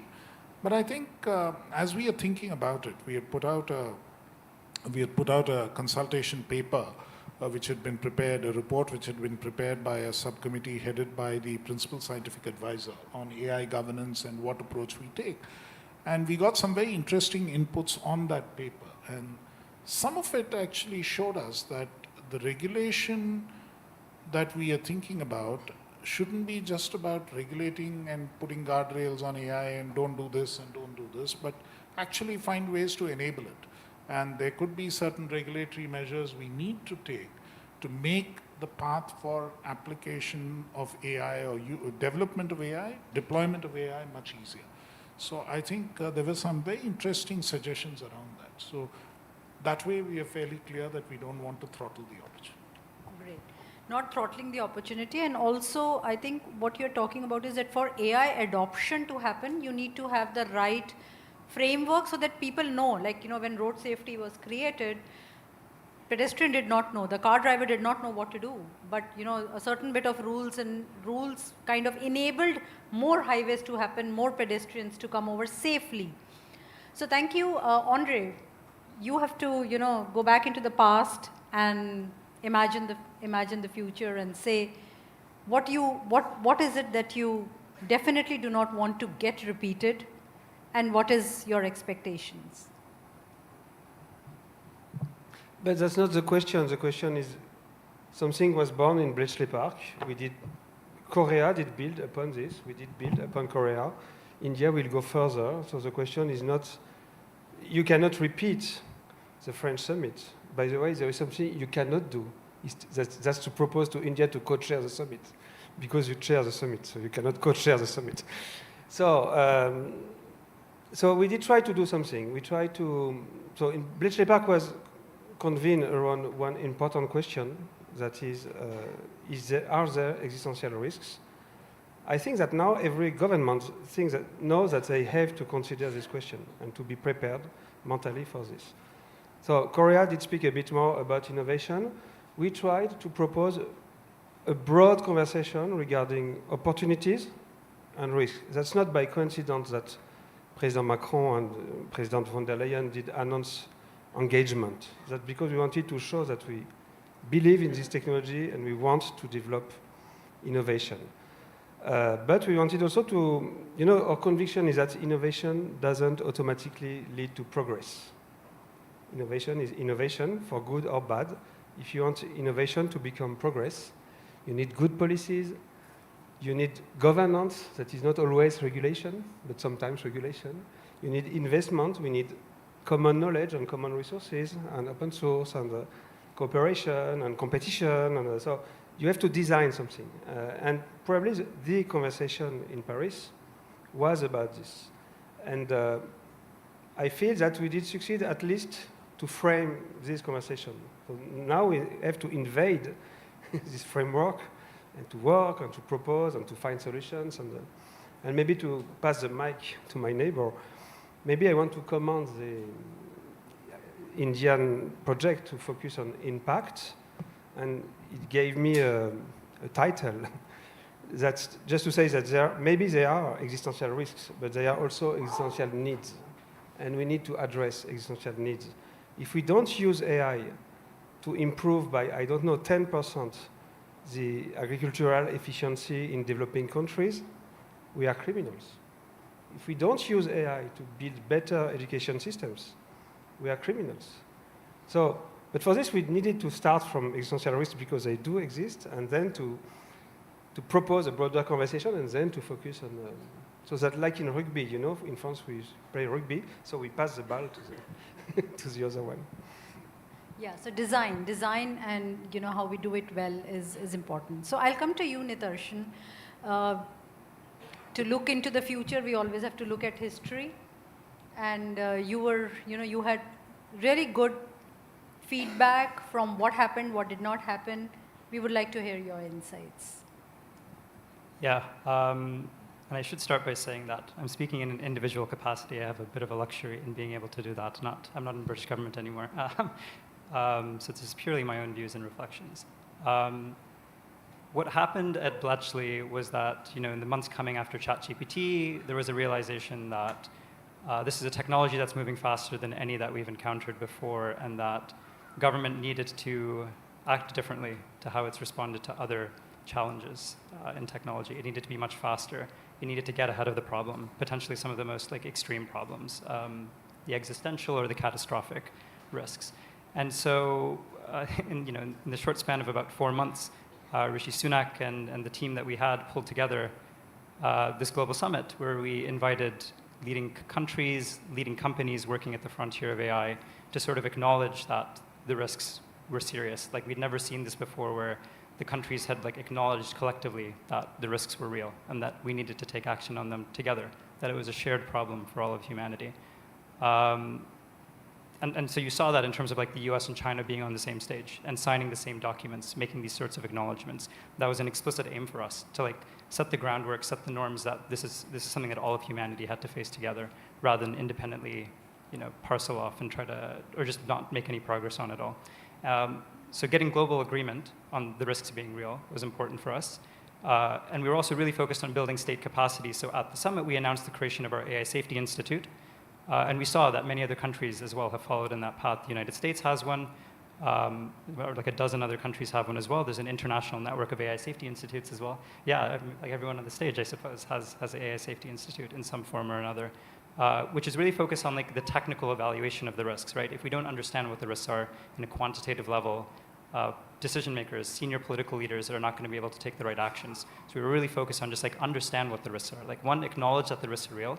Two, do the technical work of measurement, of science to understand what the risks were, and then get the rest of the global community to take that forward. And sort of the third thing that we wanted is a forward process, right? You can have a one-off event to talk about safety, but we also wanted a forward process at the political level for talking about AI, and that's continued in this form in the summit series. And it's also continued in terms of an international scientific report. So not just building political consensus around what the risks are, but building the scientific understanding of the risks, again, with a much broader set of countries, including involvement from the UN, to mirroring what we've done in climate change. So across all of these things, it was about kickstarting a conversation that was not happening before at an international level, and that we were very worried would just never happen if there wasn't sort of a strong political impetus or a shock to the system to make people start talking about this. Thanks. Interesting. So I'll come to you, Sunil. I know you weren't there at the summit, but your organization was. So, do let us know that, if it is impact and it is for public good, how does open systems work? And how do you think we can expect the private players for AI for social good and contributing in this summit for all the citizens?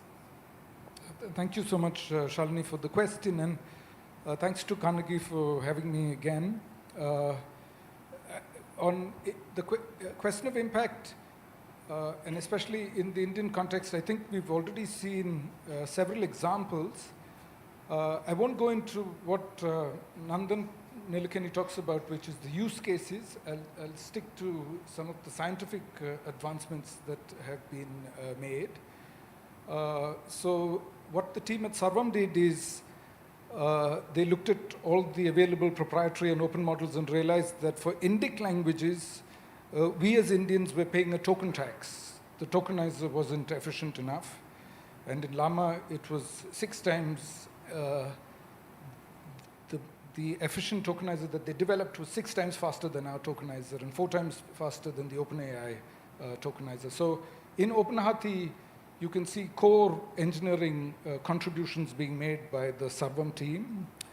AI for Bharat took another model of ours, Meta has a huge range of open source projects, more than 900 open source projects, seamless for MT, and they trained it in 12 Indian languages, and now they have a much more performant text-to-speech and speech-to-text model called Indic Seamless. Unfortunately, Meta did not provide that model under a commercially compatible license, so it still can be used mostly by government and not by others. And most recently, we've been watching the expression of interest for indigenous models. And I think it is clear from the design of that EOI that they don't want to have derivative works from globally available open models. So we're going to watch the open winners a little more closely, and we're going to wonder how many of them are going to use PyTorch, which PyTorch is an open source project from Meta. And what's interesting about that open source project in particular is Meta became more radical on open source than any of the other big tech companies that I know. They took this crown jewel, if you may, and they donated it to Linux Foundation. So if somebody has a sovereignty anxiety, if they're using PyTorch, they need not have that anxiety because the copyright of the code and the trademark no longer belongs to Meta. It is handled by Linux Foundation. So I think there's a lot of impact happening. It's all invisible. I'll give one last example of Indian government policy. CSIR has an open access mandate. That means the $500 million that is spent by CSIR every year will produce open access journal articles or be published in faster moving sciences onto just archive. And that is $500 million worth of training data for all models. So open source lifts all boats, just like our projects helps everybody. The contribution that the Indian government makes of $500 million, just from CSIR, I'm not counting the other funding from the Indian government. That's $500 million worth of training data being contributed by the Indian government to the whole planet. So there's a lot of impact happening. We're just not sitting and doing the bean counting yet. I think some of us should start doing the bean counting and checking and quantizing this impact. Yeah, I hope you are not being asked those things internally. Okay. So I think we have kind of, understood what we want out of the summit. And I'll come back to the audience in some time and kind of, take inputs to you. Secretary Sir is here, so, some input from the audience would also be welcome. Let's get into some fun. Let's do some rapid fire. And I'll start with you, Nitarshan. At the summit, something for all or a large-scale challenge which is contributed by all? Could you clarify with that? Could you clarify what you meant by that? Like AI? Is the summit going to be something for all? Yes. Or is it going to be a large-scale challenge contributed by all? What do you choose? You can choose one. So if I understand what you're saying, right, like I think the way we did our summit in Bletchley Park was we had a very small set of people and countries and companies that were invited, which I think is a different approach to where the summits have gone for like various reasons. But we were focused again on like risks that were emerging at the frontier from a small set of companies, from a small set of countries. And in some ways that maybe mirrors other areas of historical technological challenges like nuclear weapons or climate change to some extent, where the responsibility maybe, or like the risk that's emerging comes from a small set of actors. So that made sense when the focus was on safety. And I'll leave it to the others to talk about the shifting focus to opportunity, but there, like, everyone wants the opportunity, everyone wants the upside of the summit. And so for the Indian summit, I suppose if the focus is on like impact, if the focus is on the broad distribution of benefits, then like having a broad set of people involved and like feeling like they have a stake in this conversation is going to be quite important. But for the safety conversation, maybe in some ways we want everyone to acknowledge that the risks are there, but it's the actions of a small set of people that's actually going to matter. A small set of companies, like on the order of 10 companies in the world currently today, that will affect what the safety issues look like for the next handful of years. I'll come to you, Krishan sir. Do you think summit should be something for all, or we take one large-scale challenge which everybody contributes in, and you can choose one? I'd choose something in between, I guess. That's Because not the quite option. Honestly, something for all is, I think, much as we would love to offer something for all, it may not work. But then, given the scale of challenges and everything, it can't be reduced to just one challenge. So probably, in a sense, it'll be more than one challenge, and thereby, everyone contributes and gets something out of it. Sure. Yeah. I mean, just one other thing is I think whether people think Bletchley was a success or not, if one were to interpret it as a success, which I obviously do, it's because we had a clear focus, right? It was like we were really trying to make progress on a very narrow set of things rather than trying to solve every single problem that existed in the world around AI. The problems of AI are as multifaceted as the problems of climate change or like the problem of global governance in general, right? And so that's like an almost intractable, infinite set of problems to try to solve. And because we were able to make progress because we picked a small set of things that we initiated conversations on, that we initiated like international processes and institution building on, that we wanted to make like concrete progress on. So it feels like for like the summit process going forward, even if there's like a broader focus on opportunity or on like distribution of benefits, it still might. I mean, I'd love to hear others' views on this too, but it still feels like you need to pick like 2 or 3 things that you want to make concrete progress on in those areas, which could be like the commercial deployment of data centers, right, for the rest of the world, and access of AI to the rest of the world in like some really measurable, concrete form, and then just like do as much as you can on that, rather than try to solve everything about global AI governance as a whole. But Okay, good viewpoint. And the next question is for Sunil and Andre. 100 agents for all Indian citizens or one large LLM for India? Yeah, that's easy for me to answer because there is a official position on this from Mark Zuckerberg himself. So he doesn't want to stop at 100. He said, let 1 million flowers bloom. So that's the vision that he has for the world. He wants 1 million models. He doesn't want one ring to rule them all. He thinks that's some kind of dystopia to have that kind of centralized control. So I wanted to go back into history and sort of go into the future that is already technically there, but perhaps not there because we haven't solved market incentives and some last sort of policy stumbling blocks. I go all the way back to 1440, the year 1440, and the city of Florence. The richest man, Cosimo Medici, was a lover of books, and he's 30 years old, and his book collection is just 8 books, and he grew up with 3 books.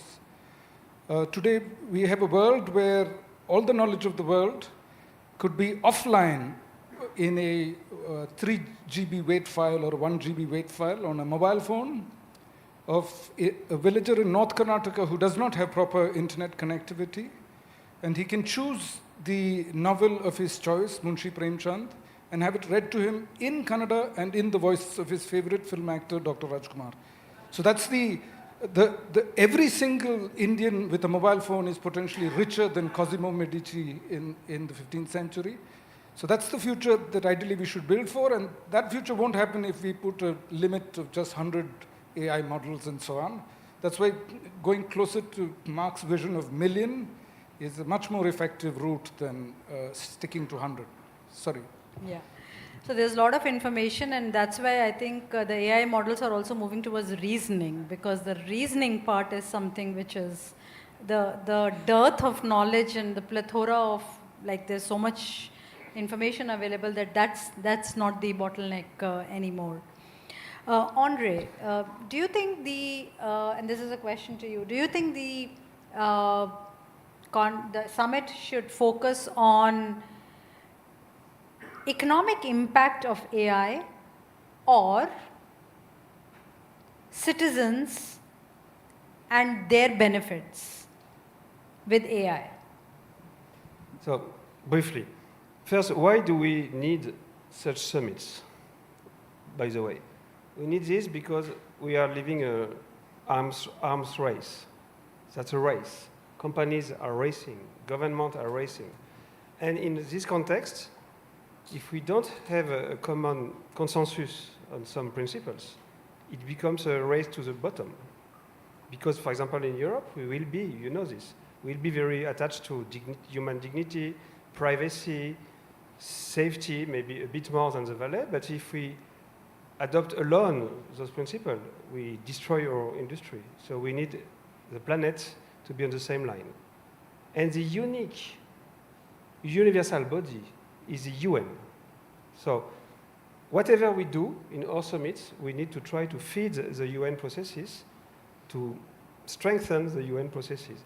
That's why I feel that that's great if every year there is a meeting of head of states with a lot of researchers, civil society, companies, with a focus on some important point, because we have this global conversation and we put the light on an important point.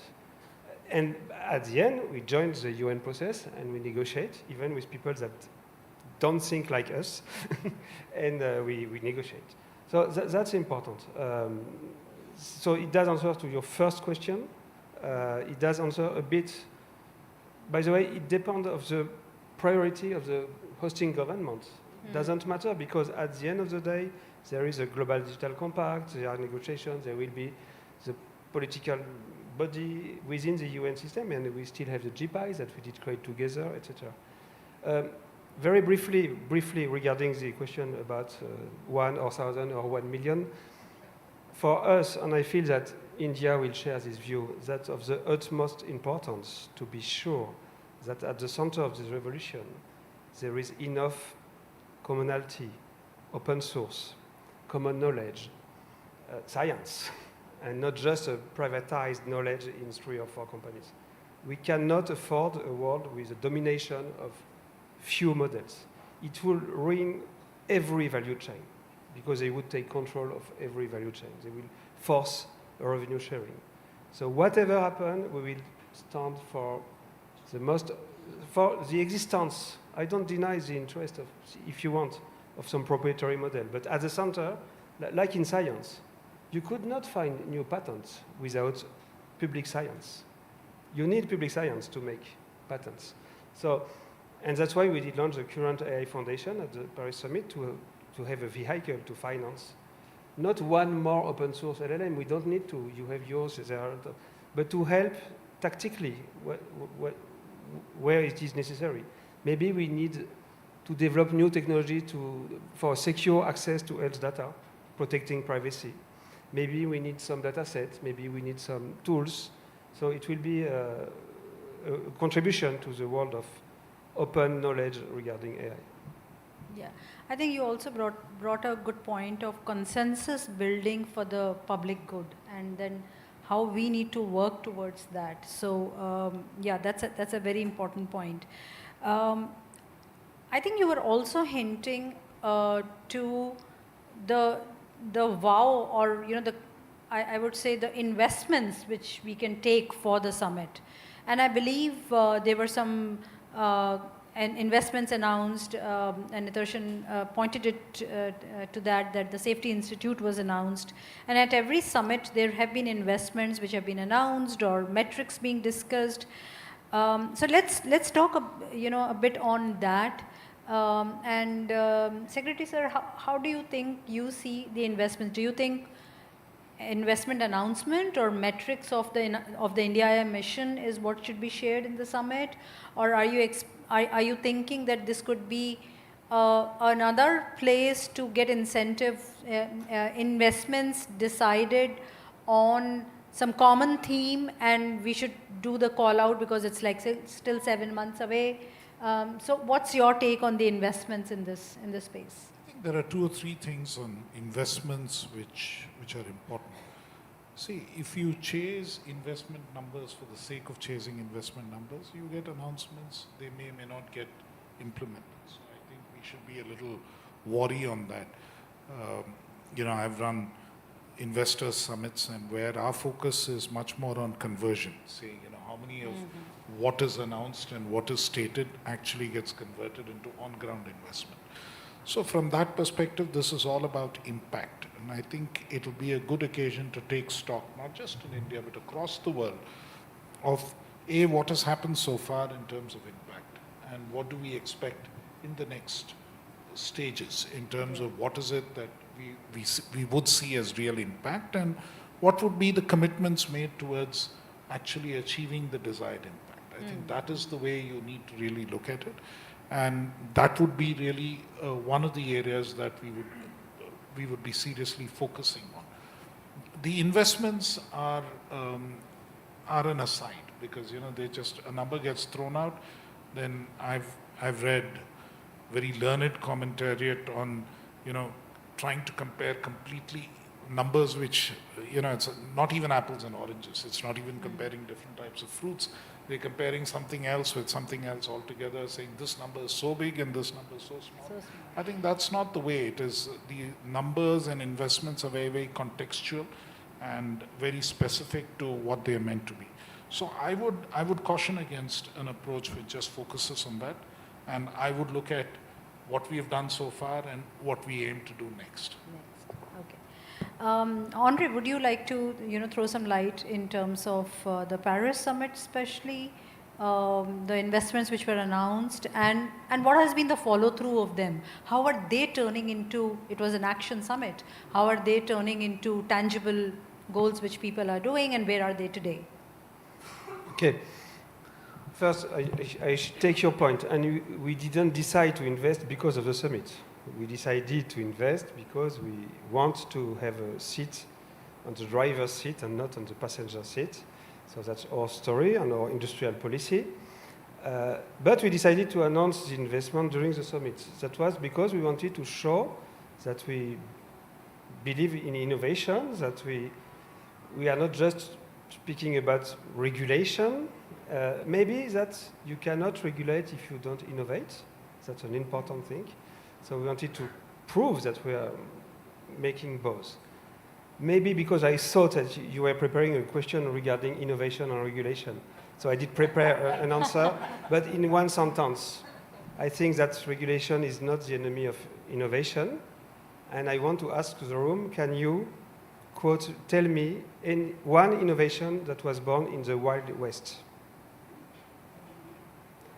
Was something important conceived? Any innovation in the Far West, in the Wild West? No.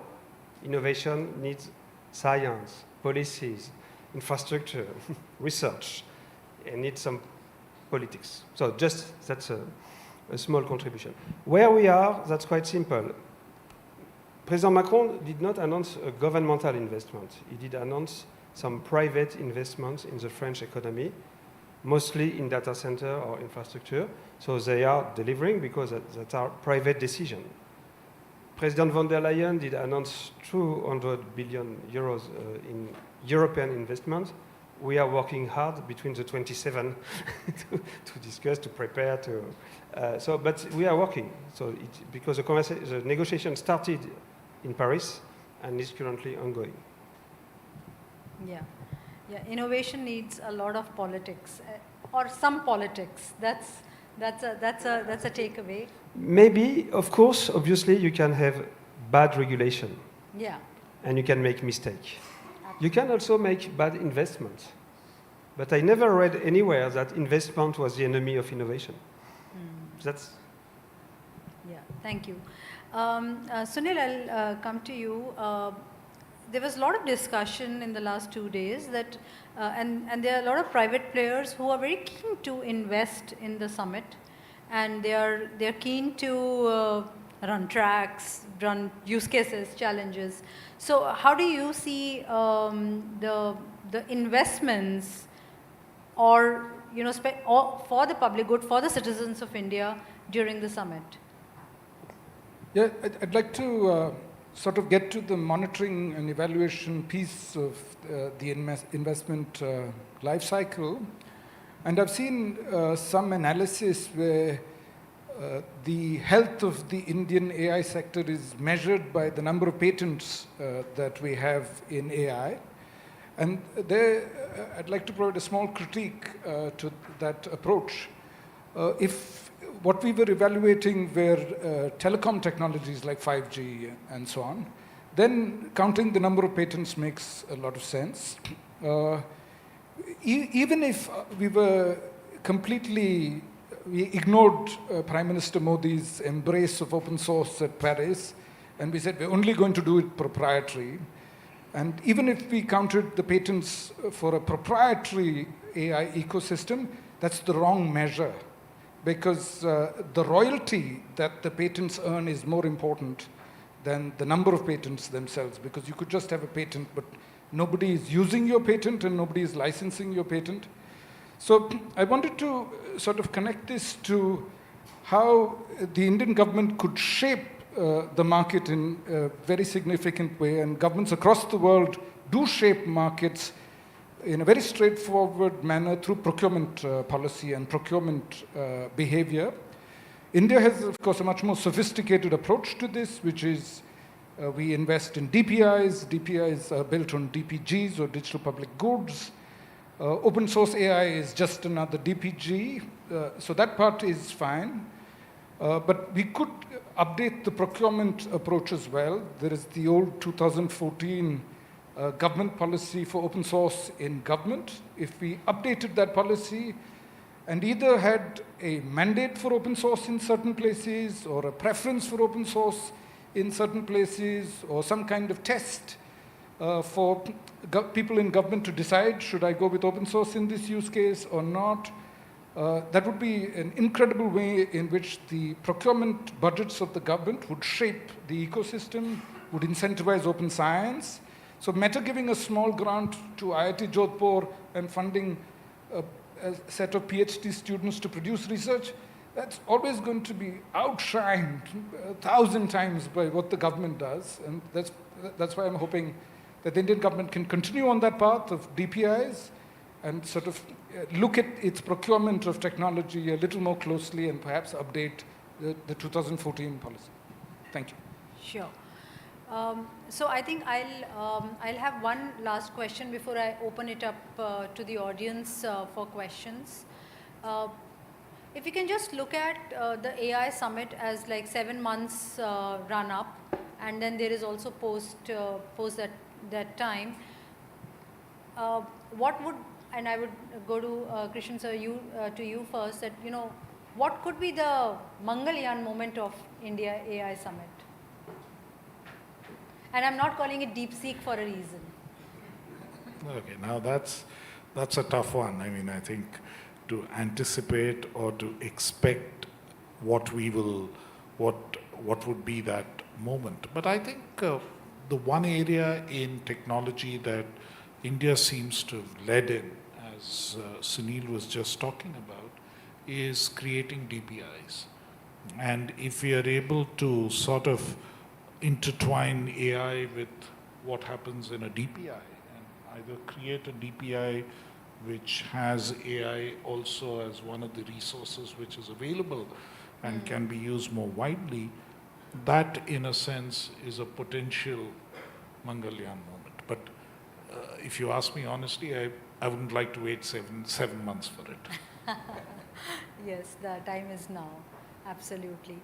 So, what we can predict is that probably something unattended will appear before your summit. Probably something we don't prepare.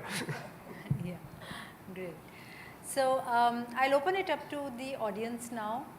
Please feel free to raise your hands, and there will be mics reaching you. And you can choose the question whom you have, or you can make it general. I think the first hand was raised at the center, yeah. And then we'll come to you. So.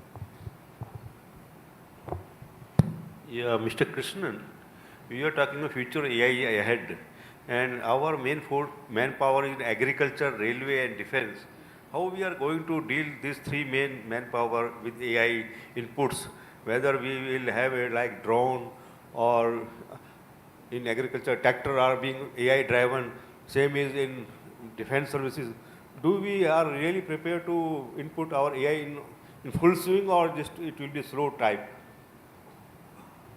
I think in each of these sectors there are efforts on currently as to what would be the most effective deployment of AI. In agriculture, Krishi AI is already being applied. We are working with a range of stakeholders.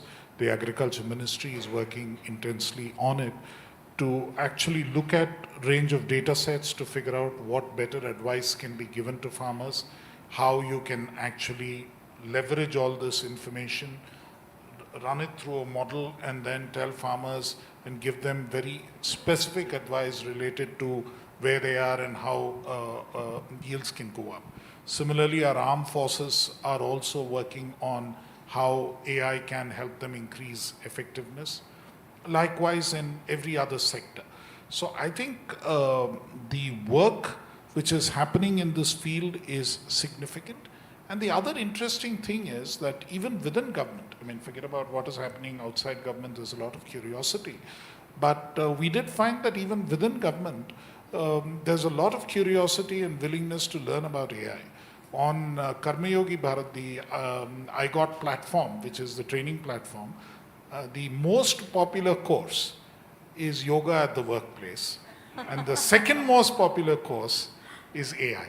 So most people have done, I think at last count, close to 1 million people had taken this course on AI at the workplace. So there is reality. AI is, people say AI is hype, but yoga is reality. You better exercise and keep moving. We had a question here, yes. Thank you.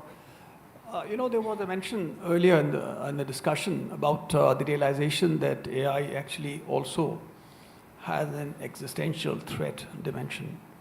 And the National Intelligence Council of the US, they actually have a kind of what they call the concept existential risk, and AI is one of them.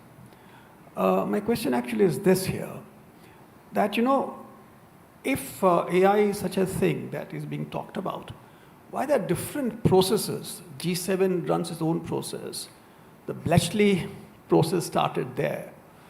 The UN Secretary General also has a panel on AI, and there was a global compact on AI. Is there a contradiction as to why different processes are necessary if the aim actually is to recognize or realize that AI, if it goes haywire, actually poses existential risk? That's my one question. The second one is that, I think Secretary talked about data center in India. Now, as one sees, it's coming out in the papers. One, of course, is because of global warming and India being impacted by that. So already there are predictions about the shortage of power supply. And data centers, wherever they're being set up, they are huge consumers of energy. And even the US, they're actually finding that it's not enough. So are we in a position today, or it becomes a vicious cycle, are we in a position today to actually meet that demand which the data centers will actually have? At the same time, the challenge of global warming, and considering the coal actually still our main source of energy generation, whether we are getting into a kind of a vicious cycle. Thank you. Yeah. So let's take the first question first, and maybe Nitarshan, you can take it, because it was an evolution. The summit was an evolution, and maybe you can talk about that. Yeah. In some senses there is a contradiction, but that's because people have different worldviews. And our worldview was one of extremely rapid AI progress being quite possible.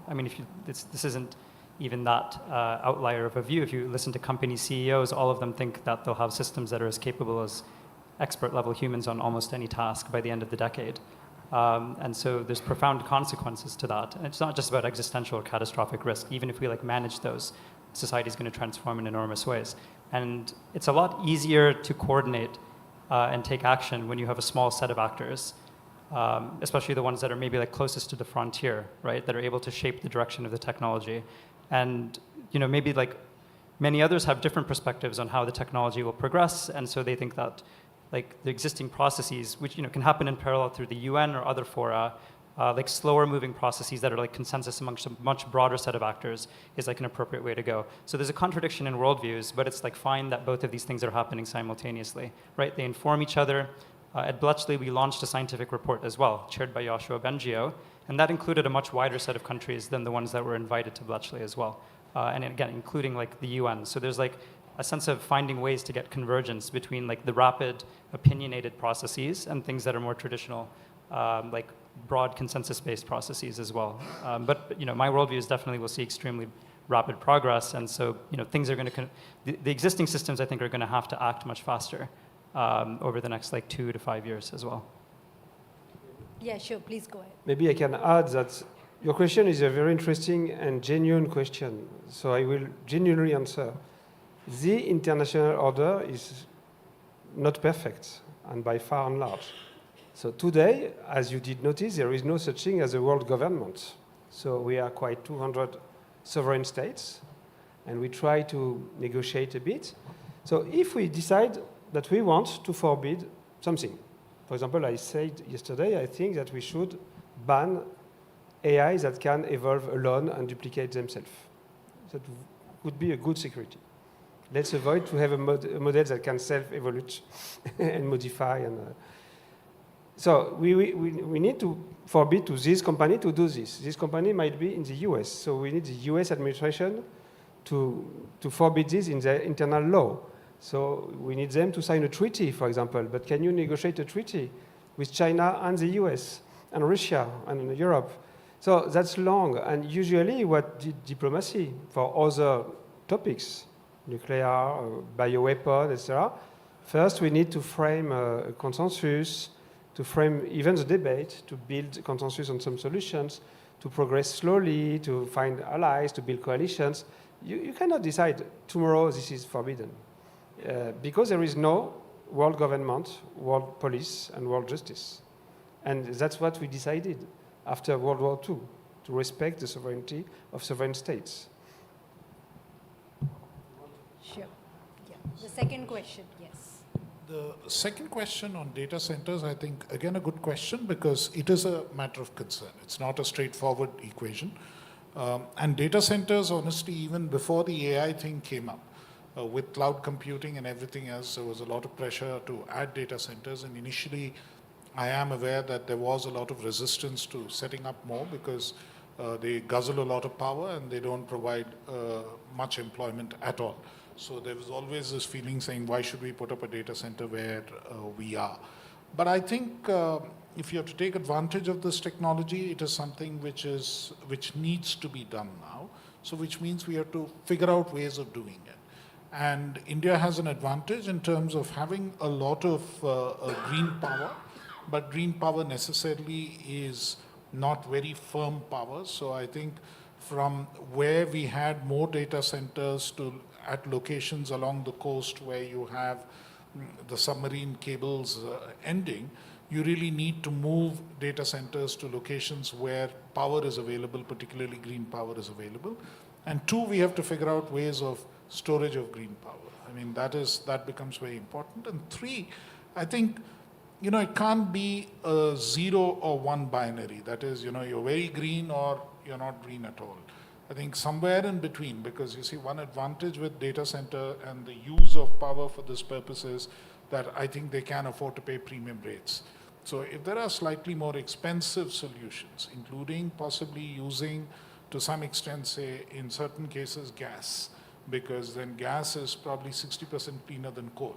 So before you completely transition to other forms of storage, then at least, nighttime power or off-season power can come from gas and they can pay. So there are solutions, technological solutions which can be worked out, and my ministry is in consultation with the Ministry of Power and other ministries to try and address this issue. And an even bigger issue than this is also the infrastructure of, substations where it's available to connect up data centers and so on. So a number of issues need to get resolved. Yeah. Thank you. We have a lady at the back. Yes. Hi, everyone. Okay, great. Good evening. Thank you for an excellent panel. Lots to sort of take away and think about, especially in terms of public-private partnerships. Mr. Krishnan, my question is to you, sir. It was very encouraging, very affirming to hear you talk about collaboration and cooperation at the summit. And my question is just, we see a role for government, and I think we, to a large extent, see a role for the private sector. How can the civil society and, think tanks especially contribute to that conversation in the lead up to the summit, at the summit, in a way that is meaningful and can, form part of the solutions and the framework that comes out of the summit? Thank you. I think, as I pointed out, we wanted it to be multi-stakeholder, so it's not just government and companies, but also civil society and academia. So we will clearly sort of make that space, and we will sort of set up mechanisms by which that consultation takes place. To be very honest, my ministry already does a lot of that. I mean, we are pretty open to. Sometimes I feel that we're probably spending more time consulting than doing. But no, I mean, on a more serious note, I think we love to hear, and it's good to get the feedback on a range of issues. And since you mentioned civil society, let me make an appeal to you that AI governance is something which has come up now, but very related and linked to that is internet governance, for instance, which is in a multi-stakeholder format. And the participation from the Indian side, and in a multi-stakeholder format, the only way that you have more people in the room is by having multiple stakeholders representing a country like India.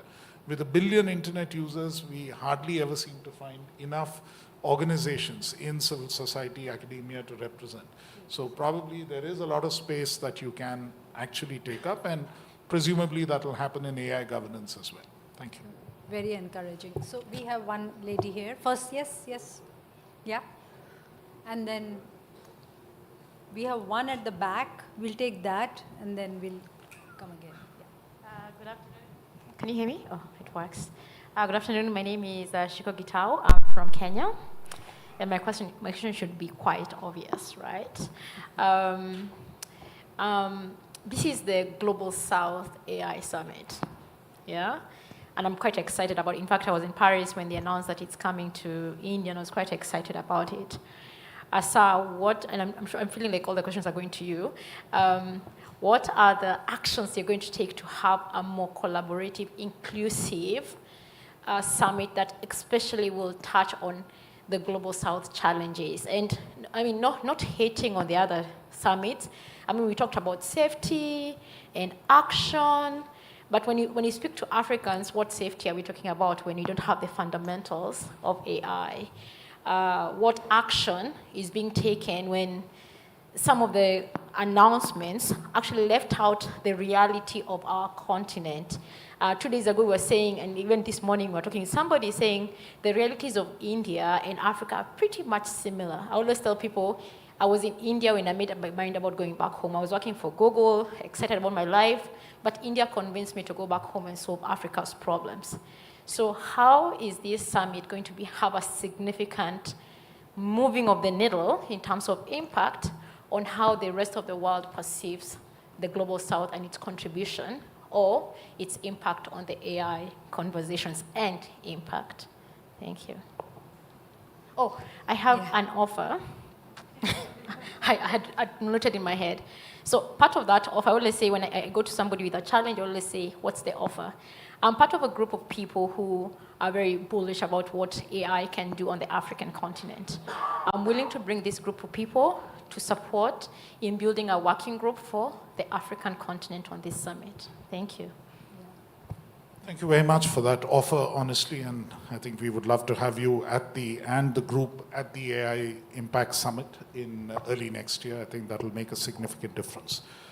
I think from India's side, I think our commitment to the Global South in terms of making sure that this happens for the Global South is very strong. Our Prime Minister made sure that the G20 was expanded to include the African Union. That's a key element which happened. The second aspect which I think is very important is that this year the G20 is being chaired by South Africa, and we are in close contact with them to push forward both the DPI agenda and now the AI plus DPI agenda.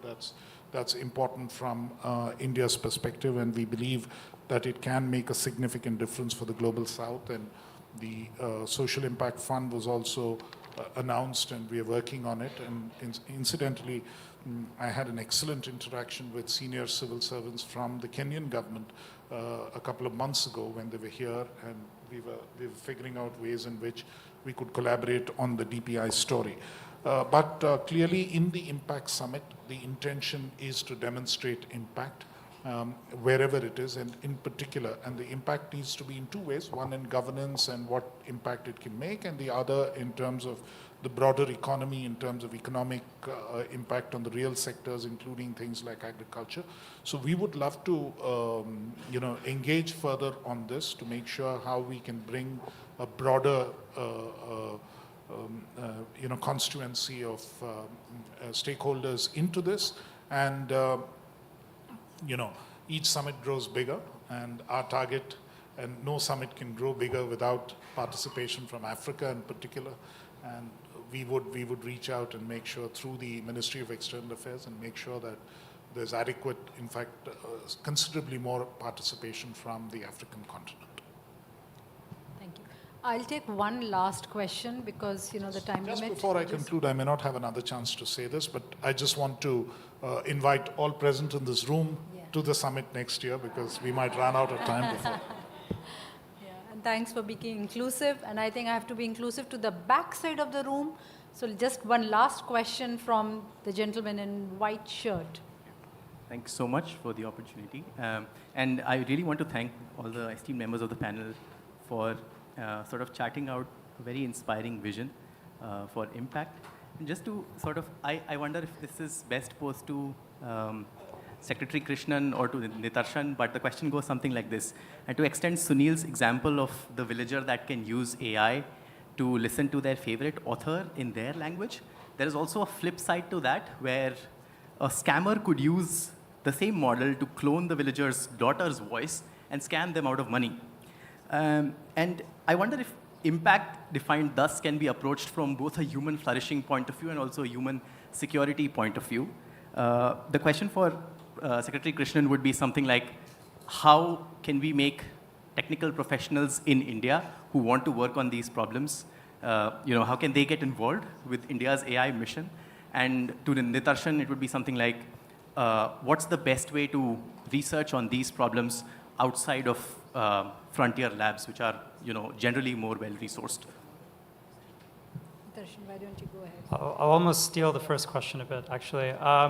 So I mean, the way that we, and for that specific thing around like scamming or like crime, that's the sort of thing that the UK AI Security Institute also looks at, in addition to catastrophic and existential risks. But the way that we set this up in the UK is that we created something that was treated as a crisis situation or an emergency situation. So we modeled the creation of the AI Safety Institute on the vaccines task force from COVID. And then we had this body, we brought in outsiders, including myself and people from venture capital, people from industry, and we had this body report directly to the Prime Minister. So it instantly became like a highly prestigious thing.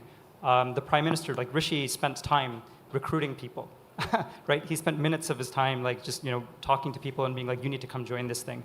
And we were able to convince people to leave DeepMind, to leave OpenAI. We had people who were going to go to Anthropic but chose to go to the AI Security Institute as well. So it was very prestigious.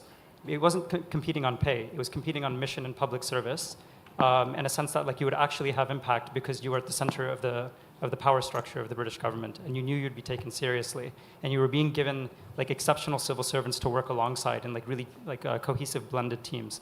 So that was like really critical for the success of getting the right talent, people who could be making like tens of millions of dollars elsewhere to go into government, right? Extremely unusual in and of itself. And then giving them like the flexibility and the latitude to find the right problems and be empowered in pursuing them.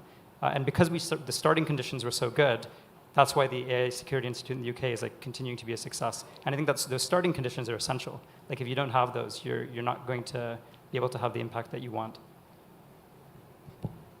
Now, clearly, I mean, impact involves both positive and negative elements of impact, and therefore we have to address both. And safety of individuals, safety from being scammed by all of this is an important element of how we are addressing the whole cybersecurity question as well. Within the AI mission, there is a vertical which deals with safety, and we do call for proposals on an ongoing basis, and we receive many proposals, and clearly it's a very popular effort. So I think the next time that this is called for, and the AI Kosh, the portal has all of the details, and you should participate, or the institute that you're looking at should participate. In addition, there are also details of research and other projects on the safety aspect which have already been awarded. There are about 5 or 6 projects which have been awarded, and if you would like to contribute to one of those, it should be possible, because those details are also up there. So, I mean, we are not in any way underplaying the risk, and we believe that awareness and knowledge about the technology is probably the greatest defense that you can have. And that's something which we work on as part of not just the AI mission, but part of the overall capacity building program that the ministry runs. Sure, thanks. Responsible AI, governance in AI, they are definitely my favorite topics. But again, I'm reminded Saturday evening, so maybe we'll talk it again later. Let me summarize. Today we talked about the AI summit, which we are going to have in February, the theme being impact. Some of the key things which came up is, number one, we should not throttle the opportunity. We have to seize the opportunity. Inclusive for citizens of the Global South, so that all are included and are heard, and we jointly create a plan. Let the million flowers bloom, we heard that. And investments, which is conversion of investments, and make things fruitful for the entire Global South. DPI to the power of AI, and that we should take the opportunity to make that happen. So those are the themes, takeaways for us. And I thank you, Secretary Sir, thank you Sunil, thank you Andre, thank you Nitarshan for being there and enlightening us on the way forward. Bye.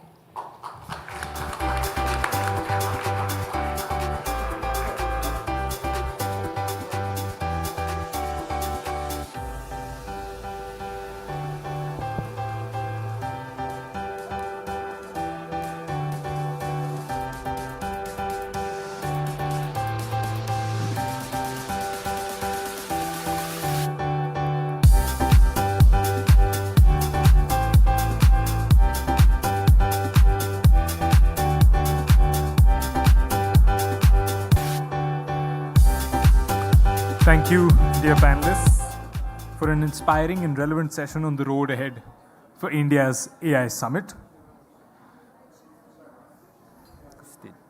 No.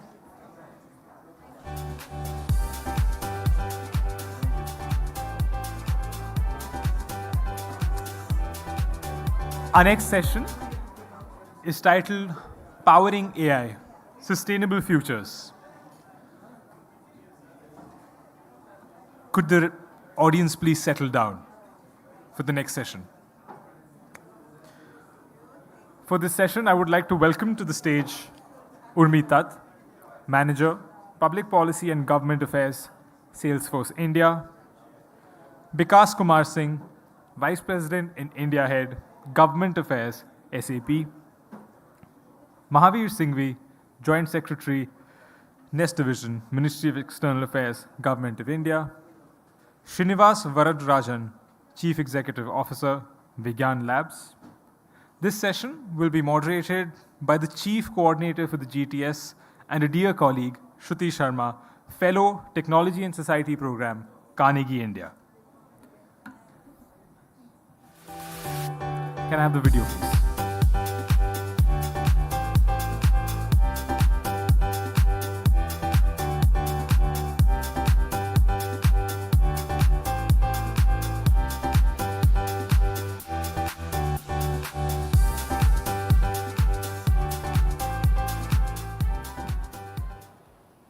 Thank you, Sahib, and thank you so much, everyone, for joining this discussion today, and thank you for the great audience who's still patiently sitting here on a Saturday evening.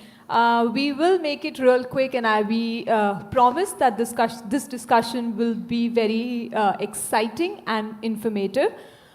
We have spent the last 2 days talking a lot about artificial intelligence, including AI infrastructure, compute, funding, India's AI mission, talk about AI and cybersecurity.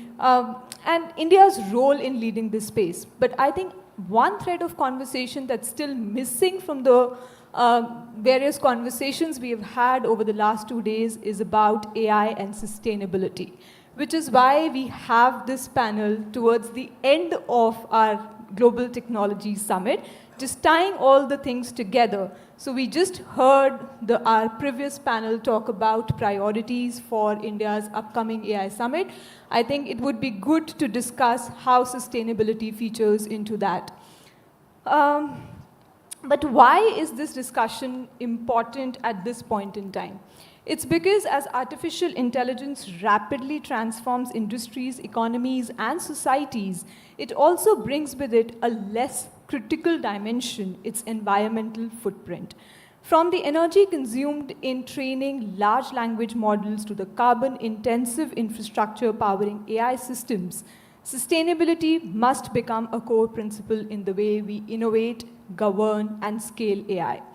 This session and the way it's going to be designed will be split into 2 halves, where the first half of the conversation will talk about how do you make AI innovations, AI applications more sustainable, but the other half of the discussion will also talk about how do you actually leverage AI for sustainability. With that, we are joined here today by Mr. Mahavir Singhvi, who will offer a more global policy perspective on how India can lead the sustainability conversations on AI.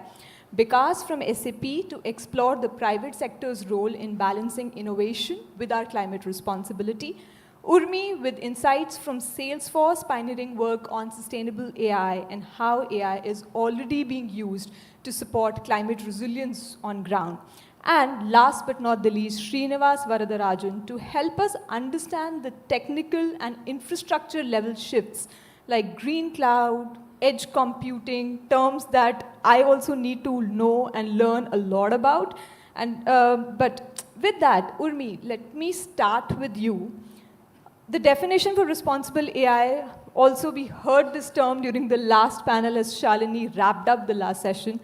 The definition for responsible AI is now evolving to also include sustainability, emphasizing not just ethical and fair use, but also energy efficient and environmentally conscious development. Salesforce is has been one of the few companies to roll out sustainable AI policy principles. Could you share insights on how your company is measuring and addressing the carbon footprint of its AI services? Thank you, Shruti, and a very important conversation. I think the idea of encompassing sustainability into the definition of responsible AI comes from the inevitable truth about climate change. I think the statistics are quite self-explanatory. You know, data centers consume about 1.5% of power generation today, and by 2030 it's said to be 4.5, and some statistics even pose it to be much higher than that. And I think the risk that we end up running if the energy consumption compounds at this stage is a high level of inequality that might occur because of the kind of consumption that and the dispersion of energy consumption around the globe. We've been on this sustainability journey for a decade now, and we really recognize that sustainability is one of our core values, along with innovation, along with customer success.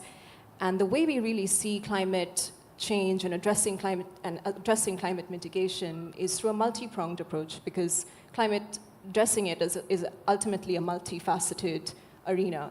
So one of the ways we do this is by offsetting our own carbon footprint. So that could be in terms of buying carbon credits. It could be in terms of buying renewable energy certificates to offset the energy that our AI models use to train. And the other is, supporting ecopreneurs, people who are working at the very forefront of climate change, and to give them the tools like Agentforce and supporting through philanthropy to kind of help them to get the reach that they otherwise would not have done. And the other is through regulation and policy. So this is where the sustainable AI principles come in. This is where we try to engage with governments, to work with them, and in order to incorporate sustainability into policy frameworks themselves. And one of the ways we do that is by measuring impact. At the Paris summit, we unveiled the AI energy score. So this was a way of measuring power consumption, a benchmarking way of measuring power consumption of AI models. So, we've declared that we will be we will have full disclosure under this model, so we will be disclosing our exact carbon footprint through this. So how it works is that there is a portal where developers can submit their AI models, and there is a benchmarking tool which then scores these AI models according to some very basic AI tasks like text generation, how much energy consumption is being used in text generation or image generation or summarization. And then the idea is to kind of come up with like an energy star for white goods, to have like an energy label for AI models. And of course, the key to success of any kind of standardization is adoption. And, and companies or governments kind of aligning on full disclosure. This is still something that is very close to us and we push for. And the idea behind all of this is that, if we're not thoughtful about our actions at this stage in terms of incorporating sustainability into the very design of AI models, it might be too late in the future to remedy this. If I can push you a little bit more on this, where do you see the sustainability conversation going in the next 5 years? I think there's a consciousness, especially among businesses, because there's a huge responsibility on big businesses because of their outreach, their access to capital, to do more in this space. It also is something that even makes business sense if you're able to see a long-term vision. So this is something that it drives customer success, it brings customers, in the long run it contributes to revenue. And it's just about popularizing that vision amongst companies and pushing all stakeholders to do this. I think otherwise the inevitability of what we're facing will be quite stark. Great. I think it's a good segue for me to bring in Srinivas into the conversation. So Urmi did mention something about data centers taking a lot of energy consumption. She also mentioned how big businesses are thinking about measuring sustainability and how they're thinking about all the sustainability efforts more consciously. You've been part of Vigyan Labs, which is transitioning to like green data centers, or you're adopting newer and innovative ways to make AI innovation more sustainable.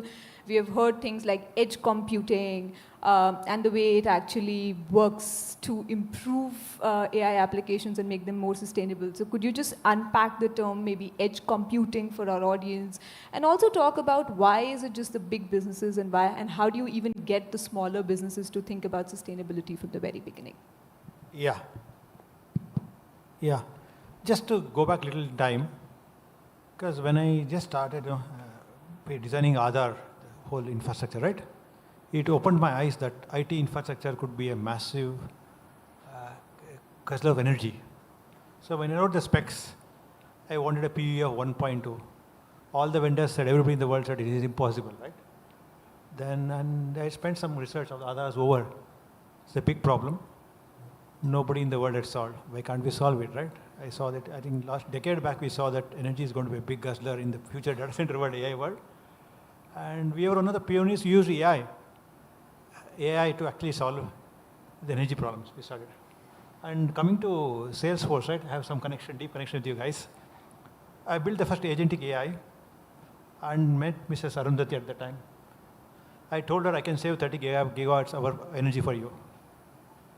And next few weeks, I got a call from her saying that, how can you help SBI? I think within 3 months, we went live. Till date, we have saved 100 gigawatt hours of energy for State Bank of India. That's what she saw the future sustainability. I think that was a big first point for us. That's where our sustainability energy started with Mrs. Arundhati at State Bank of India. And then we continued that journey to innovate continuously because we saw that, digital infrastructure globally, it's not just data center, endpoint computing, the endpoints, the smartphones, the towers, together consume 6 to 7% of energy today, which will probably become 10 to 12% in the next 4 or 5 years. We started applying AI long back because turning off a light is easy.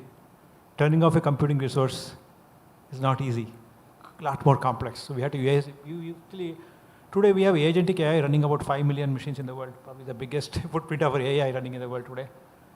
And the impact we have made is we have saved about 2 terawatt hours of energy just by using AI globally. And our research continued as we started saving. Customers came to us like SBI, can you save more, can you do more? And been continuously researching. And globally we look at, you look at the SDG goals, right? What are things? Land is a common issue. Water is the issue. Energy is issue, right? Because still energy, today still large amount of energy is coal and oil. Energy is still a small percentage. We started looking at all these things, and after other, we started working on building data centers around the world for many countries, Philippines, Morocco, every country we went around. We started challenge. Getting land is a problem. Getting energy is a problem. Water was always a scarce resource. And sometime just before COVID, I thought, while we are innovating in AI, why can't we create a model data center in the world, which is completely run on solar? My goal was not to use water, run at a PUE 1.2, cut down the energy consumption drastically. And we said, let's create a modular edge small data center, micro data center. We pioneered the concept of micro data center. We can make the footprint very, very small. It can run a massively workload. We did it, just a couple of years back. We built a green building, earthquake-proof building. We redesigned. I'm not a civil engineer, but learned everything. We built a building with 70% less cement. Use special construction material. The building is naturally cooled by 6 degrees centigrade, which reduces energy consumption by 30%. We removed all switches in the building, only sensors and AI. And we removed false roofings. Pretty much we eliminated, okay? Today, just to give an example, how much energy we have reduced, my goal was clearly not to consume more than what you can produce. We have a 60 kVA solar panel, rooftop building. How do you redesign everything so that you don't consume more than what you produce? On a sunny day in India, typically on a 60 kVA panel, you can produce about 300 to 350 kilowatt hours of energy. So we had to redesign everything, redesign the electrical panel, UPS, bus bars, everything in the system we had to redesign, including the servers part of it. Today, I'll just tell you, give a number, we do about 6 to 7 billion messages a day, month, slightly less than UPI. We have 5 petaflops of GPU, few hundred terabytes of RAM, then 10,000 plus virtual machines running. The total energy consumption is just 15 kilowatts. And our goal is that as we AI, and we have demonstrated that you can actually build a sustainable edge data center. Because the world is distributed, and country, I think, we talk about distributed energy. That when energy is distributed, why can't compute be distributed? And what you need is just a small piece of land. Sunlight is plenty in this country. You don't need water. And we create a model, say that we can create hundreds and thousands of distributed edge computing. It's highly sustainable. You don't need grid at all. You don't need water. Go into a place where there's a barren land, nothing grows. And that's what I see, where we can look at how do we replicate this around the world, make the AI highly, because we use AI. We are probably one of the pioneers. We use AI for everything. The electrical systems, the panels, the chillers, servers, every component has AI, agentic AI running. Because manually it's not possible to, do what we talk sustainability is humanly impossible to do controls. I think you need a control system which is AI. What does it take to maybe include sustainability into any AI conversation or any AI innovation that happens in India? So how do you kind of integrate sustainability? I think we need to have metrics, right? Metrics, right? How many, example, I use the metric, how many watts per token, right? Example, we just built a chat GPT like one using the open source AI tool. Any of you can look at Mysore.ai. With a low-end GPUs, we run the whole Mysore.ai LLMs run with less than 1 kV of power. And we started to put a metric, like one is PUE.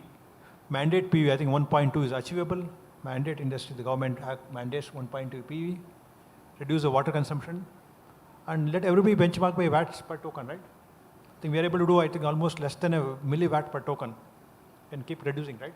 And I think everybody is mandated to declare the carbon footprint of their AI infrastructure and benchmark, right? Watts per token. How many watts per token? Then I think it will set the precedent for Let me come to Mr. Singhvi. So we've just heard the two big players in the industry talk about AI and sustainability. Given your expertise and also your, since you're heading the next division here, can India lead the global conversations on making AI more sustainable without compromising innovation and inclusivity? Thank you, Shruti. Let me first thank you and Carnegie and Rudra for inviting me here in this interesting conversation on AI and sustainability. I think sustainability is important, very important, and in fact, what I feel is that you should have kept it earlier, because we should have talked sustainability first and the rest of the things should come later. But anyway, now we are talking about it, and that's very important. Talk about sustainability naturally. So I think it's very important in a way to have sustainable AI because as being pointed out by both the previous speakers, that AI is highly energy intensive in terms of power consumption. There are other resources like water, land, all these things are required. How do you make the optimal utilization of these resources so that we can make it really sustainable is the question. Now, before I go to how India can do it, whether India can do it, can India lead the conversation on sustainability in AI, I would like to give some facts. Perhaps most of you are aware of that, but just for your information, I was just going through a report by Goldman Sachs, and he said that a chat GPT query needs nearly 10 times more as much electricity to process as a Google search. So you can imagine the kind of power consumption which goes into just having a search on the or creating some sort of an answer on using your artificial intelligence platform. Similarly, I think there is another data which says that training ChatGPT took 14 weeks and around 42 gigawatt hours of electric power. And that's the equivalent to a Delhi electricity consumption of around 28,500 households in the developed world, or about 70,000 households in the poorer countries.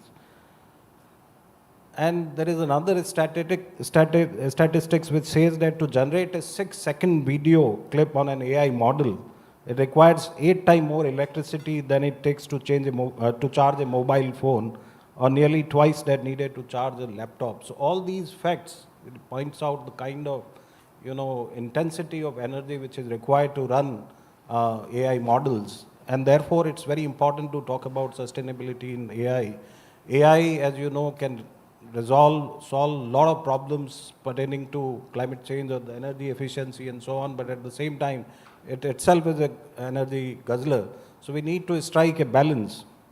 Now, coming to your question, can India lead the conversation on AI? I think there are some distinct strengths which we have, and I think we have already shown that to the world, and we have been talking about it for quite a long time. And these, I would say there are 3 strengths particularly. One is the scale, the second is innovation, and third, I would say, is our moral choice or the moral compass which we have. So let me explain all these things. When we talk about scale, we have 1.4 billion people. That is one of the largest, and digitally trained population which we have in our country. And we just don't consume the technology. We also test it. And we have shown it while, having technologies, platforms as DPI or Aadhaar or UPI or CoWIN. And all these, case studies have shown that how digital infrastructure can be inclusive, efficient, and at the same time sustainable. I think we can apply the same principles to AI. We can have a modular, low resource, open access platforms. That's where I think the sustainability would come in. So I think these are something we need to look at. So India has already shown the way forward, and we can certainly, lead the conversation on these aspects to have AI more, sustainable. These are the models which we can look at to provide guidance to us how we can go forward on this. Second is the innovation. I think you just spoke about how India is very apt in, and I think has provided a lot of frugal innovations, using low resources, using less power and less energy. All these things are very important when we talk about this innovation. And these are, I think, very important because we need to have, the kind of deep seeking movement. Yesterday there was a lot of conversation on this. So I think these are certain things which perhaps give us some kind of a strength. We have a lot of startups which are working in this direction, and therefore I think we can provide, sustainable model to develop AI as we go forward. Third is what I call is the India's moral compass and the moral choice which we have, and the principles of Vasudhaiva Kutumbakam, or even the life, the mission, lifestyle, the Prime Minister's vision of the life mission. I think that's also again provide a kind of guidance to us as we go forward on this. We can push for ethical frameworks, emphasizing transparency, accountability, and at the same time environmental responsibility. So responsibility, when we talk about responsible AI, I think environmental sustainability is inbuilt in that. So those are the things I think we can certainly talk about when we, look at leading conversations on AI. And if you look at the Paris AI Summit, the Prime Minister in his speech talked about making AI sustainable as we go forward. So I think we are already taking a lead on this. We have been talking about this at the various forums. We have been taking leads in the various kind of platforms globally, even G20, or in the global partnership on AI, the AI Action Summit. And I'm sure that in the going forward, when we host the summit, sustainability would be an important issue, particularly on AI. So that's, I think we are well positioned to lead conversation on sustainable AI in future. Thank you so much, sir. And I think this is a good segue for me to get Vikas into the conversation to address some of the business AI applications. So I think Mr. Singhvi did point out, how AI applications are consuming a lot of energy. We have heard about data centers, how they're consuming a lot of energy. So because addressing this energy consumption challenges of AI, especially for business applications, it requires innovation, something which we also heard Srinivas talk about, but also adaptation and collaboration across government, academia, researchers, policymakers, industry, and the customers, right? My question to you would be how, because you're representing SAP, first question would be, how do you think the private sector can actually balance AI innovation and sustainability? And how do you interact with different stakeholders across the value chain to kind of enhance awareness around sustainability? And the reason I ask this question is India has put out a call to develop their own LLMs, right? So if we are actually in the beginning of that innovation curve, how do we make sure that we start building sustainable solutions from the very beginning? Thank you. Thank you, Shruti, once again. Thank you, Carnegie, for this opportunity. If you can just put your mic. Yeah. So thank you, Shruti. Thank you, Carnegie, for this opportunity. So I'll take a cue from what Urmi started off, what Mr. Srinivas said, and what Joint Secretary Mr. Singhvi talked about. So for now, actually, sustainability is no longer a fad or a trend word, basically. I mean, it's a global force that all of us are. It's a reality that all of us are living it day in, day out. businesses can't be, siloed or kind of be separate from this particular thought process. I mean, if you take the case of SAP, I mean, what Urmi just talked about, I mean, Salesforce, anybody else also, at least with the larger companies, I mean, let me assure you that for SAP, it's sustainability by design. It's an inbuilt process. I mean, there can't be anything that we do which is not sustainable, because as large companies, we do understand that whatever impact we create today is going to impact our business tomorrow, and we can't be ignorant of that particular fact. So it's a sustainable. And second is that what Mr. Singhvi said, what Srinivas said, is that, the same AI that we are today debating about its footprint is also the same AI which is helping you reduce those footprints. So that balance also will have to be there. So if I take you back a little bit into the technological history, I mean, it's almost, if you look at the, the history of chips for that matter. I mean, how from large it came down, and today we are at, where we are now talking about GPUs and NVIDIA and everybody. I foresee something similar happening in this particular area also. The AI today, which may be looking like not a very green thing to do, will be the same AI which will train us to become more green tomorrow. I mean, as a proponent of technology, I definitely am confident about that. So having said that, I said that you touched upon a very good point, Shruti, So at the core of everything, you should always remember that digital and sustainability has a very strategic linkage. I mean, you cannot talk about sustainability without bringing in a digital element onto that. Typical thing being, unless you know how are you going to improve, that insight actually comes in from the data that you have. AI cleans that data and does that insight generation much more faster, which then takes you to the whole the output of actually taking a decision, which is not just, bottom line oriented in finance terms, but also how much in green terms. Thankfully, research after research is now showing that being sustainable is actually a better financial decision also. I mean, so that part I'm just not going into that, but to reach that particular position, it is important that you collect the data, you crunch that data, and you get those insights that you're asking for, and AI actually does that. Coming back to company-specific, Shruti, so what we do is obviously, I mean, there are some low-hanging ones, which Srinivas talked about, how as a country we can do, or going in for renewable energy to run our data centers.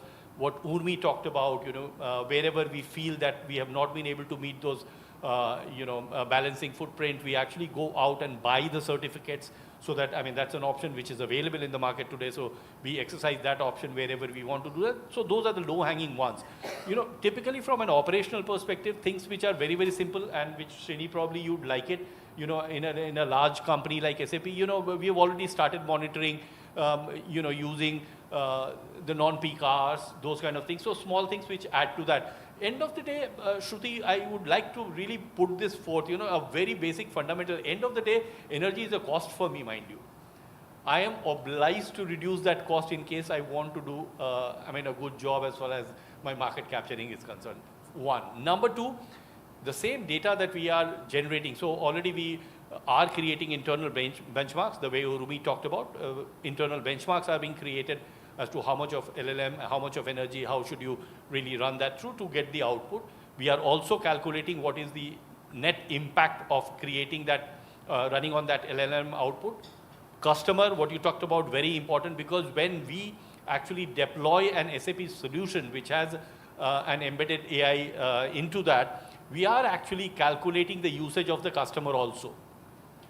So we are knowing that by producing something at X level of energy, usage was not, let's say, was only 50%, probably I need to rethink that, did I do a good job by spending X amount of energy to do something which was not utilized. So that capturing we are already doing, and retraining, always constantly retraining our model. So those are the kind of things that we are doing. Even at the customer end, we are actually, for us, which I'll come to probably the second part, we are now really propagating solutions which are which we call the green ledger or the SAP Sustainability Tower solutions and everything, which we are helping, showing. And these are not just solutions which are into plant side, manufacturing side. We have solutions for CFO, how a CFO can be more green. We have solutions for a CHRO, how can a CHRO in his decision making be more green? How can the procurement team be more green in their solutions? And all those are actually embedded. So so coming back to your question, I mean, what we do, we are obviously tracking data centers that we have direct control on the energy consumption over there. We are tracking that and trying to improve that. Data centers which are not mine, we are very heavily dependent on hyperscalers. We are actually getting the data from them as well. So anything that we report has a scope 3 emission reporting inbuilt into that. So to that extent, we are even controlling that. Customer data also we are getting it. So we are trying to cover the entire value chain to figure out where the footprints lie and how we can improve that. This is really helpful, and I think just going back to what Urmi said and just what you said now, the key takeaway that I'm taking from this conversation that it is easier, and I think the bigger companies have kind of, they are more aware of these sustainability issues. But as India is growing its AI innovation landscape, there will be some small and medium enterprises which will develop some foundational models, which will be developing more AI applications. How do you make sure that you involve those small and medium enterprises into this? And do you foresee any challenges for them? Because the way big businesses or big companies are, they're very structured, they have bigger teams, but not as many for the startups. So do you have like any advice or anything for startups that are in this space? So one is that benchmarks are getting constantly created. Anybody who's doing that, I mean, obviously, thankfully, most of the compute is with Government of India, I mean, for those kind of people who are not really in a position to afford. So we are in a very healthy situation where the government being conscious of the sustainability and the climate goals and the climate obligations, I'm sure that part will be taken care of at the government level itself. So we really are not leaving it free for all kind of a thing. But second thing is, I would probably go back to Urmi. I would probably, I mean, while the SAP benchmarks are pretty internal at the moment, I'm not saying or putting words in Mr. Singhvi's mouth where we should try and come out with benchmarks and everything over there. But some standards definitely would help over here for people to evaluate themselves. Again, an evolution which I'll go back to is the evolution of the BE star rating the way it happened. I mean, it was not very well accepted in the beginning. It has its own, people were not going for it. People were still going for cheaper options. But over a period of time when people realized the return on investment and the cost benefit analysis of going in for a 5-star at a slightly higher cost vis-a-vis a 3-star or a 2-star, probably that kind of maturity would definitely come in. Hand-holding, definitely yes, you should do it. I mean, because there is a huge involvement of academia, a huge involvement of researchers who, are struggling with their language models. Obviously, for them, it's more important to really come out with that big bang, something wow kind of a moment, not look at sustainability as the first focus. We have to make that into an inbuilt practice. For that, probably a collated approach where the government, benchmarks being created by us so we can help sit together, create those benchmarks, get the institutions to come down onto that. The data center players themselves have a lot of role to play in ensuring that they have to do. And I know for sure because prior to SAP, I also had a long stint with Lenovo, and we were constantly trying to move away from what Srinivas said, move away from lesser water consumption, move away into more energy efficient, stacks and everything. So those kind of things. So it will have to be a coalition of sorts, really, and not just an India coalition, but a global coalition of sorts to really create those benchmarks and hope that people are working within those guardrails or parameters where we are doing. So that's my, foresight on this. No, that's super helpful. Urmi, do you want to comment on it? No, I completely concur. I mean, as you said, there's this, there's the big businesses which definitely make, they know that this makes revenue sense for them in the long term. They know that this is something that attracts customers for them. As maturity on this issue develops, you're kind of judging your own benefit in terms of energy consumption and what you're saving and cost savings in order to select the model that works for you.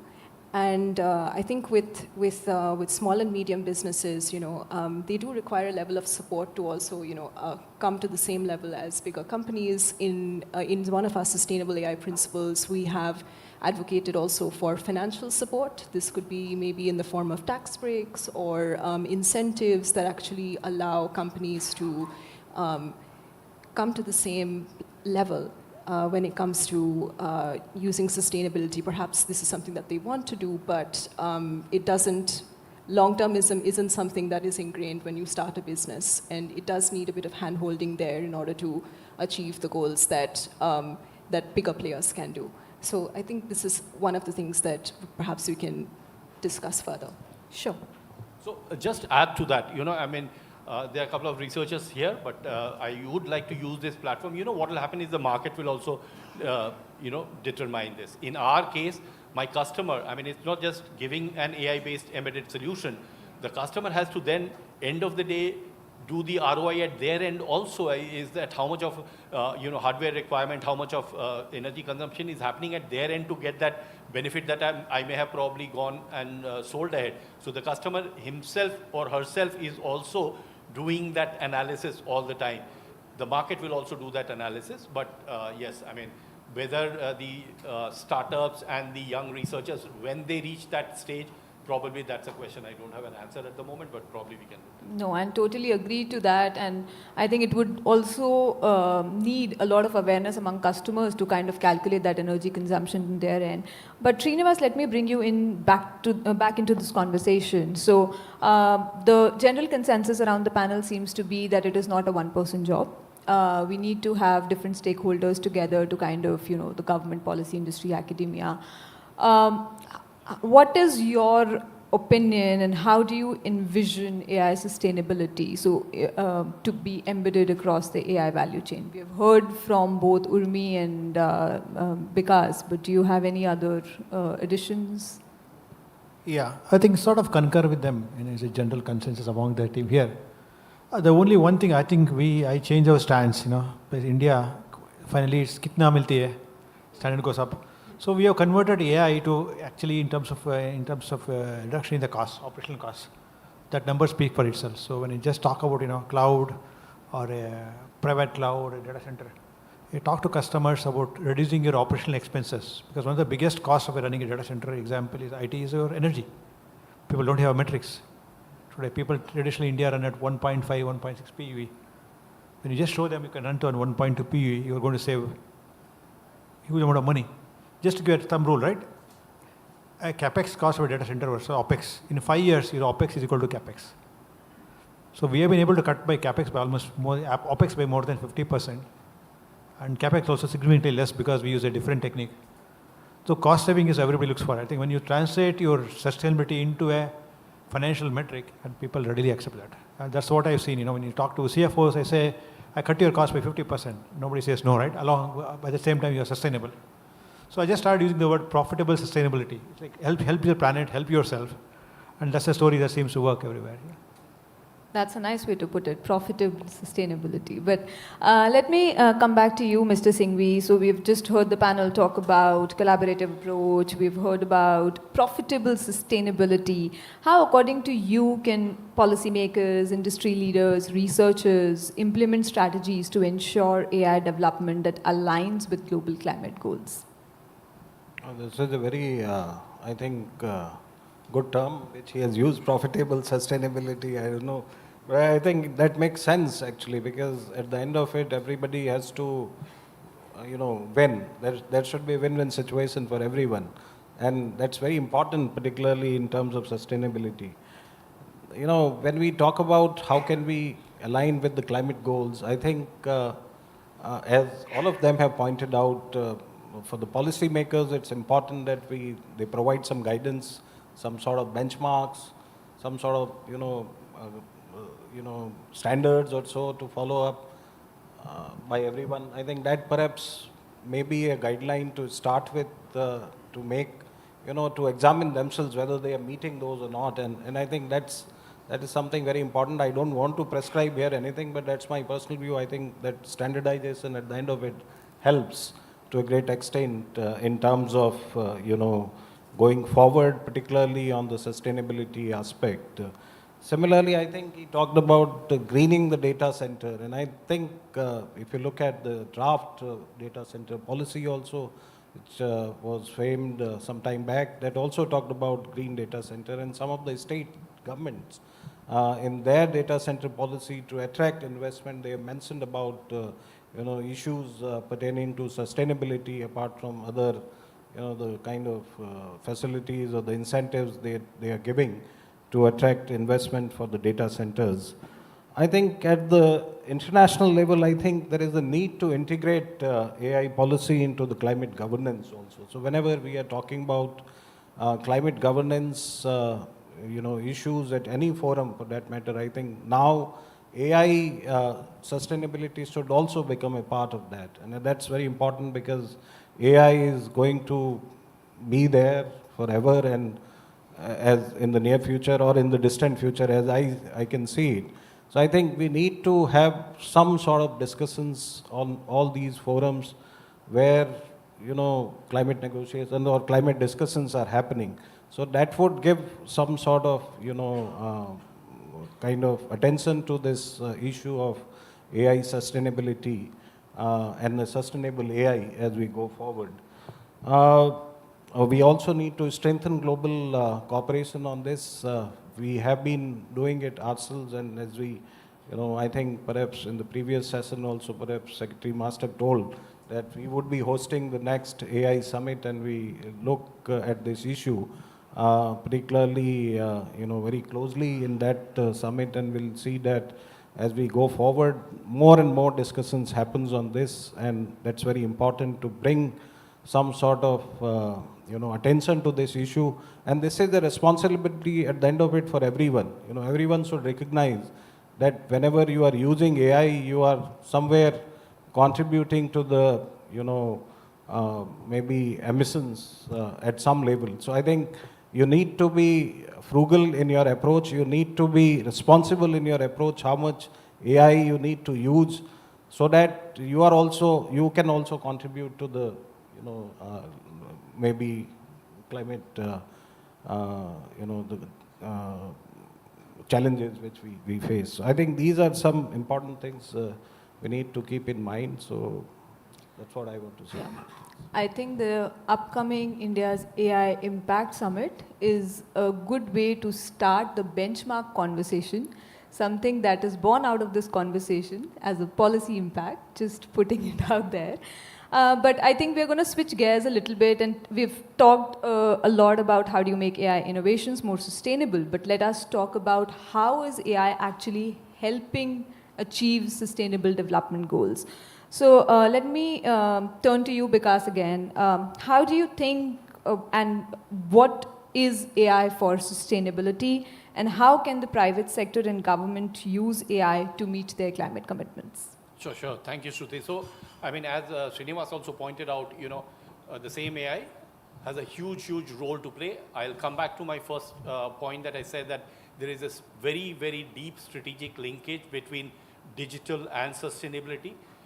So the data that you are collecting at every stage of doing business, right, and from your supplier, from their sub-suppliers, to the whole supply chain, procurement, manufacturing, packaging, logistics, every point you are generating data. And that data that you are capturing is actually capturing the footprint that you are accruing at each and every stage. So basically, in a very simple term in SAP, we call that you record, then you kind of report, and then you take action on basis of that. So CEOs, and as I told you, but sustainability is no longer some kind of a trend. It's actually a global force. Every business is conscious. It is adding to their bottom line. That part is also well established. So that data which you need to really take that decision to go sustainable or go green or howsoever you want to say that, that can come only, and it's a huge amount of data. You can get that data and use that efficiently to process that data, you need AI. To give the insights out of that data, after that processing, you again need that AI. And the same AI has to constantly keep improving on itself to give you a better insight next time. So that's exactly what's happening on business AI side. That's exactly where SAP solutions, which are already embedded with AI now, are actually throwing open. In our terms, we have something called a green ledger, where we say that the same ERP that is giving you financial data is also giving you green data. We have something called sustainability towers that we call. Those are the terms, but probably I'm sure Urmi would have something similar, and Sini does that day in, day out. So that's where it is. I mean, the same AI, and for government also, in governance, I mean, how you're running large citizen-centric programs, you need to constantly crunch that data to improve on that data.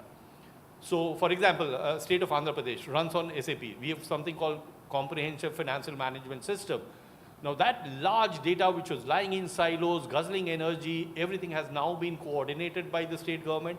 And now, at a drop of a hat, if I may compare the Chief Minister as a CEO, every morning he has insights on where his revenue is going to come from, where does his projects lying, and everything. So, and that is actually, so project delays where they are happening, what's happening in the health sector. So there are multiple use cases, as I may say, once you get the data right, clean that data right, apply AI on that data and start getting insights. So it is not just for businesses. I mean, we have e-commerce who are using that for their logistics. We have, groceries who are using it to reduce their wastage.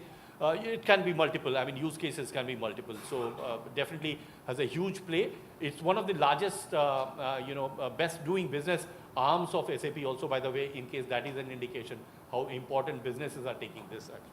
Great. I think, Urmi, if you would also like to give us a sense of, some use cases of how AI is actually being used for sustainability and to improve sustainability. Sure.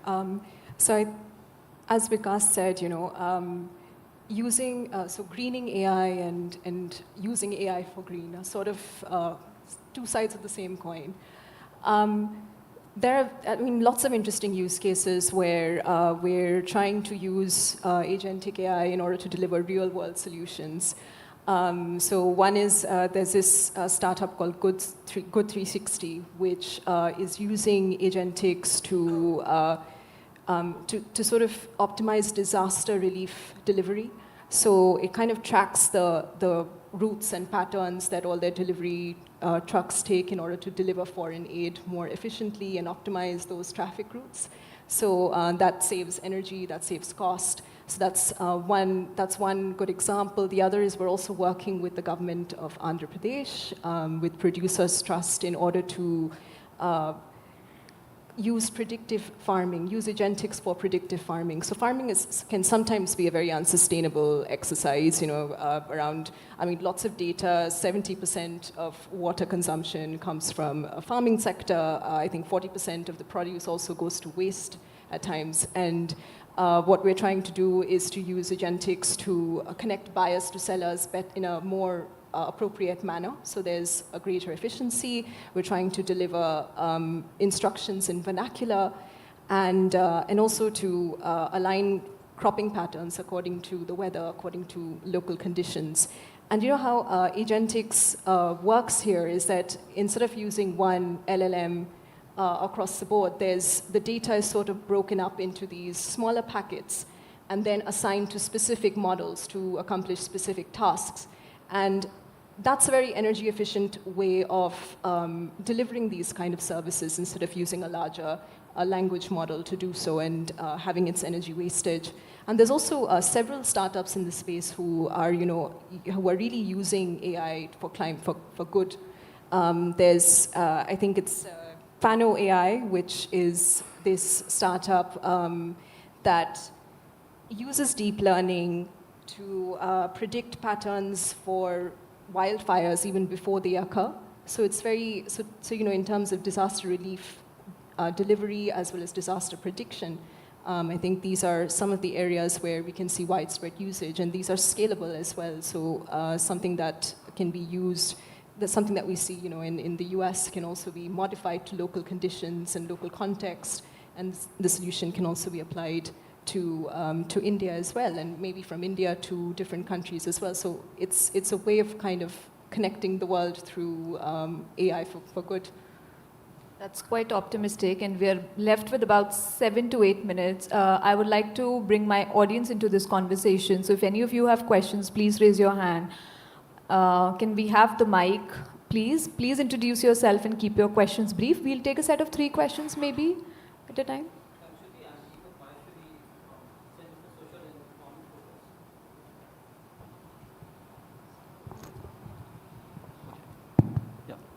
Hi, I'm Deepak Maheshwari with the Center for Social and Economic Progress. So number one point is that sustainability is way beyond just energy. Energy is important, but energy is not the only thing. So we should look at materials and other stuff also. That's one aspect, which somehow was not discussed today. Second thing is you mentioned about the suggestion for the Impact Summit. So I think there we should talk about impact of and on sustainability, both ways.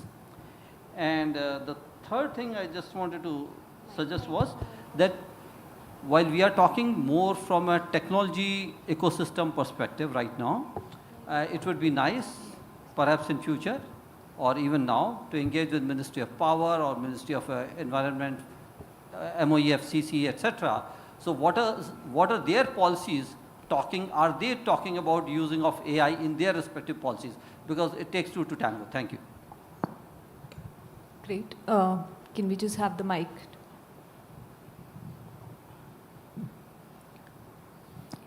Thank you. My name is Yogendra Kumar, former ambassador. My question is basically, there are 2 questions I have. One is that we also in the previous session heard about the data centers and what kind of a demand they make on the energy requirement, which is huge. Even for the US, one reads about these things, that even they find it very difficult to cope with the rapidly growing demand for this. And we heard also just in this panel about the micro data centers. So I'm wondering, between the two of them, micro data center and data centers, I mean, how is the modeling to be developed as far as we are concerned in terms of, scaling up our LLM and all those kind of things that we've been talking about? That is one question. The other question is to Ms. Urmi Tat. And, you talked about the agentic, the predictive farming. And that is linked to, climate change. Now, climate change, as one sees at the moment, actually its localized impacts are highly unpredictable.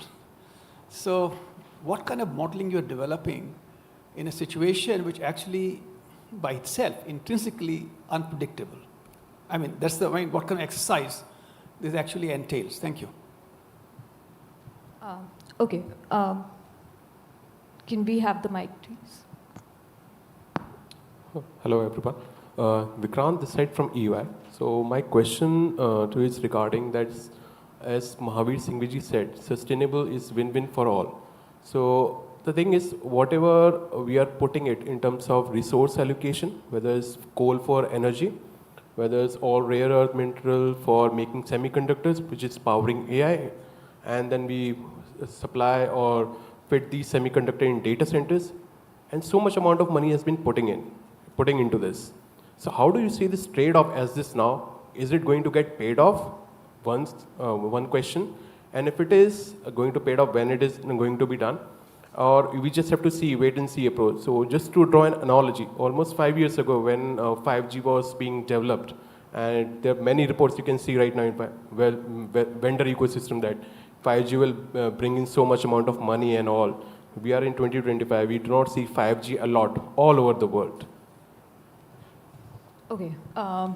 Would someone like to take the first crack at the first question, the micro data centers and? We can talk about, two things, right? One of the important things, what we try to do micro data center is, look at today is how to minimize the footprint, because what is important for running data center is land, water and energy. Okay, so our concept of micro data center was to minimize the footprint, because one of the biggest challenges in data center is about energy and heat.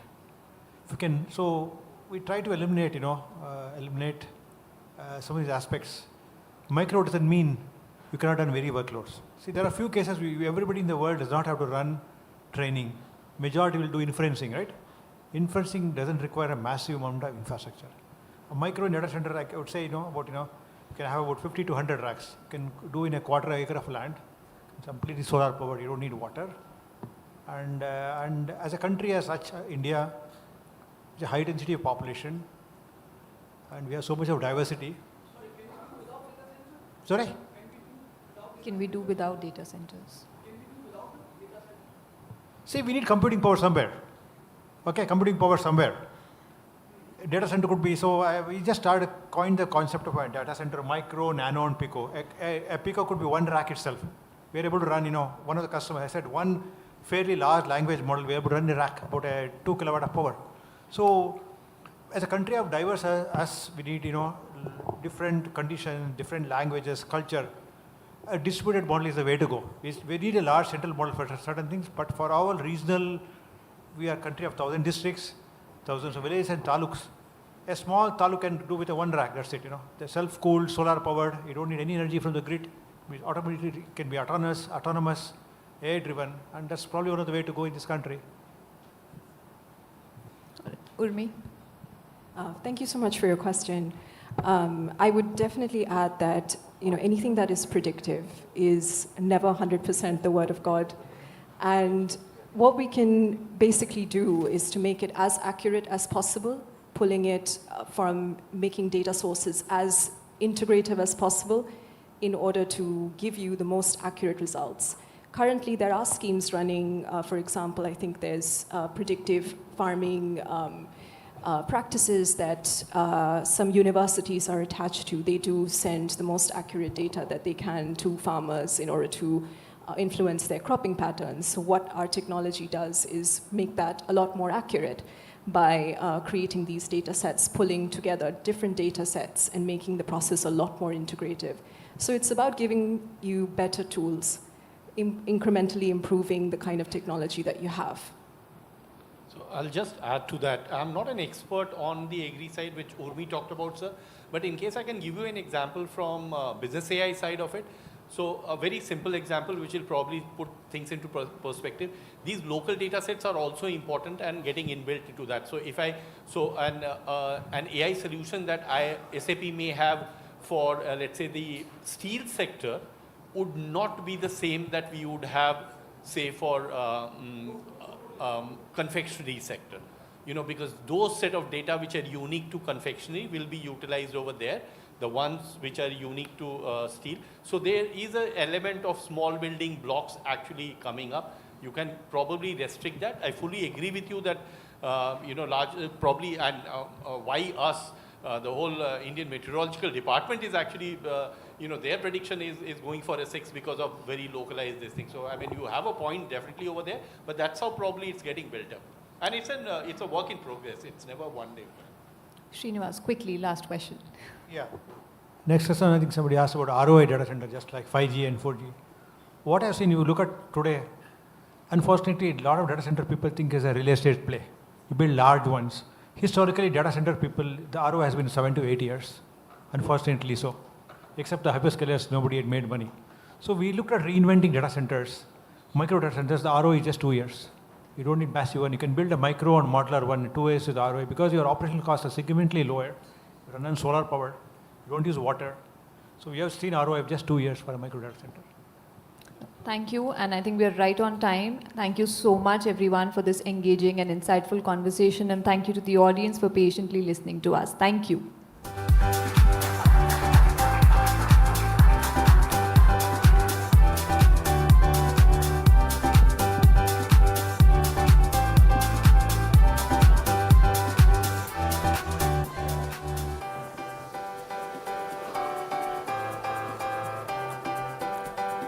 Could I ask the audience to please settle down?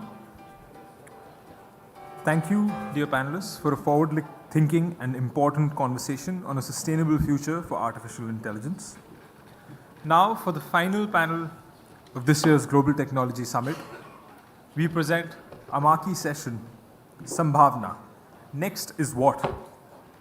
For this session, we have an eminent set of panelists. I would like to welcome to the stage Ambassador Philip Ackermann, Ambassador of Germany to India and Bhutan, Ambassador Philip Green, Australia's High Commissioner, India. Evan Feigenbaum, Vice President for Studies, Carnegie Endowment for International Peace. Ashok Malik, Partner, the Asia Group. Rosa Balfour, Director, Carnegie Europe. Tanvi Madan, Senior Fellow, Center for Asia Policy Studies, the Brookings Institution. This panel will be moderated by James Crabtree, Distinguished Visiting Fellow, European Council on Foreign Relations. Can we have the video, please?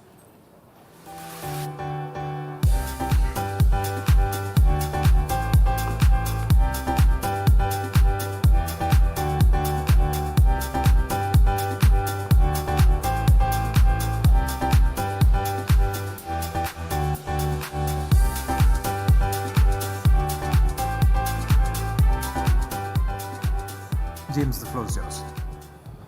Good evening, everyone. My name is James Crabtree. This is the last panel of an excellent two-day summit, so I'd invite you all to give my panelists a round of applause to make sure that you're very good. We appreciate you coming with full energy to the final panel, which will bring this event to a rousing conclusion. We're thinking about the future. We're going to focus mostly on geopolitics. The essay question that I've given my panelists is to think about the next year, all of the topics that we've talked about in the summit, where exactly are we going to go, and we're going to dive straight into it. And I'm going to start with Evan. Evan, you've just flown in from the United States. To be honest, most of the mood music around this conference has involved your government as opposed to the Indian government and what it's been up to. Tell us, how much worse can this get? Does it involve my government or involves my president? Your government. The president. Okay, so the first thing to say, the president of the United States tends to suck the oxygen out of almost every conversation. And that's no different in Washington. He sucks the oxygen out of a lot of things because the administration and the political landscape is very much driven by his personality, but also by his inclinations. I mean, I was a Republican political appointee. I worked for George W. Bush, and the party on some of its positions is broadly unrecognizable, right? I was on a panel this morning. We talked about tariffs. We talked about trade. Went from being a pro-trade party to anti-trade party, pro-business party to slightly anti-competition party. Suddenly we're talking about price controls. So the president's personality drives a lot of the discussion, and so do his policy inclinations. That's a challenge, because I grew up in New York City, where we have something called alternate side of the street parking, where on Monday, Wednesday, Friday, you can be on the left side, and on Tuesday, Thursday, Saturday, you can be on the other side. And the president doesn't always know where he's positioned. He changes a lot, as he has on tariffs. I think, since the theme of the panel is geopolitics, I would just say, I think, notwithstanding all of that, the United States is at an inflection point, globally and geopolitically, in any case, because the major conditions that underpin primacy, which we like to flatter ourselves that we still have some kind of primacy, much less hegemony, are either eroding or have eroded. One is being a safe haven financially, economically, commercially. And if you look what's been happening in the markets for the last several days, there's a broad, as we were discussing on a panel this morning, moderated by Ambassador Singh, who I see here, there's been a broad liquidation of US assets in the last few days in ways that cut at this question of safe haven, because it's not just risk assets, but it's safe assets that are trading in some ways as if they're risk assets. And that raises some fundamental questions about where the United States is heading, particularly in the fixed income and the bond market. Second, and most importantly, is the willingness to provide public goods. And to see public goods is something that you provide internationally, partly because it's self-interested to do so, but partly because that's the price you pay for primacy.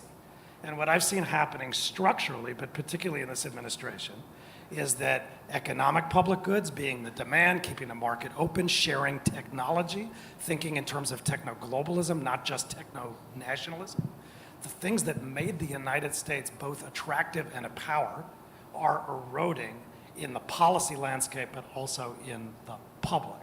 And in this region, where the United States was the demand that export-led economies relied on to power their way to prosperity, the whole landscape is different.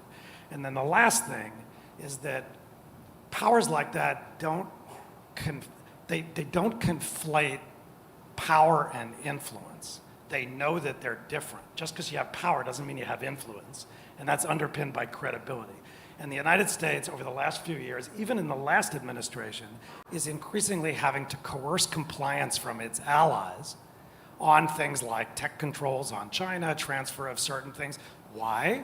Because not everybody's on the same page. And the challenge with this administration is it's using power in a way that sees every problem as a nail, US policy as a hammer, and the US is losing credibility as a result. And so as that plays out over 4 years, I think it's really an inflection point in, as you implied, the way others think about the United States, but also, frankly, the way the United States sees itself internationally. Because if you're not willing to provide public goods, then you're not willing to pay the price of primacy, and that's essentially where the US is heading.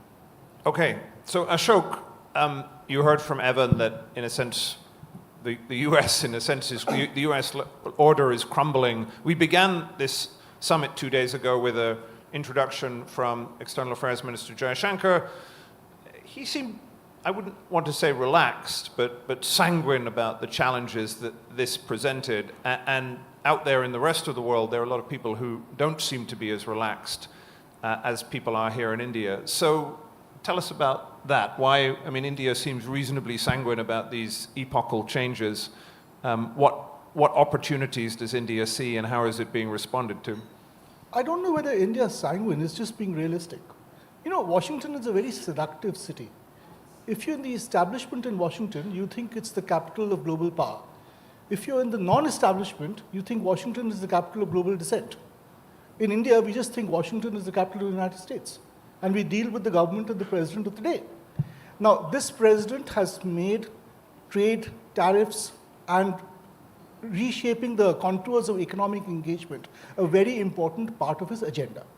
To be sure, there are different views on how that reshaping will take place, even within his administration, between the MAGA group, which sees tariffs as more long-term. It's almost theological about tariffs, and the Wall Street and tech crowd, which is more transactional and short-termist on tariffs. We don't know which side will eventually prevail, or if either side will prevail. Frankly, it might just suit the president to play one side off against the other and ask his interlocutors, including India, to give him the best deal. And he'll pick the best deal when it suits him, and he won't when it doesn't.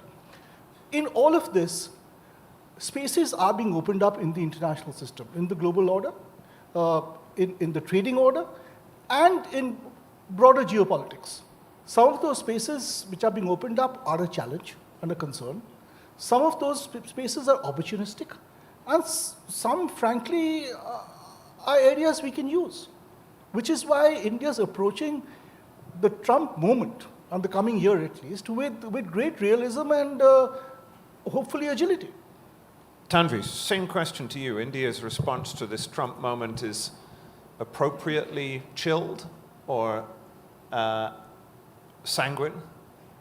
I agree with Ashok in the sense that, you know, it might seem that it's chill. Some of this is relative, that maybe there's a lot of other panic elsewhere, or, you know, a different reaction at least. I think there are a few reasons why I think India is taking the approach it is. For one, I think there was perhaps a greater degree of expectation, perhaps, or preparation that there would be another Trump term. There wasn't necessarily kind of this view that there wasn't going to be he was going to be a one-term president. So I think there was preparation for that, including in terms of what potentially a second Trump term would bring. I think the second reality is that, all said and done, the US is crucial to several Indian objectives. And Prime Minister Modi said it's an indispensable partner to every one of India's objectives: security, economic transformation, technological acquisition. And so the reality is that whoever is the president, as Ashok said, the reality of the US being important for India hasn't gone away. And so I think what you've seen, and you saw the contours of this in the first Trump term, but you're seeing it, I think, even more now, an approach that has involved invest, adapt, insulate, which is in continuing to invest in alignment with the US where possible, adapting to the new realities of a second-term Trump, with the only constant in the next 4 years going to be volatility. And then third, to some degree try to insulate India from kind of the headwinds that might come through continuing to invest in building Indian autonomy, continuing to diversify and perhaps speed up diversification of India's partnerships with Europe, with Australia, with Japan, with others, with Russia as well, maintaining that relationship. And then finally, I think with stabilizing the relationship with China. I'll come on to China in a minute, but we're looking in this panel forward to what's coming next. One of the things that's happening is we might get a Trump visit to China in the middle of the year, but also we're almost certainly going to get a Trump visit here in India because of the Quad Summit. And so, Philip, let me turn to you as a Quad member. What can we expect from this Quad Summit? And if I might ask a sort of slightly sharper question, under President Trump, one can surmise that he would like to have a slightly harder-edged defense and security-focused Quad. Neither India nor Australia have been terribly keen on this idea. So talk to us about the future direction of the Quad as well as what we might expect when President Trump turns up in Delhi later in the year. Firstly, about the current moment we're in, and by the way, it's a moment where Australia is in the middle of an election campaign, so I'm going to be a little more cautioned about what I would say. I should say this is being carried live, this debate. That's so right. Whatever the ambassador says will immediately go straight home. So. There's a new figure of speech in the Department of Foreign Affairs and Trade in Canberra, which is operating at the speed of relevance. And we are at a moment where being able to perceive what is going on, interpret it, analyze it, engage on it and find responses to it at a level of quickness that has not been required at any time during my career. Look, I just want to say something about some of what the others have said. Look, Mr. Trump won the election on a mandate for change. So none of us should be surprised that change is coming at Washington and that we will have to adapt to it. That's a reality of politics. I think what we are learning or being reminded of is just how salient the United States is in global affairs. Sometimes when I hear people talking about multipolarity, they talk as though there's a group of global powers that are more or less equal. That's not true. The United States is still at the apex of the global order. Australia understands that, India understands that, and that explains a lot of our responses. On the Quad, we're looking forward to the second Trump term. It was under the first Trump term that the Quad began its second journey. Since then, and I was the Quad Sherpa at that point, and I can tell you a vast amount has changed. In those days, the Quad was seeking to become the Quad, in effect. We were meeting at senior officials levels on the sidelines of other meetings, sometimes not putting out a statement, occasionally a few lines. Now we have summits, we have foreign ministers' meetings, we have working groups, we have a whole range of activity going forward. So the Quad has really matured in a very important way. I think what we can be sure is that all members of the Quad are now keen to make it even more effective. It is now well established. It now has a positive framework. We've had, on the very day of the inauguration of the Trump administration, a clear signal that the Quad is very important in the foreign ministers' meeting. But I think what we're all looking for now is to make it even more effective. Let me turn to my two European co-panelists. Ambassador Ackerman, during this event, my colleague at the European Council on Foreign Relations, Janko Ortel, had a back and forth with Piyush Goyal in which he stated that he thought Europe was currently in crisis. He was referring partly to trade negotiations and non-tariff barriers and environmental regulations, but he was making a broader point. I wondered, before we get into the substance of Europe-India relations, if you might like to respond to that and in a sense, give a sense of where you see the Europe-India relationship. So let me start by saying that we know the Honourable Minister of Commerce very well. He is a friend of a good debate and is in front of the camera. He can be very, very, let's say, argumentative, you know. I mean, that's maybe the word that comes to mind. I would respectfully disagree. I think Europe you don't have to be too respectful. Yeah, well, you know, I'm ambassador in India. I better respectfully disagree. So I would say that Europe is, I mean, undergoing we have some difficulties where basically not alone. You see the rest of the world, including the United States of America, having a couple of difficulties. So that's the reality. But I think when you look at what happened in the last weeks, Europe has shown in a remarkable moment of strength. And I would say that the visit of the President of the Commission and 21 commissioners to Delhi 5 weeks ago was one of these remarkable events where the Commission has shown that, you know, they shift their attention very much towards India. I think I've never seen such a visit before to any other country. I think there is a dedication and a commitment to the FTA between India and Europe, and we should not forget it is a time now where those who believe in global and free trade should join hands. You know? I mean, this is the time where we should sit together and try to figure out what is possible in the framework of an FTA. And at this moment, I have to say, and the Honorable Minister of Commerce is very aware of this, that the Prime Minister Modi, and the President of the Commission have agreed on a negotiated free trade agreement by the end of this year. Yeah? So we have another 8 months to get through this, and this is a sort of a clear order, I would see, and I think for the next round we'll see whether progress will be made.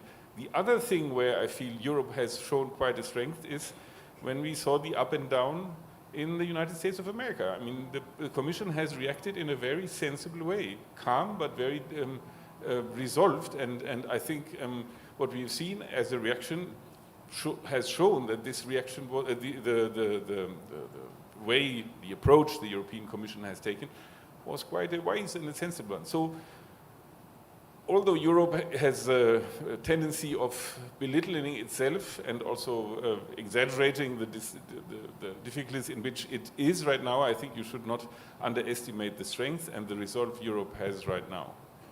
Rosa, given we're here under the auspices of the good people of Carnegie, I should plug a Carnegie publication, which is you wrote a rather good essay a few months ago talking about a strategic Europe.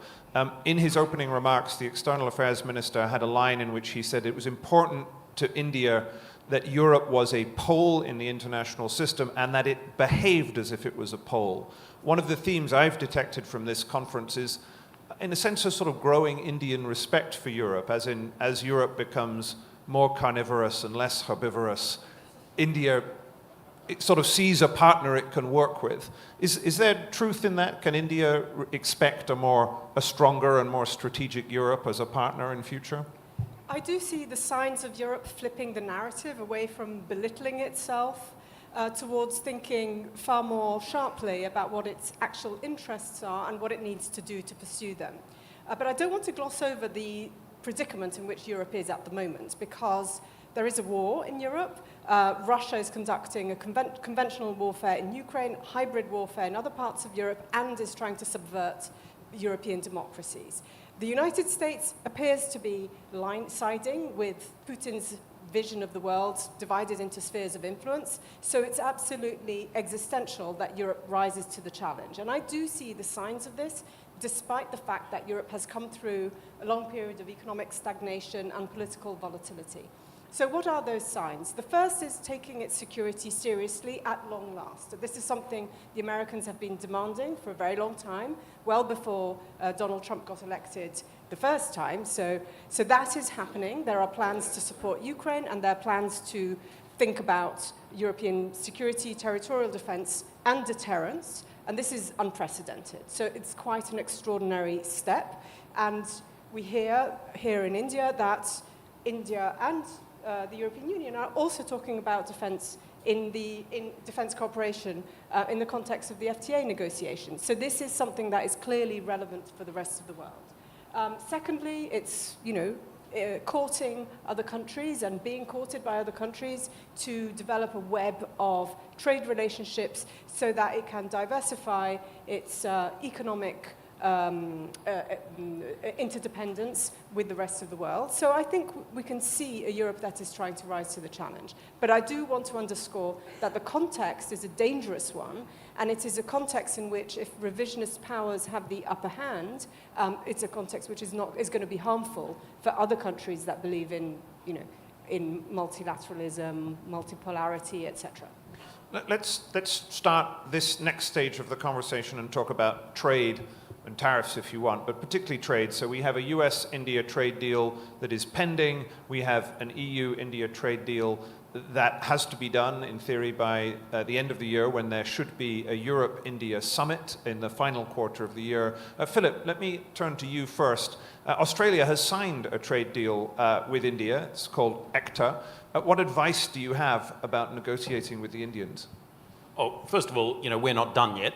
We've got this first phase of the free trade agreement, and that's very good, and it's working very well for both countries. I mean, just an interesting fact, India's exports to the world have grown by 35% over the last 5 years.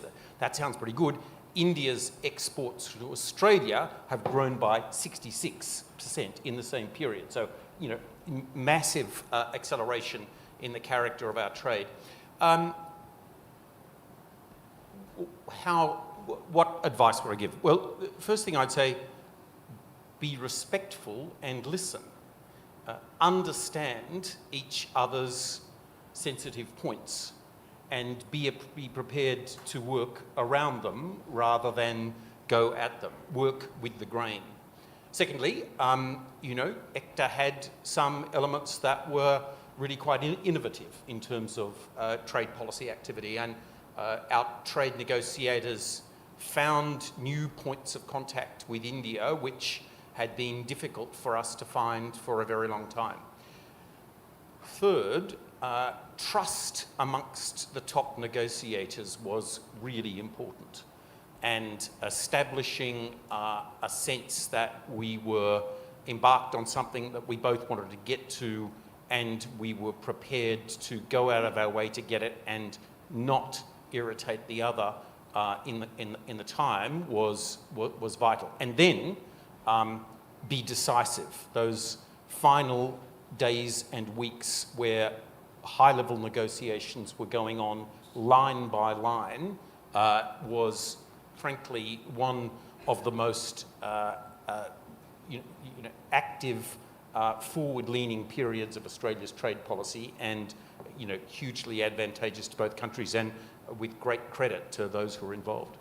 I'll come back to our European friends, but let's do the India-US first. Ashok, can I turn to you? I mean, the outlook for this, I presume, is that we want to have this deal done by the time of Trump's visit for the Quad Summit, but that frustratingly is longer than the 90-day timetable, so something needs to be done prior to the 90-day timetable to avoid a potential return of the reciprocal tariffs. So how do you see this game playing out?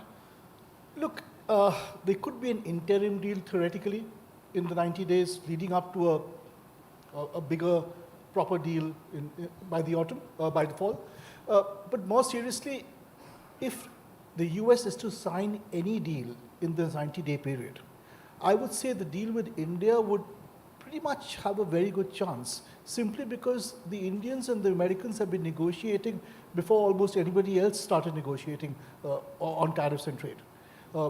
We have continued and expanded on a discussion and a negotiation that began in the first Trump administration, was not taken up in the Biden administration because trade deals were not being discussed, and was picked up again in February, almost as soon as the USTR was confirmed by the Congress.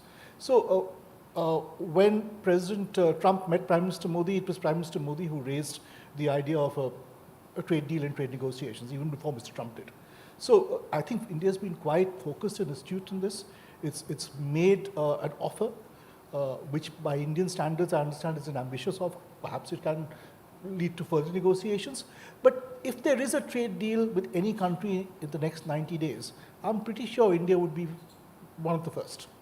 Tanvi, I know you're not a trade specialist per se. You cover many topics, but do you have a view on this as well? Do you think this deal will kind of get over the line? I mean, I'll make a broader point about these trade agreements. I do sense a different attitude from the Indian government on this, at least in terms of rhetoric. We obviously don't know what is in these deals.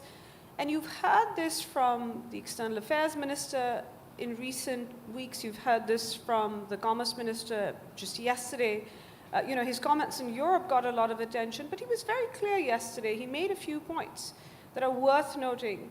One, he said, we need to do trade, and he also mentioned investment, not just trade. He's talked about that India needs to do more business with the world. But he also specified that India wants to do business in particular with trusted partners in the developed world.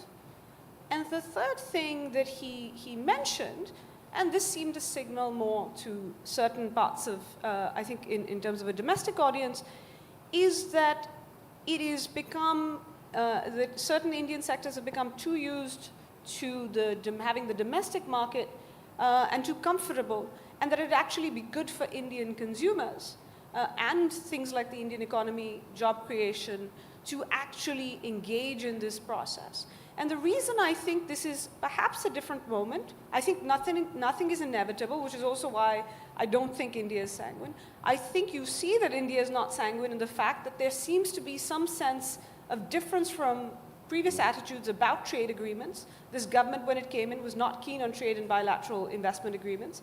And I think it's a confluence of conditions that bring us to this point. I do think the Trump administration's approach on this is one.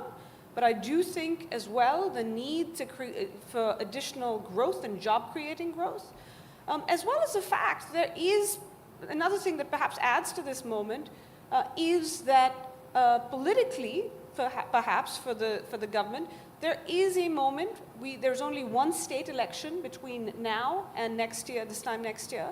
Maybe that gives the government a little bit of space, including to socialize the public about these agreements. But I'll make two other points. I think one other thing that I get the sense at least some recognize, if not a number of people in government, is that this is not a business as usual moment for India or the world.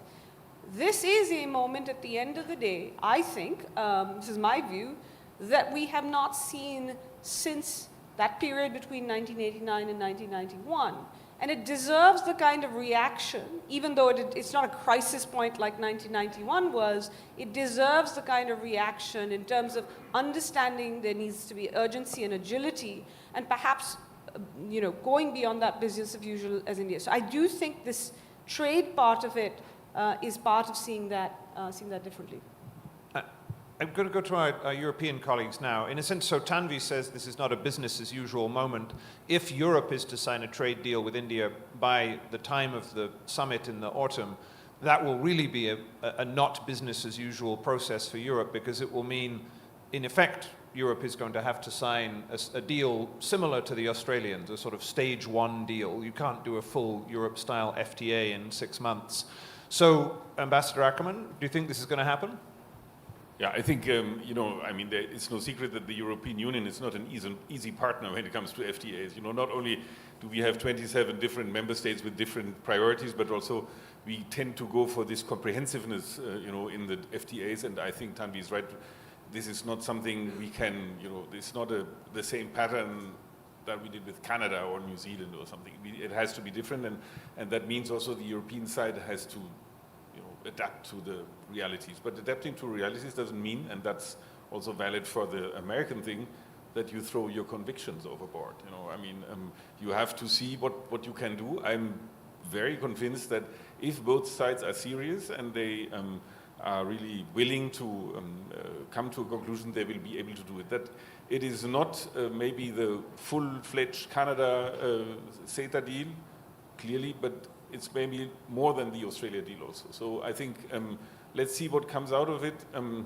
I'm pretty convinced that I'm convinced because I think now is the moment, actually. Now is the moment to show that we believe in global trade. And I think the investment part, which the Indian side emphasizes, is an important part of this. The investment part is important, and I think it will also come. For the German business in India, an FTA will be a game changer, and that will bring new investment in India, there is no doubt. more than an Australia deal. This now sounds like a contest between ambassadors named Philip in Delhi for who can get the best FTA. So can I say my friend Philip said that they are not done yet. You know, that's why I can say more than the Australia Day on the first stage, because they are working on the next stage. So I like this Philip-based competition over Indian trade policy. This is terrific. Rosa, may I ask the same question? Do you share the ambassador's optimism? I mean, in a sense, I'm interested in this because were Europe, in a sense, to compromise on its traditional FTA model in order to do a trade deal with India at an accelerated timescale, it would be a real indicator of the kind of geopolitical impetus and a change in approach from Europe. And so, do you think it'll happen? Well, I mean, let's be honest, the shift away from comprehensive trade deals that included everything on climate, on labor standards, on health and safety was already happening.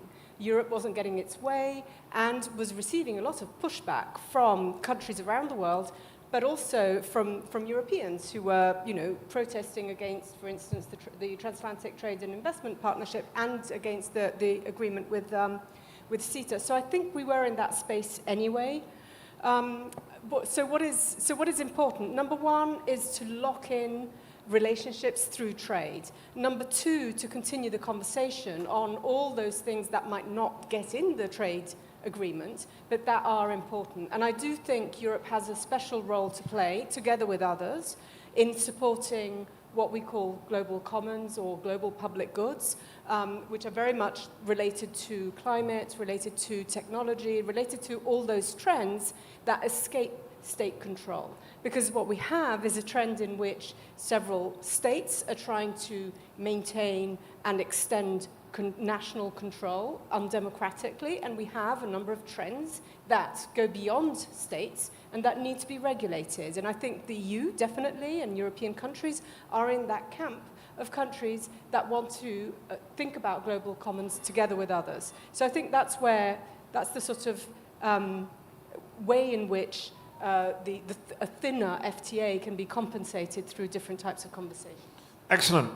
You may not see this, but I can see it. There's a clock ticking down at the front. We're now halfway through our time, and I've been given very strict instructions by Rudra Chaudhary that we're to end precisely on time. I want to ask about China, and I also want to ask about the opportunity for India, and we'll see if we can squeeze in a couple of audience questions as well. But first I want to go to Evan, in a sense, to talk about the balance between the US and China in the region. We face a curious next year because, in one sense, the US is going to be at the very center of Asian economic diplomacy. It's going to be negotiating with India, with Japan, with everybody else.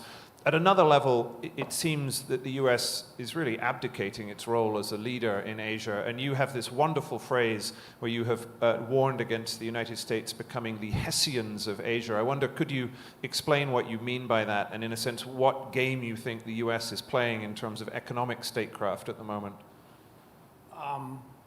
Yeah, I can explain that. I mean, to explain it gets at actually the way the region is changing and whether and how the US is adapting.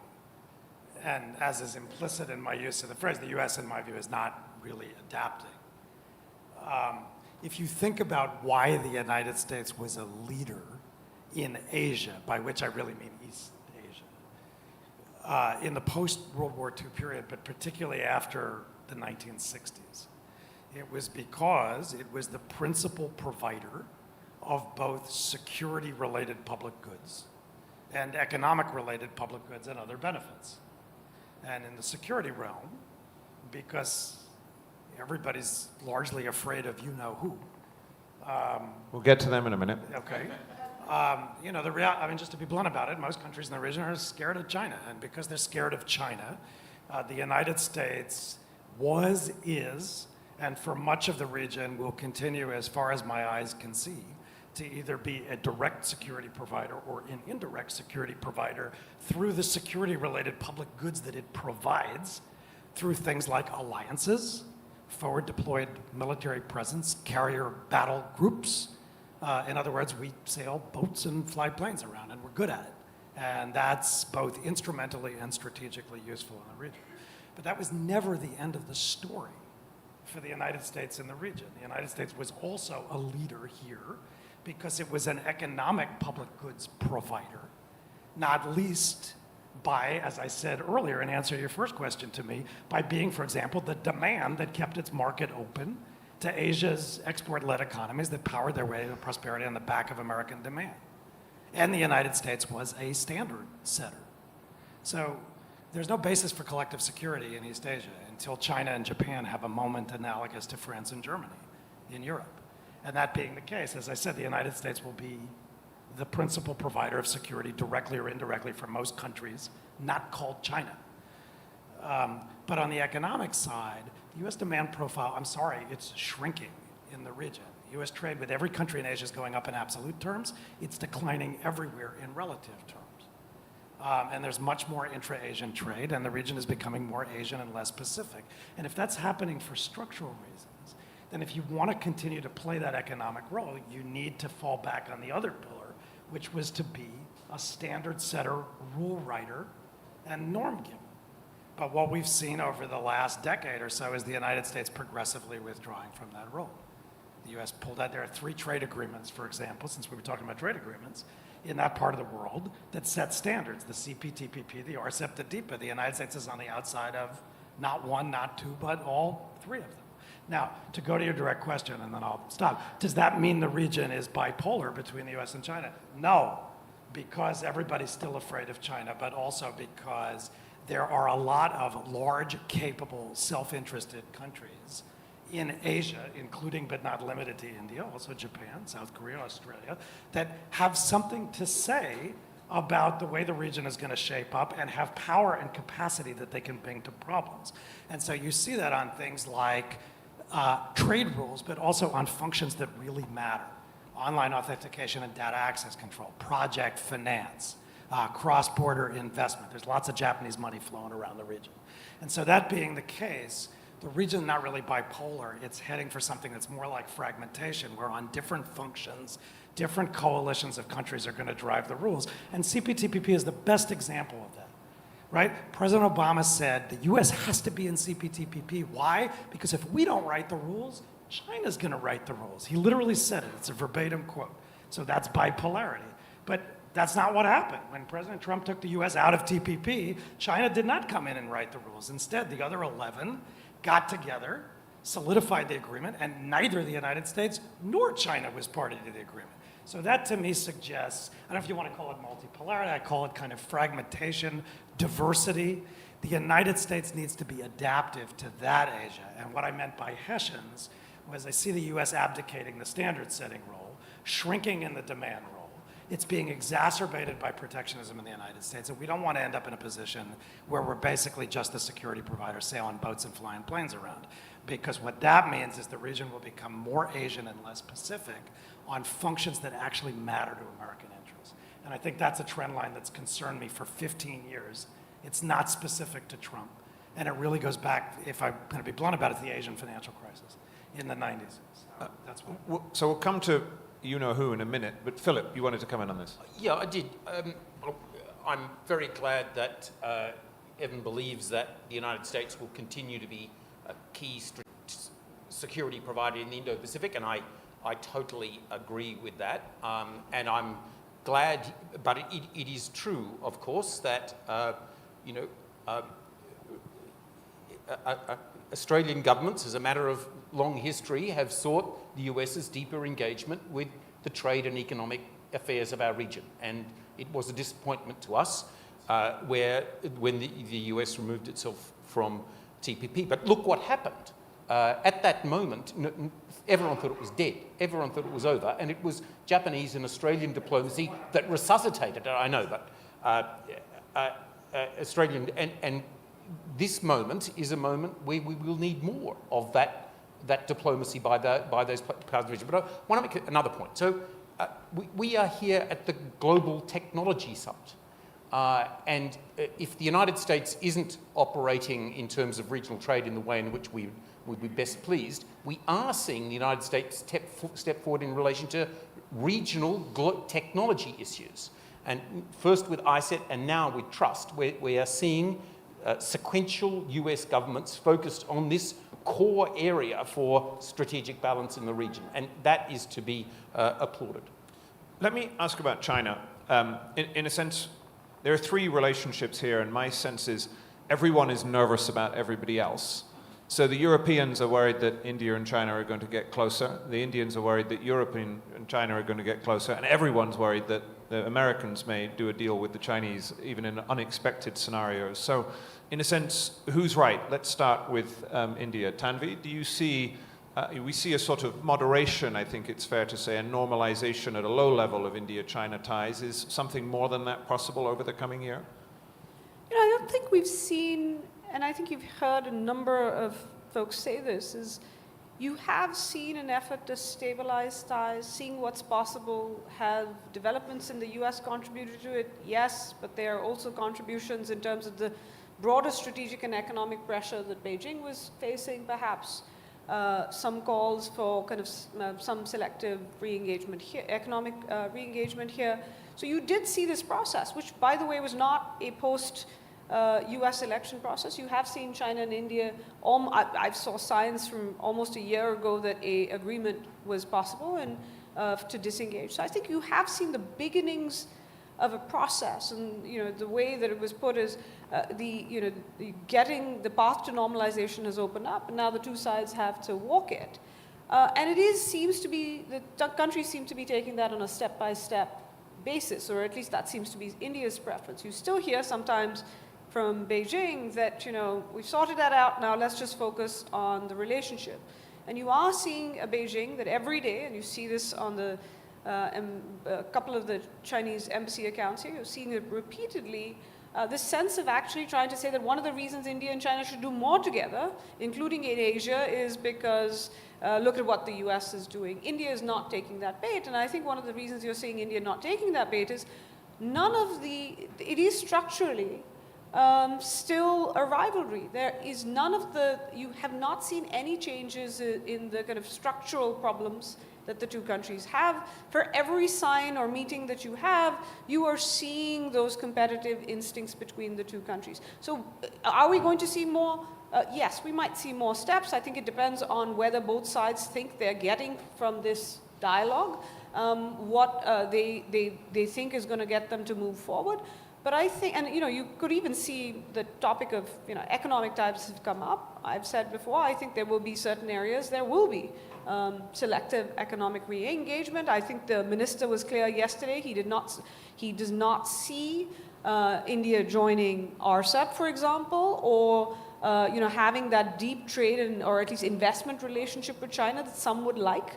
But nonetheless, I do think you've already seen some signs of that. But I do not see, unless China makes an offer to India to take it off the table in some ways and changes its behavior radically, that you are going to see a massive shift in. One other thing that just worries, when you talk about people worrying about relation, the thing that people used to worry about when they saw China and India talking in the US, elsewhere, was that if China and India were getting along, or because India was concerned about provoking China, it would stop doing things with the US, with the Quad and others. We have not seen any signs of that, or any major signs of that in the last few months, even as India has been on this normalization process.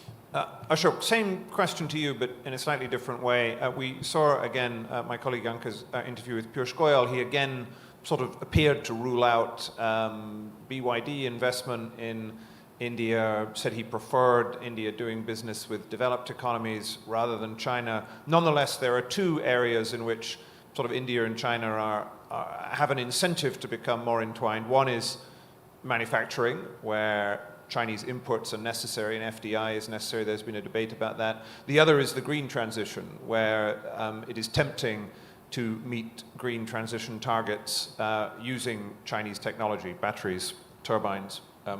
In a sense, is it possible to have a China-free supply chain for India? In some cases, no. In some cases, frankly, we just have to. I'll give you one example of an area where a China-free supply chain is and was possible for all our countries: COVID vaccines. I worked on it when I was in the ministry. And you either had a China supply chain COVID vaccine, or you had a non-China supply chain COVID vaccine involving India, Australia, Poland, America, all countries. Anyway, that's besides the point. How does India approach China? Look, it's complex. China is India's largest trading partner in most years. In some years, it's the United States. China is a very significant economy. It's not going to go away. To boycott China is to punish Indian consumers. If my daughter wants to buy a laptop to do homework, chances are she'll buy something made in China, even if it has a US brand or Japanese brand. Indian manufacturing, as it grows, as it advances, will need more and more cooperation with China, more equipment from China, more ingredients from China, more machines from China. The more iPhones we make, the more components we import. Having said that, and perhaps that should continue even faster than it is. Having said that, there are other areas where China remains a concern. One, the political relationship is still too poor, and I suspect will remain too poor, for Chinese companies to be allowed into public procurement in India. That's over. Second, India's economic transformation is coinciding with the digital moment. And digital technologies pose risk of permeation, of infiltration in a way traditional technologies did not.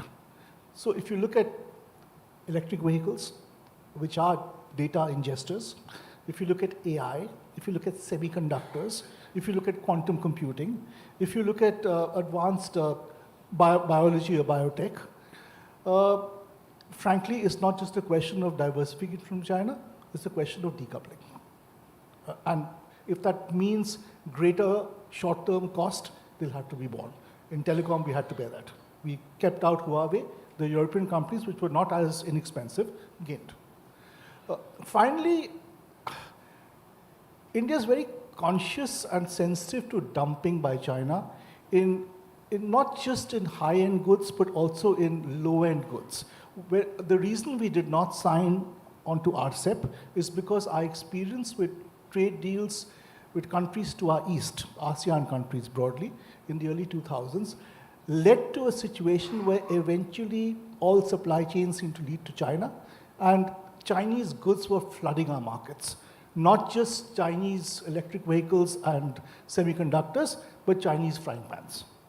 And that poses not just an economic challenge to India, but also a social dislocation. Let me ask the same question to our European guests. First to Rosa at the European level, and then second to Philip at the German level, given you have a new government. Again, everyone is worried about relations between their own country and China. I mean, in a sense, is Europe also going to go through a moment of normalization with China, do you think? I think Europe has shifted considerably on China, and it's not just because the Biden administration pushed it in that direction. It's because of China's behavior. I mean, Europe really has an issue with the lack of reciprocity and has been developing a whole set of tools to protect its economic security, while at the same time differentiating itself even from the Biden administration, which is a friendly administration in the sense that it has always argued that on certain issues it does want to talk with China. And I actually think that that position will be maintained, that Europeans, yes, there was a phone call the other day about how to handle the tariffs between the President of the Commission and the Prime Minister, but that was of China, but that was to avoid China flooding the European market with cheap goods. So I think that balance will be maintained. And there's a paradoxical reason for which that balance will be maintained, and that is that actually European countries disagree quite a lot on how to deal with China. They have quite different types of dependencies with China. Some are dependent on China for exports, others for imports or FDIs, etc. But precisely because there is that diversity, it's actually very hard to have a single hawkish position. So I think that is my expectation, that at least that there will be an attempt to keep that distance and to keep focused on economic security and on and a balance between economic security and free trade and global commons, etc. Philip, you have a new government, you have a new chancellor. The chancellor is from a centre-right party that traditionally has had a strong relationship with business. German business is generally very keen on doing business with China. On the other hand, your new chancellor has been quite outspoken. The new coalition agreement signed recently seems to be reasonably robust on Germany's position with China. Can you give us a sense of Germany's position on this? I think it's wonderful that everybody thinks we have a new government. We don't, actually. But, you know, Germany is so reliable that you think we have a new government, and everybody will soon have a new government. In a couple of weeks, 2 weeks maybe. But I think I can say with some conviction that, you know, the position of Germany when it comes to China will not change. I think one should not get confused that we are now together with China against some you know, power that wants to unwind the global trade and global business.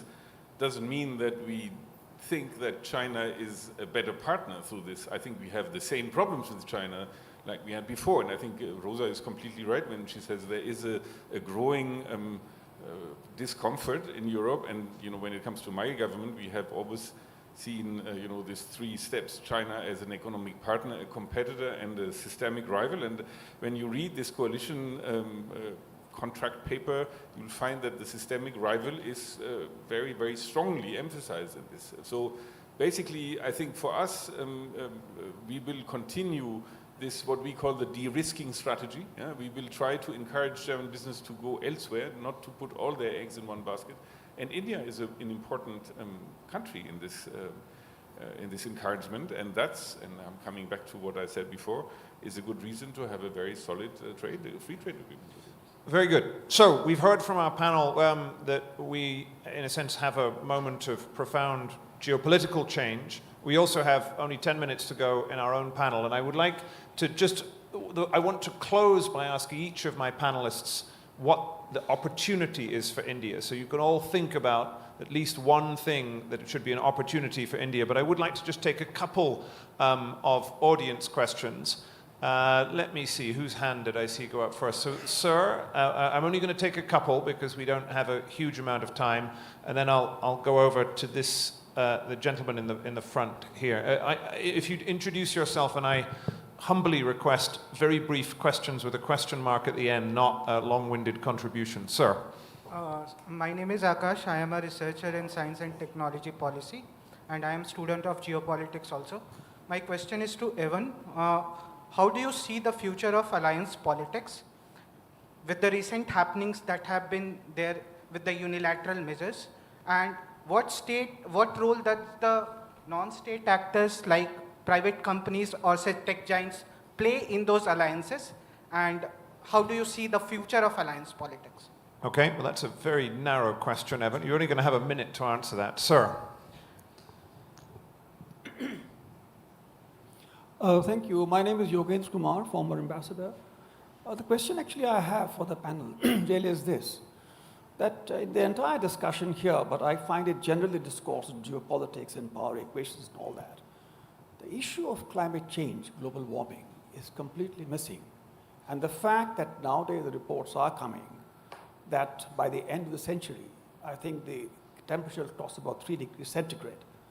And the stress being caused by this phenomenon, growing phenomenon, on the internal situation in all countries is actually aggravating internal situations, causing stress on the systems. So, in fact, now the report about that, in terms of insurance policies for housing and so on and so forth, is going to already starting to cause problems. The question really is this, that aware of this kind of menacing threat, which actually is already started, everybody's feeling it, in our neighborhood, India, everywhere. Are we going to revisit the entire outlook towards power equations? Are we going to think about international relations a little differently? Okay, that's a great question. I'm going to take one more. You, sir, at the back. I was looking for, anyway, there we go. One, and that's it. Sorry, I did see other hands, but I can't take all of them. Again, identify yourself. Thanks, James. This is Rahul. I work at the intersection of tech and geopolitics. You mentioned the profoundness from the panel.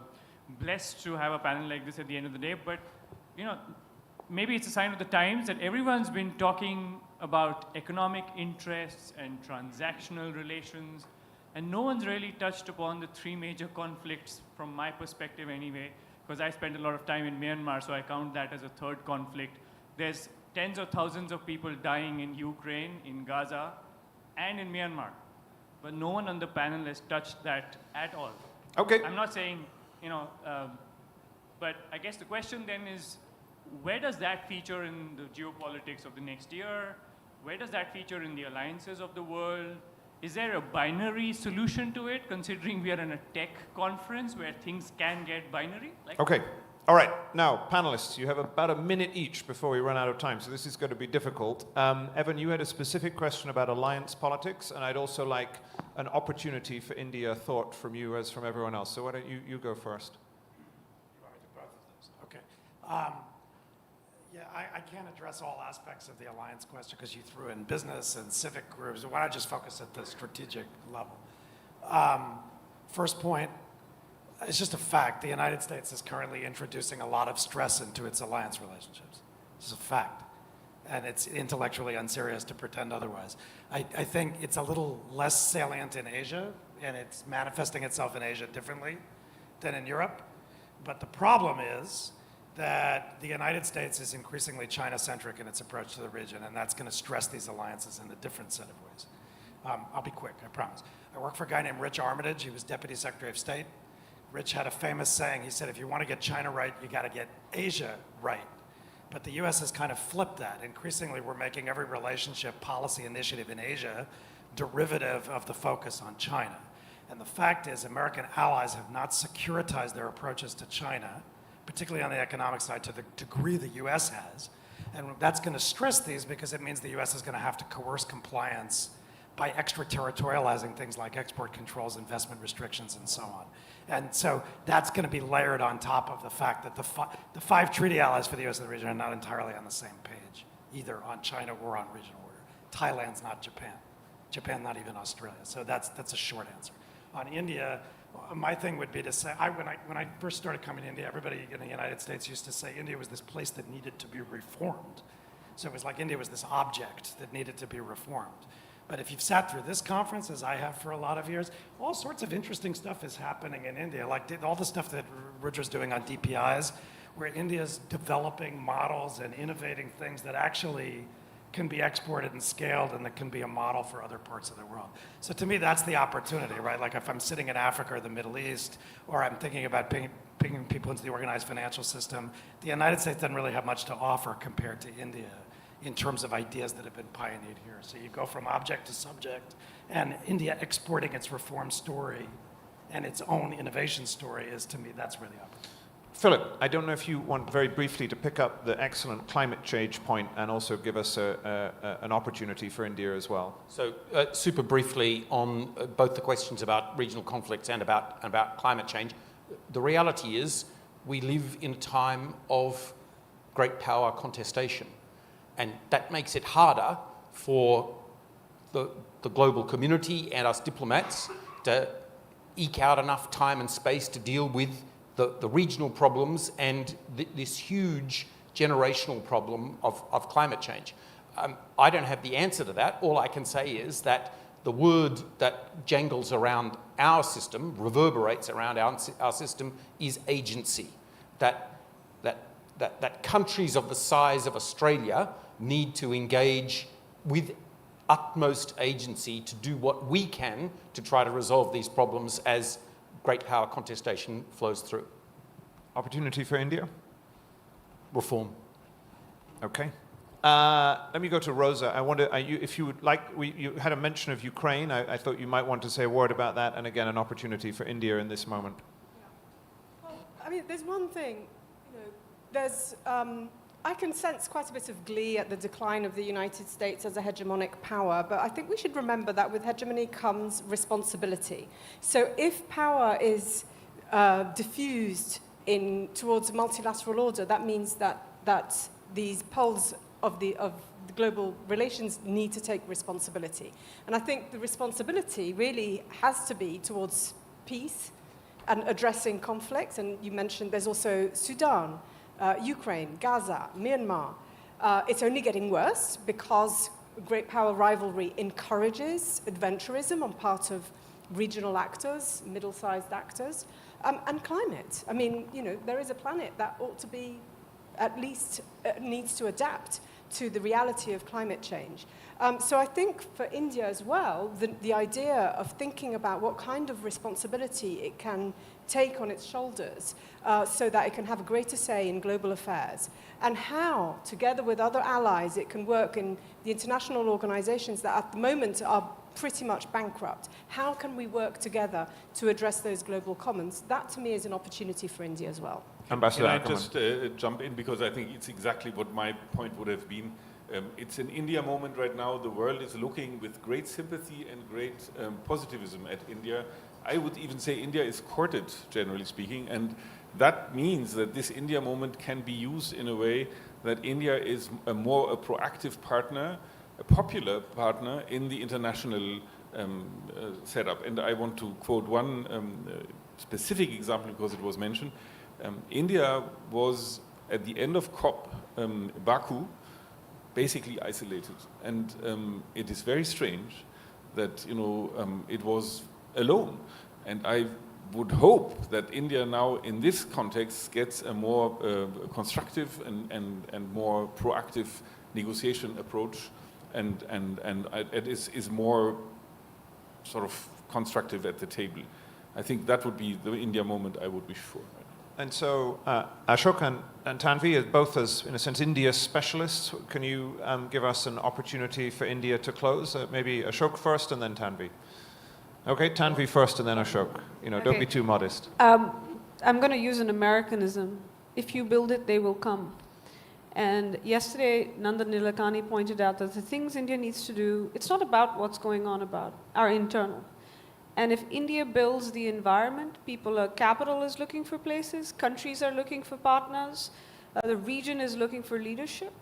If India offers it, India will have that opportunity. Ashok, final word to you. Well, what will India do in the coming year? Quite honestly, hunker down, look inwards, show great urgency, long overdue, in signing trade deals with compatible partners such as the US, the EU, New Zealand, the UK. These are not trade deals that really threaten India in a way a trade deal with China would. I think there's great keenness and urgency to actually do those. Second, in a world which is perhaps moving towards spheres of influence and regions of influence, and certainly more great power competition, India needs to work much more closely with its immediate neighbors, because great power competition is coming very, very, very close to our borders. Very good.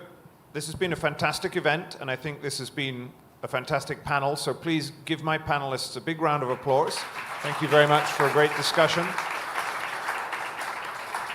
And I think this marks the end of the event. I will hand back to our hosts at Carnegie if someone wants to close, otherwise we will draw proceedings to a close. There we go. Thank you very much.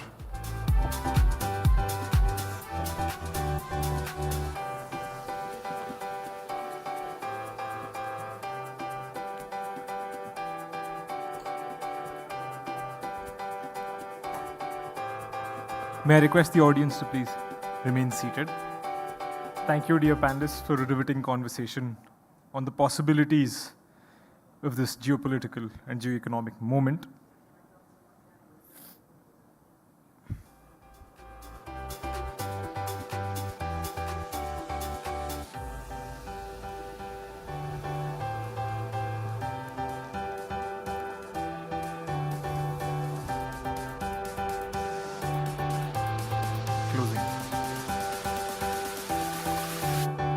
Ladies and gentlemen, that brings us to the conclusion of Carnegie India's Global Technology Summit 2025.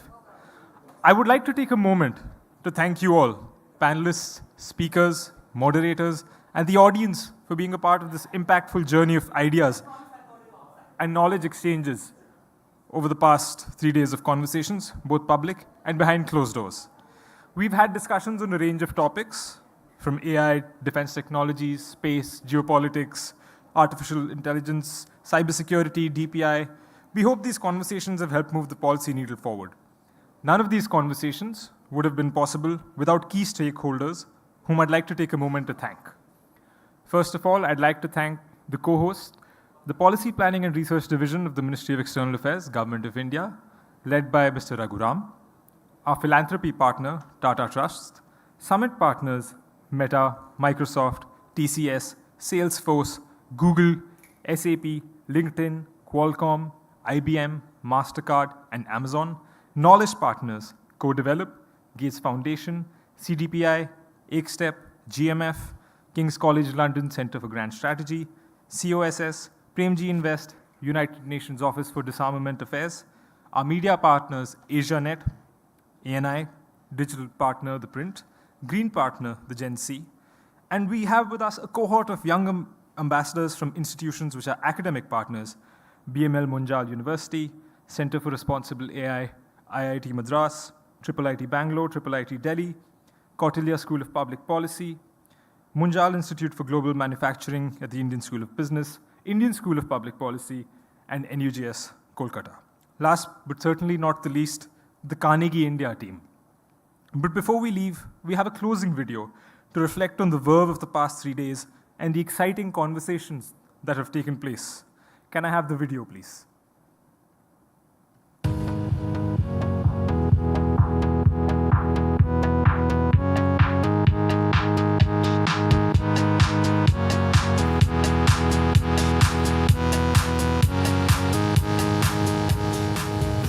We think that AI is not easy, but India will be uniquely placed because of its history, and it will combine DPI and AI to create a whole new way of doing things. Now, since I'm in government, I feel incentives are a crutch. All the policies are enablers, so government can layer out. But who has to drive on it?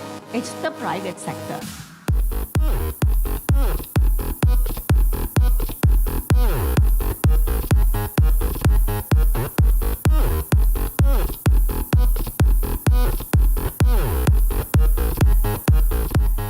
I think we need to have the courage and the honesty to say, yes, we are in it for ourselves. And even if it is going against the trend of the world, I will do what I feel is in mind. 85% of all big tech companies and also AI companies are US-based, 5 to 7% China-based, and you, India, and we, European Union, share the rest of the business cake.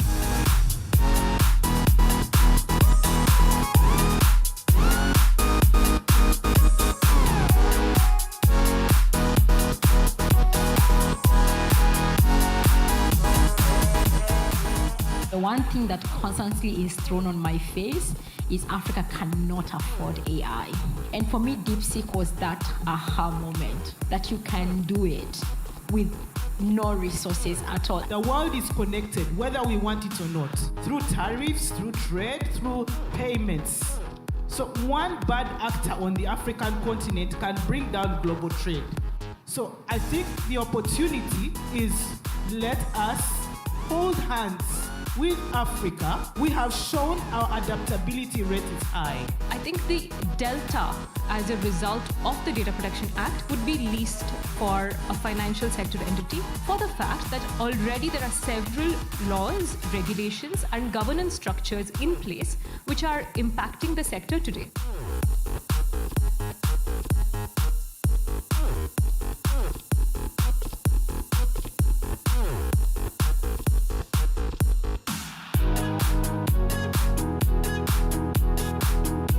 I suspect the BTA will be done sooner rather than later, and that will be a first for India. What we have to get over is serial disruption. The EU Commission yesterday announced that they want to review the EU AI Act and to see if there are parts of the AI Act that indeed hindered innovation within the European Union or worldwide. So we are open for such a discussion.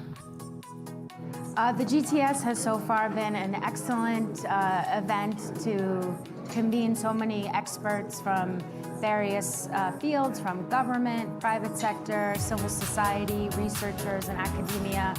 This summit gives you a perspective about what do we think about technology and public policy, which is such a nascent space to even understand that where tech and public policy is, because that is what our minister said, that right. Trust and tariffs and technology is something that we'll be looking forward to. There's nothing like GTS. There's no other event in India or with India that involves such a range of interactions between technology, political, economic, financial people. It's really a unique and special event. Countries like India who have gone a very good trajectory in developing different solutions. I think for countries in Africa, this is a very good opportunity not to reinvent the wheel and then learn from the good experiences of India. Events like this bring together these solutions, also share the challenges. So there's a lot of lessons learned to be harvested. That's why I think this is a very good platform. I'm really thankful to Carnegie India for inviting us to come here and be a part of a summit like this. Because I think it really adds value to what we have to say as well. I think all the conversations that have taken place makes me really hopeful for the future of technology and the people who are working behind it.